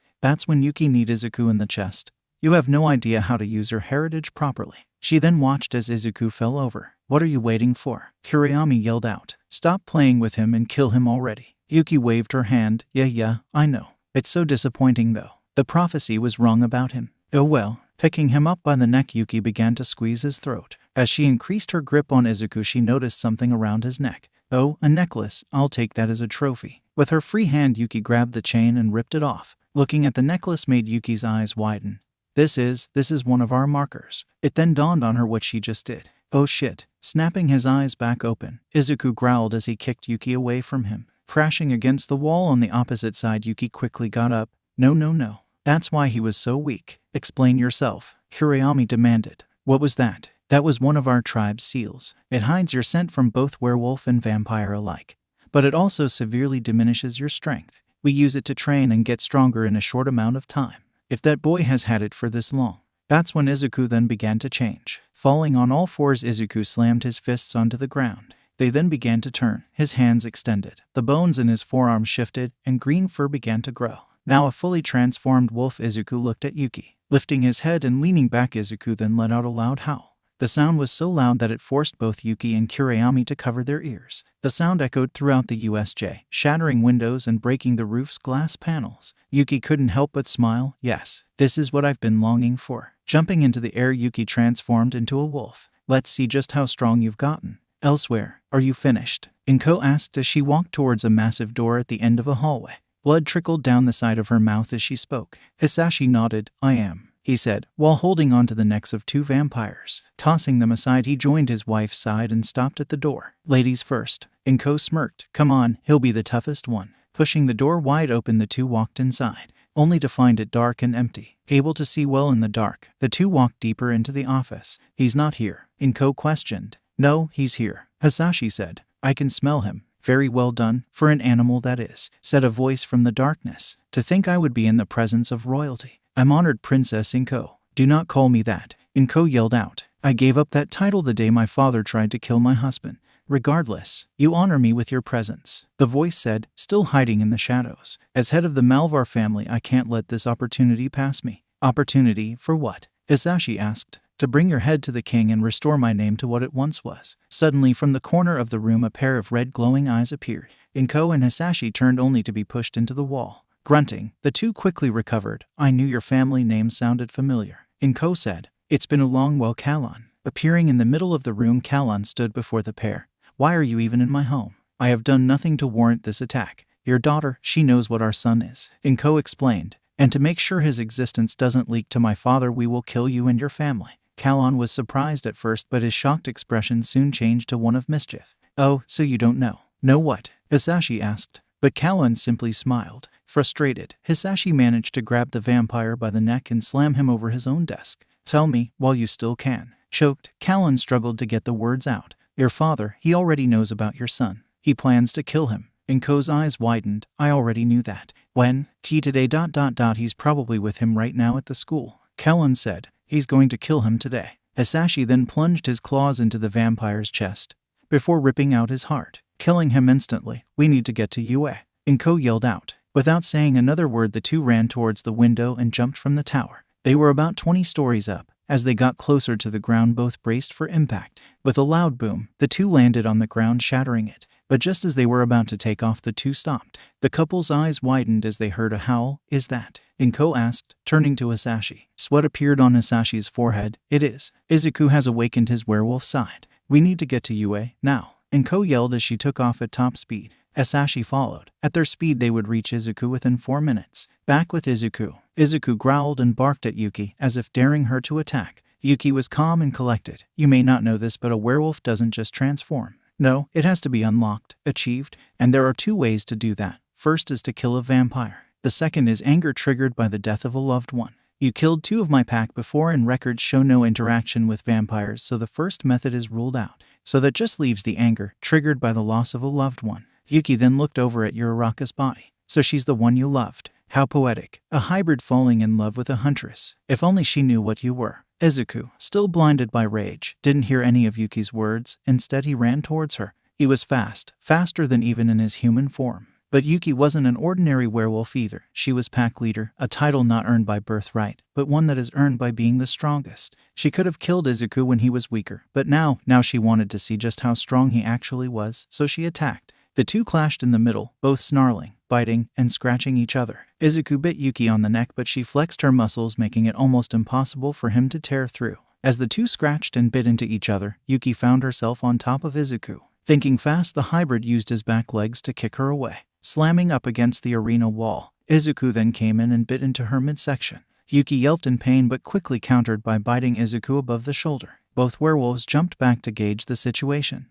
Both had scratches and bites all over their bodies. Blood from a wound just above Izuku's eye forced it closed. You really are your father's son, Yuki said as blood from claw marks dripped down onto the floor. Your strength is greater than your father's. I'd hate to admit it, but if we continue like this, there's a chance you kill me. And I, for one, wouldn't want that. So, Izuku noticed that Yuki diverted her gaze just slightly above his head. That's all it took for Izuku to figure out what was going on. Izuku turned his head around and watched as Kurayami came flying down at him. Pulling his arm back, Kurayami grew and sharpened his nails. Knowing that he needed to do something, Izuku came up with an idea: shrink the target. Reverting back into a human, he jumped back and tried to avoid Kurayami's attack. And it seemed to work. Kurayami had missed and landed where he once was. But as soon as Kurayami's feet touched the ground, he disappeared. What? Is all Izuku could say. You're still far too naive, a voice said behind him. Izuku turned his head, but as he did, he felt an excruciating amount of pain coming from his side. Finally touching the ground, Izuku stopped. As he did, blood spilled onto the floor. Stumbling, Izuku looked to his side and saw a massive chunk of his side missing. Kurayami then turned and opened his hand, causing Izuku's flesh to plop down onto the floor. Falling to one knee, Izuku tried to stop the bleeding by placing his hand over the wound, but it was all in vain. Now, you're half vampire, are you not? You won't die from something like this. But Kurayami then began to walk. If I take your heart, that will be another story. Gritting his teeth, Izuku snapped his head up, showing that his eyes had turned red. Kurayami smirked. Oh, you still want to fight? I commend your bravery. You know your mother was like that when she was younger. Fierce, relentless, and unmerciful when it came to fighting. Let's see if you have what it takes. Hey dog, you don't mind if I take over, right? Yuki rubbed the back of her head. Yeah, go ahead. I'll finish off his girlfriend. Hearing this, Izuku roared, you won't touch her. He ran towards Yuki, ignoring Kurayami. But as he passed him, Izuku felt himself being pulled back. Slamming into the ground, Kurayami now stood over the young one. You're not going anywhere. I tire of your games, boy. Die. Kurayami plunged his hand down, but just as it was to pierce Izuku, the hybrid managed to grab his grandfather's wrist. The king was strong and at an advantage. Groaning and struggling, Izuku could feel himself being overpowered. Slowly but surely, Kurayami's sharp nails pressed up against Izuku's chest. They then began to sink into his skin, causing Izuku to yell in pain. Izuku tried hitting Kurayami in the face with his free hand, but all that did was slow him down. Soon, Kurayami had most of his nails buried into Izuku's chest. Blood trickled out the wounds as he went deeper. That's it, bleed. They said your blood would be special. Show me how special it actually is. Kurayami readied himself to deliver the final hit, but just as he was, someone came rocketing towards the king. What? Is all he could say as a knee managed to hit across his face. In that moment, the person managed to slip underneath and grab Izuku. Jumping back, the two now stopped a few meters away. Respectfully, my king, leave him the fuck alone. His blood is mine. Izuku sat up and grabbed his chest. My blood doesn't belong to anyone. Much less you, he said, looking at Momo. We can argue all we want. Kick did nothing to him, Momo said, as then looked to her left and found the bodies of 3 vampires. You killed them. No. They have bite marks. Oh no. In a flash, Kurayami appeared in front of Momo. You dare defy your king? Kicking her underneath the chin, Momo went flying into the air. Momo, Izuku yelled out, spitting out blood. Momo could see the roof of the USJ, then a voice. I know you, you're Kellen's daughter, so you're the reason why they fell from grace. Tell me, how's your mother? Hearing that, Momo's eyes widened. Don't you dare talk about my mother. Managing to flip herself in midair, Momo was now face to face with Kurayami. Reaching out, she grabbed his shirt and began to pummel him. If it wasn't for you, my mother would still be alive, she yelled out, sharpening her claws and slashing his neck. Kurayami said nothing as the wound on his neck healed in an instant. I wasn't the one who killed her. Your birth was the reason she had to die. Grabbing Momo by the face, Kurayami pointed her down towards the ground and held her in that position. The two fell, with Momo desperately trying to break his grasp with no success. From the ground, Izuku watched as the two crashed back down. As the dust settled, Kurayami stood over Momo, her head buried into the ground. To think you would defend this thing. Well, I guess it makes sense. You are very similar after all. Flaring, Momo looked right at Kurayami, her red-colored eyes burning through his soul. Fuck ... you ... The king scoffed. You both were mistakes. Kurayami then raised his sharpened nails. Momo closed her eyes and waited for her heart to be ripped out. But much to her surprise, it didn't happen. Instead, she heard gasping and groaning. Opening her eyes, Momo was shocked to see a tip of the spear that had pierced the king's chest. Slowly turning his head, Kurayami noticed who it was. Why you? How?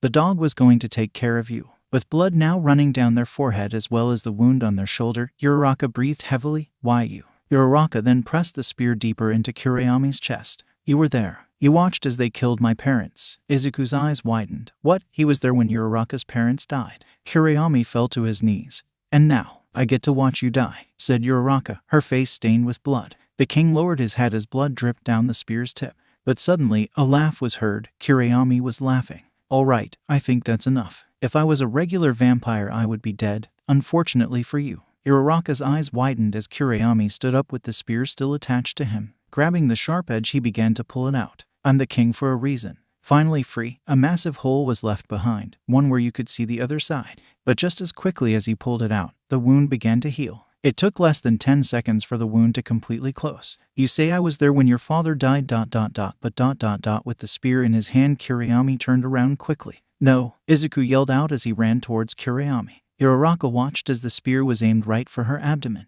But just as it was about to reach her, Izuku came in and pushed her away. Taking her place, the spear pierced his abdomen. Izuku gasped for air as the spear came out from his back. Kurayami smiled at the sight of this, and Midoriya? Uraraka cried out. D-damn, this really hurts, Izuku said as he looked down.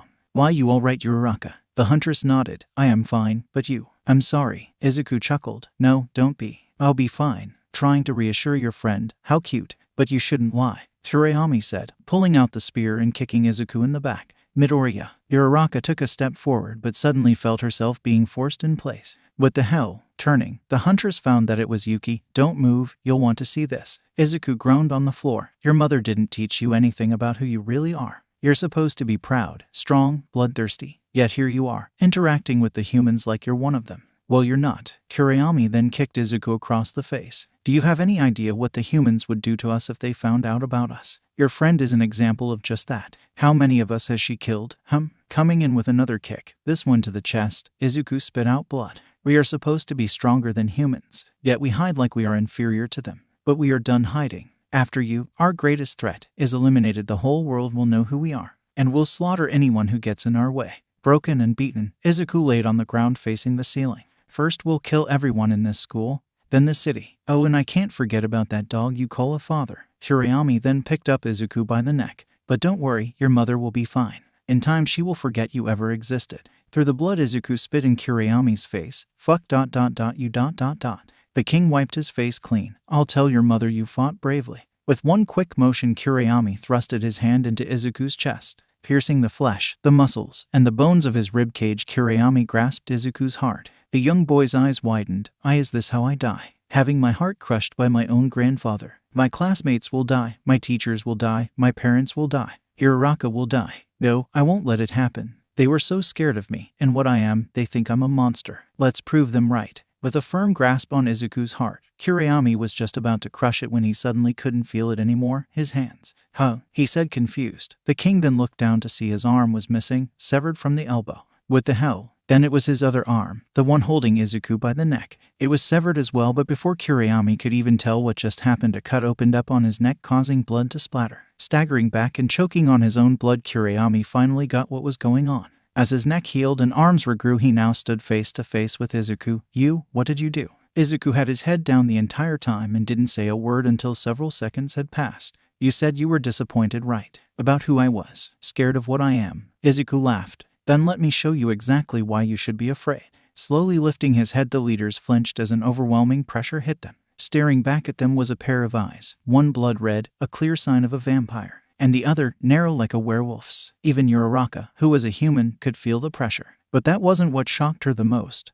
Those eyes, the eyes of the creatures she has spent countless hours, days, and months hunting down and killing, now appeared in the eyes of the boy she cared about the most. And no, Midoriya, you're one of them. With Inko and Hisashi, the two were about halfway to UA when they both flinched as they were hit with another wave of pressure. However, this one almost knocked them to the ground. Still able to keep themselves upright, they looked at each other with fear in their eyes. Is that still Izuku? Hisashi asked. I've never felt something like this before. It's like he's a monster. Inko clenched her fists. It's Izuku. She turned to her husband, Hisashi, holding out his arm as they ran. Inko bit into his forearm and drank his blood. With the extra blood, Inko pushed on, leaving Hisashi behind. As she ran, the buildings became a blur. People seemed as if they were standing still. Every fiber of my being is telling me to run. But I can't. I won't leave Izuku like this. He's my son and I will protect him, even from himself. After quickly recovering from the bite, Hisashi flexed his legs and with one powerful push he broke the ground underneath him. Taking off at a speed never seen before, he was close behind Inko. I won't let Rin or anyone touch my son.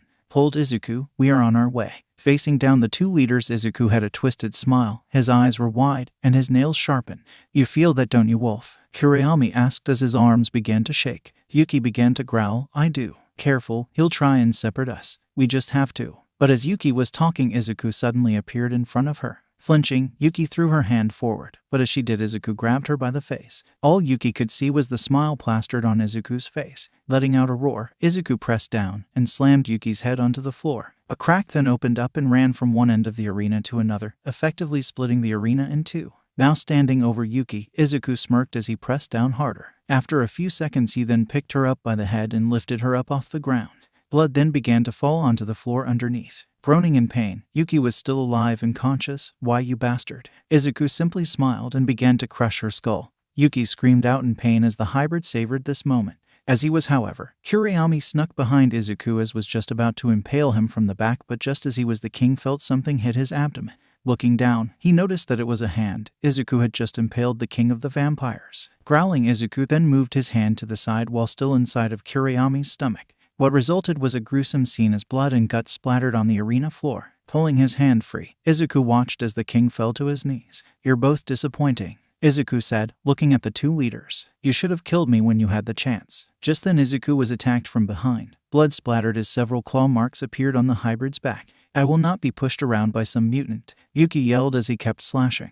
Blood splattered across Yuki's face as she dug into Izuku's back. After shredding his back, Yuki kicked him towards the stadium's wall. His body slammed into the wall as Yuki was breathing heavily. "You son of a bitch. Hey, bloodsucker, you still alive?" Kuriyami slowly began to stand up, the wound on his abdomen healing and his organs regrowing. "I am. Still think we can take him alone." Yuki shook her head. "No." She then turned to look at Izuku. "This one is a true monster." Getting to his feet, Izuku tore off the shredded shirt he had on. His wounds instantly closed, and cracking his neck, he turned. His smile was twisted. Clenching his fist, Izuku looked up and howled, his werewolf side loving this fight. "We fight together then," and without holding back. "Here, take some of this." Yuki lifted his arm. "You'll need it." Kuriyami gave her a disgusted look. "To think it would come to this. Would you rather die here?" Yuki questioned. "Shut up and drink it." With no other choice, Kuriyami took her arm and bit down. Yuki flinched as Kuriyami drank her blood. "This is repulsing," she commented. After drinking, Kuriyami wiped some blood from his mouth. "Don't worry, your blood was equally as rancid." But now, the Vampire King's eyes began to glow bright red. "We can fight without holding back," Yuki growled as her teeth sharpened. "Let's rip his throat out." The two leaders then charged Izuku as he was still howling. Kuriyami came in from underneath and delivered a devastating uppercut which sent the boy flying in the air. Now high above the arena, Yuki ran up the arena bleachers. Once at the top, she jumped into the air. Appearing in front of Izuku, she spun around and kicked him in the ribs. The impact caused a sonic boom and sent Izuku towards the urban area of the USJ. Back in the arena, Uraraka couldn't believe her eyes. Midoriya, he's a hybrid ... He's half vampire, half werewolf. She then saw her spear beside her. He has to die. USJ urban area. Crashing down into a house, Izuku went through the roof and landed in the middle of the living room. While on the ground, Izuku heard the two approach. Smashing through the window, Yuki appeared. "Kill him while he's down." Kuriyami then appeared from the roof. "I know." Yuki was the first to get to Izuku. Raising her fist, she brought it down, hitting him in the stomach. The hit was so hard that it forced Izuku's body into the air. Yuki then jumped back, allowing Kuriyami to come in from above and grab Izuku by the head and slash his neck. Blood splattered onto the floor as Izuku landed on his knees. Choking on his own blood, Izuku was suddenly grabbed by Yuki from behind and placed into a hold. "Now, do it now." Kuriyami then pushed off the wall of the house and flew towards Izuku. A loud crunching noise was heard as Kuriyami pierced Izuku's chest. Kuriyami aimed for his heart, but as he reached in to crush it, he noticed something. His heart ... It's ... not there. The king looked at Izuku's face and saw him smiling at him. He moved his organs. Jumping up, Izuku wrapped his legs around Kuriyami's neck. He suddenly flexed and snapped the Vampire King's neck. Yuki's eyes widened as she heard the snap.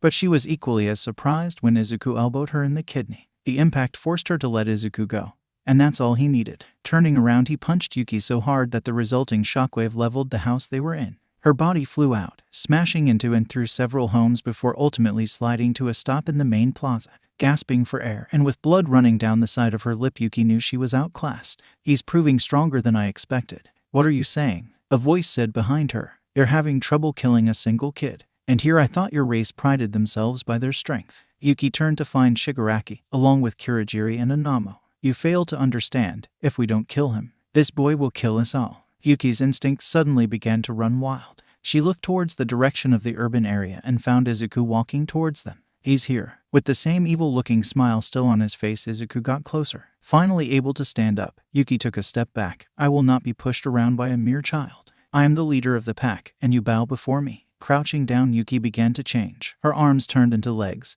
Her skin began to grow fur, and her body reshaped itself. Now in her wolf form, Yuki howled into the sky. Izuku stopped and watched as Yuki began to run towards him. Izuku returned the favor and began to run himself. It looked as if they were going to crash into each other, but just a few meters apart, Yuki jumped. Leaping forward, she tackled Izuku to the floor and began to bite his neck. Blood splattered everywhere as she thrashed around, still on his neck. Izuku tried to reach for her, but Yuki would just bite down harder. She was trying to rip his head off, losing a lot of blood fast. Izuku had to do something. Letting out a growl, he grabbed Yuki by the side of the head and pushed her into the ground. Yuki's head slammed into the concrete floor. She turned, but before she could even get up, Izuku appeared and bit down on her neck. But instead of drinking her blood, he instead ripped out a chunk of flesh. Finally able to escape, Yuki transformed back into her human form, the chunk of flesh still missing from her neck. With blood running down her neck, Yuki began to breathe heavily. Bastard, she yelled, covering the wound with her hand. Spitting out her flesh, Izuku had blood trickling down his mouth. He looked like an animal, and Yuki couldn't help but smile. Yes, good. This is what I wanted to see. Your speed and strength are indeed impressive. You fight like a wolf, but with the grace of a vampire. But it seems like you can't control this power yet. Izuku suddenly felt his heart pound. Clenching his chest, the hybrid stumbled back. Grunting and groaning in pain, Izuku fell to his knees and yelled, "This is the price you pay for this power." Kurayami appeared behind Izuku and grabbed him by the back of the head. Vampires and werewolves are mortal enemies. We are meant to fight each other, and the same goes for your blood. You possess the blood of both, opposites, rivals, enemies. Your body couldn't take the internal struggle. What a shame. Kurayami then picked up Izuku and threw him to the ground. Bouncing off the concrete floor, Izuku rolled to a stop in the middle of the plaza. His once unstoppable transformation was now the cause of his current situation. Getting to his knees, Izuku coughed out blood. But before he could do anything about it, he heard something from above. It was Yuki. Izuku quickly rolled away just as she came down and stomped where he was. The ground broke around the impact zone, but the two wouldn't give Izuku time to breathe. Kurayami appeared behind him and grabbed his arm and ripped it off. Izuku screamed out in pain as he jumped back. As Izuku landed, he noticed his arm was regenerating, but at a much slower pace. Not so tough now, are you half-breed? Yuki taunted. She then ran towards Izuku and punched him across the face. It takes years for a child to control their powers, Kurayami said as Yuki continued to beat on him. With your mixed blood and inexperience, your body wouldn't hold up for long. Falling to his knees, Izuku clenched his chest. Two shadows fell over Izuku. Both rulers now walked towards him. Stopping in front of Izuku, the two leaders looked down on him. As they did, Yuki lifted her head and smiled. Would you like to do the honors? She asked, turning around. Uraraka was seen holding her spear. I know we are still your enemy, but he's everything you hate and more. Clenching her spear, Uraraka walked towards Izuku. He lied to you, made you believe he was a friend. With Izuku still on his knees, he looked up to see Uraraka standing before him. Uraraka, he said, barely able to see. You're one of those things. I trusted you. I told you everything about me. And this is how you repay me. The look in Uraraka's eyes was one of hurt and anger. To think I liked you. Those words hurt Izuku more than any cut could ever. I am sorry, is all he could say as Uraraka lifted her spear. Yeah, so I knew living a normal life was just a dream. The two leaders watched as Uraraka brought down the spear. But just as it was going to kill Izuku, a hand reached down and grabbed it. Uraraka looked up to see a pair of glowing red eyes staring down at her. I knew you would be trouble. Gripping the spear, the person lifted Uraraka into the air and threw her across the plaza. They then went to check on Izuku. Izuku, they said, their voice soft and tender. Izuku slowly opened his eyes and saw the person in front of him. Mom. Inko had arrived. I'm here. Don't worry, I'll take care of this. Rest, you need your strength. Look who finally decided to show up. Kurayami said as he appeared behind Inko. I already said, daughter, that thing has to die. If we don't kill it then. But as the king was speaking, Inko suddenly grabbed her own father by the head. That thing is my son. Inko then squeezed, and you're the one who's going to die. Lifting up Kurayami, Inko slammed her own father into the ground. The very earth cracked and imploded in on itself from the sheer impact. I'm no longer your daughter, and you are no longer my father. That doesn't matter to me. Yuki yelled as she appeared in midair in front of Inko. You and your son will both die here. Inko didn't even flinch as she watched Yuki attack. Instead, she waited as a green blur shot right by her and knocked Yuki to the ground. Sliding to a stop, Yuki growled, there he is. Hisashi appeared. You stay the hell away from my son.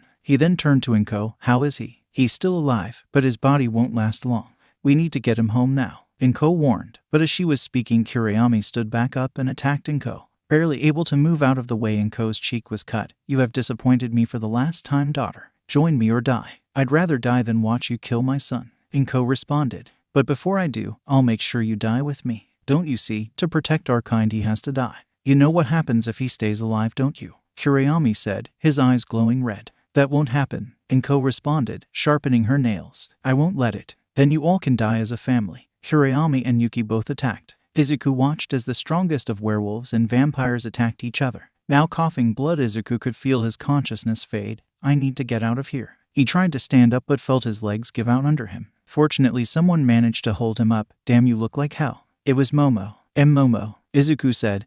Help my parents. She looked over at the fight and noticed how intense it was. No, I can't. If I jump in now, I'll die. Your parents are doing fine, but you aren't. You need to leave. No, I can still fight, Izuku said. I need to fight. Are you crazy? You'll die. Come on. Once we get out of here, I'll find a way to fix you up. But that's when Momo suddenly felt a shiver run down her spine. She looked down at Izuku and noticed his red glowing eye. I don't care what you want. I need to fight. Make it happen. Momo clenched her fist. Normally she would refuse, but because of her dependence on Izuku's blood, she had to comply. Fine. There's one way we can get you into the fight. But remember, if you do this, there will be no going back. With Uraraka landing near the lake, the hunter stood up. Damn it.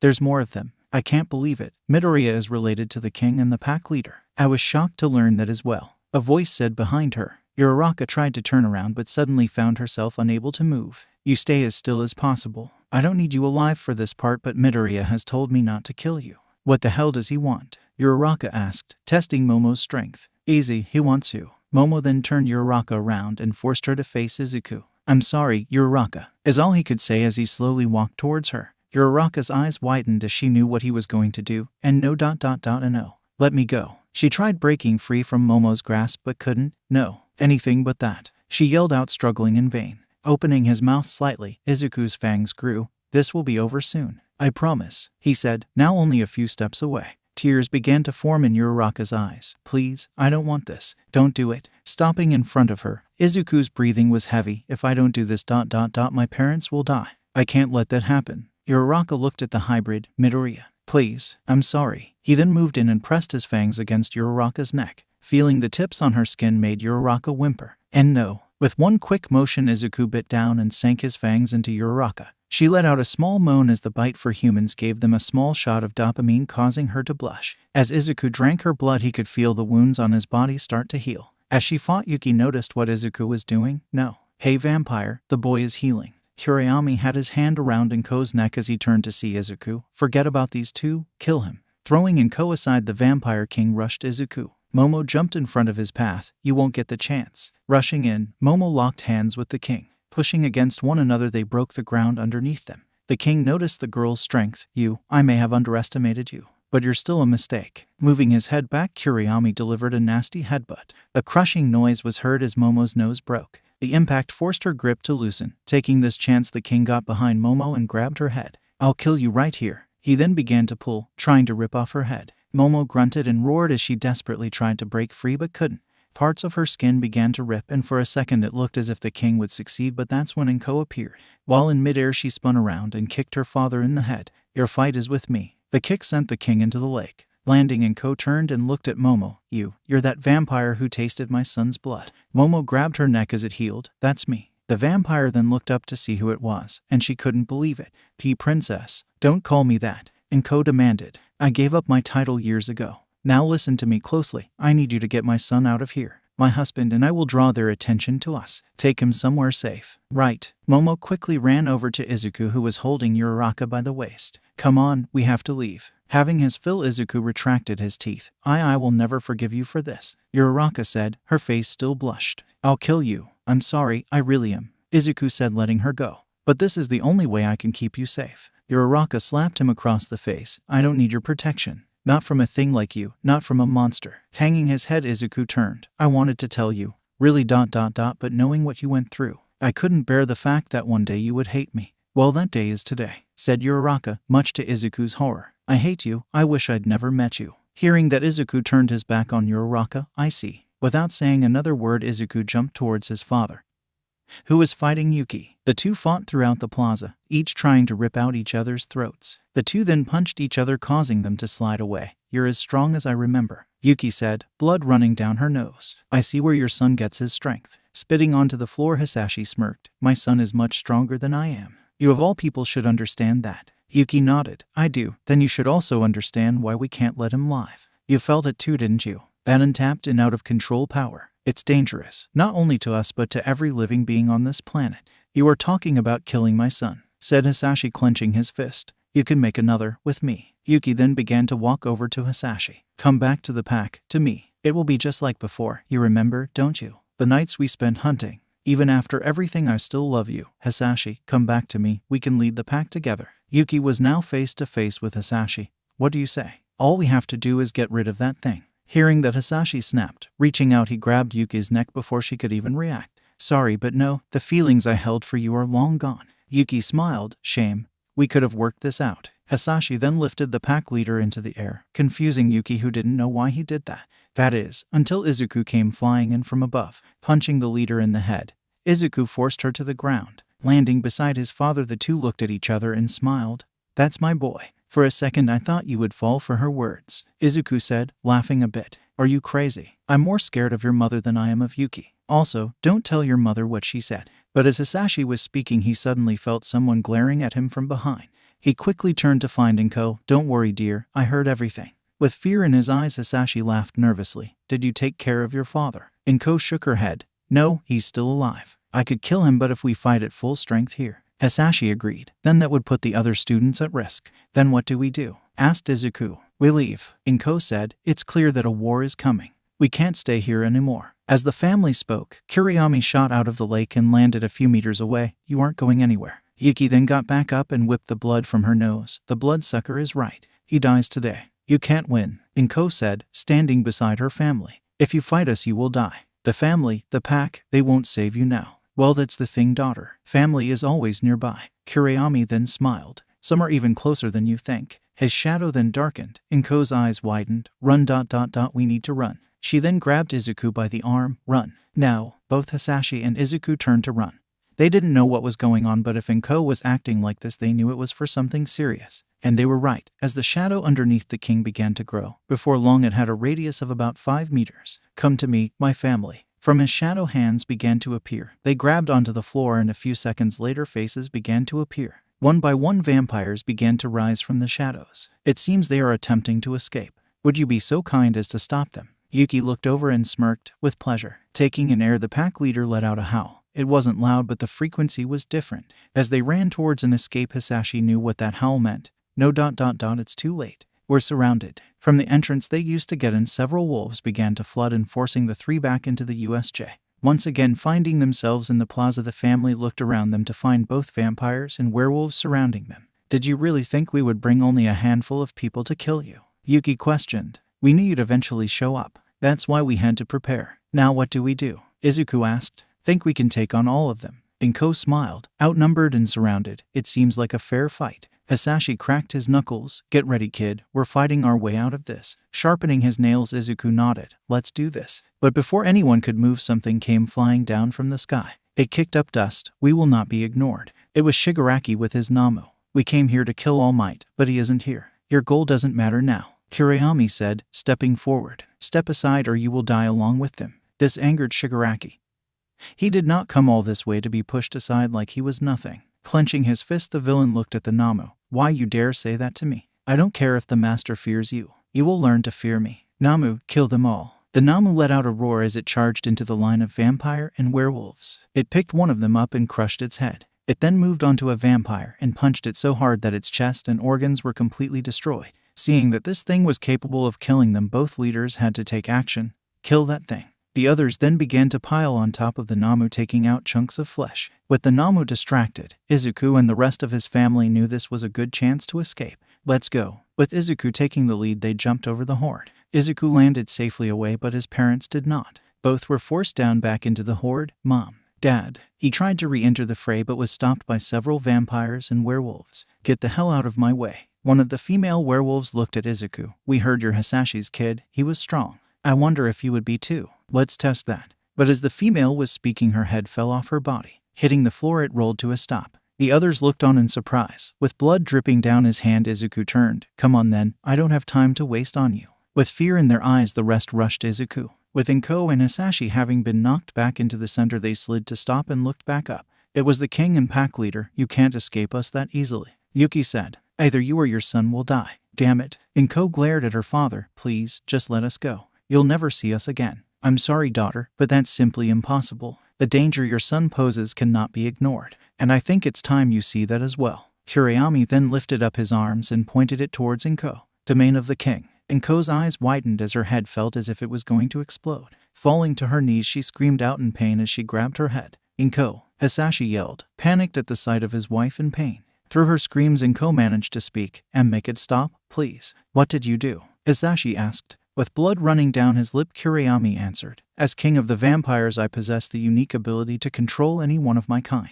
I know where they are, see what they see, smell what they smell, and share locations in mere seconds. Only those of royal blood can come to possess a unique ability. But for years Inko has resisted my power. But now that she's close by, I can order her to do whatever I want. Now Inko, kill him. As Inko grabbed her head, she suddenly shot up with enough force to throw Hisashi back. Sliding across the floor, he looked up to see his wife appear in front of him, nails sharpened and at the ready. Acting fast enough, he managed to dodge. But Inko followed by slashing his abdomen. Knowing he needed distance, Hisashi jumped back. Inko, stop. But his words wouldn't reach her. Her mind was gone. The one bright light in her eyes was gone.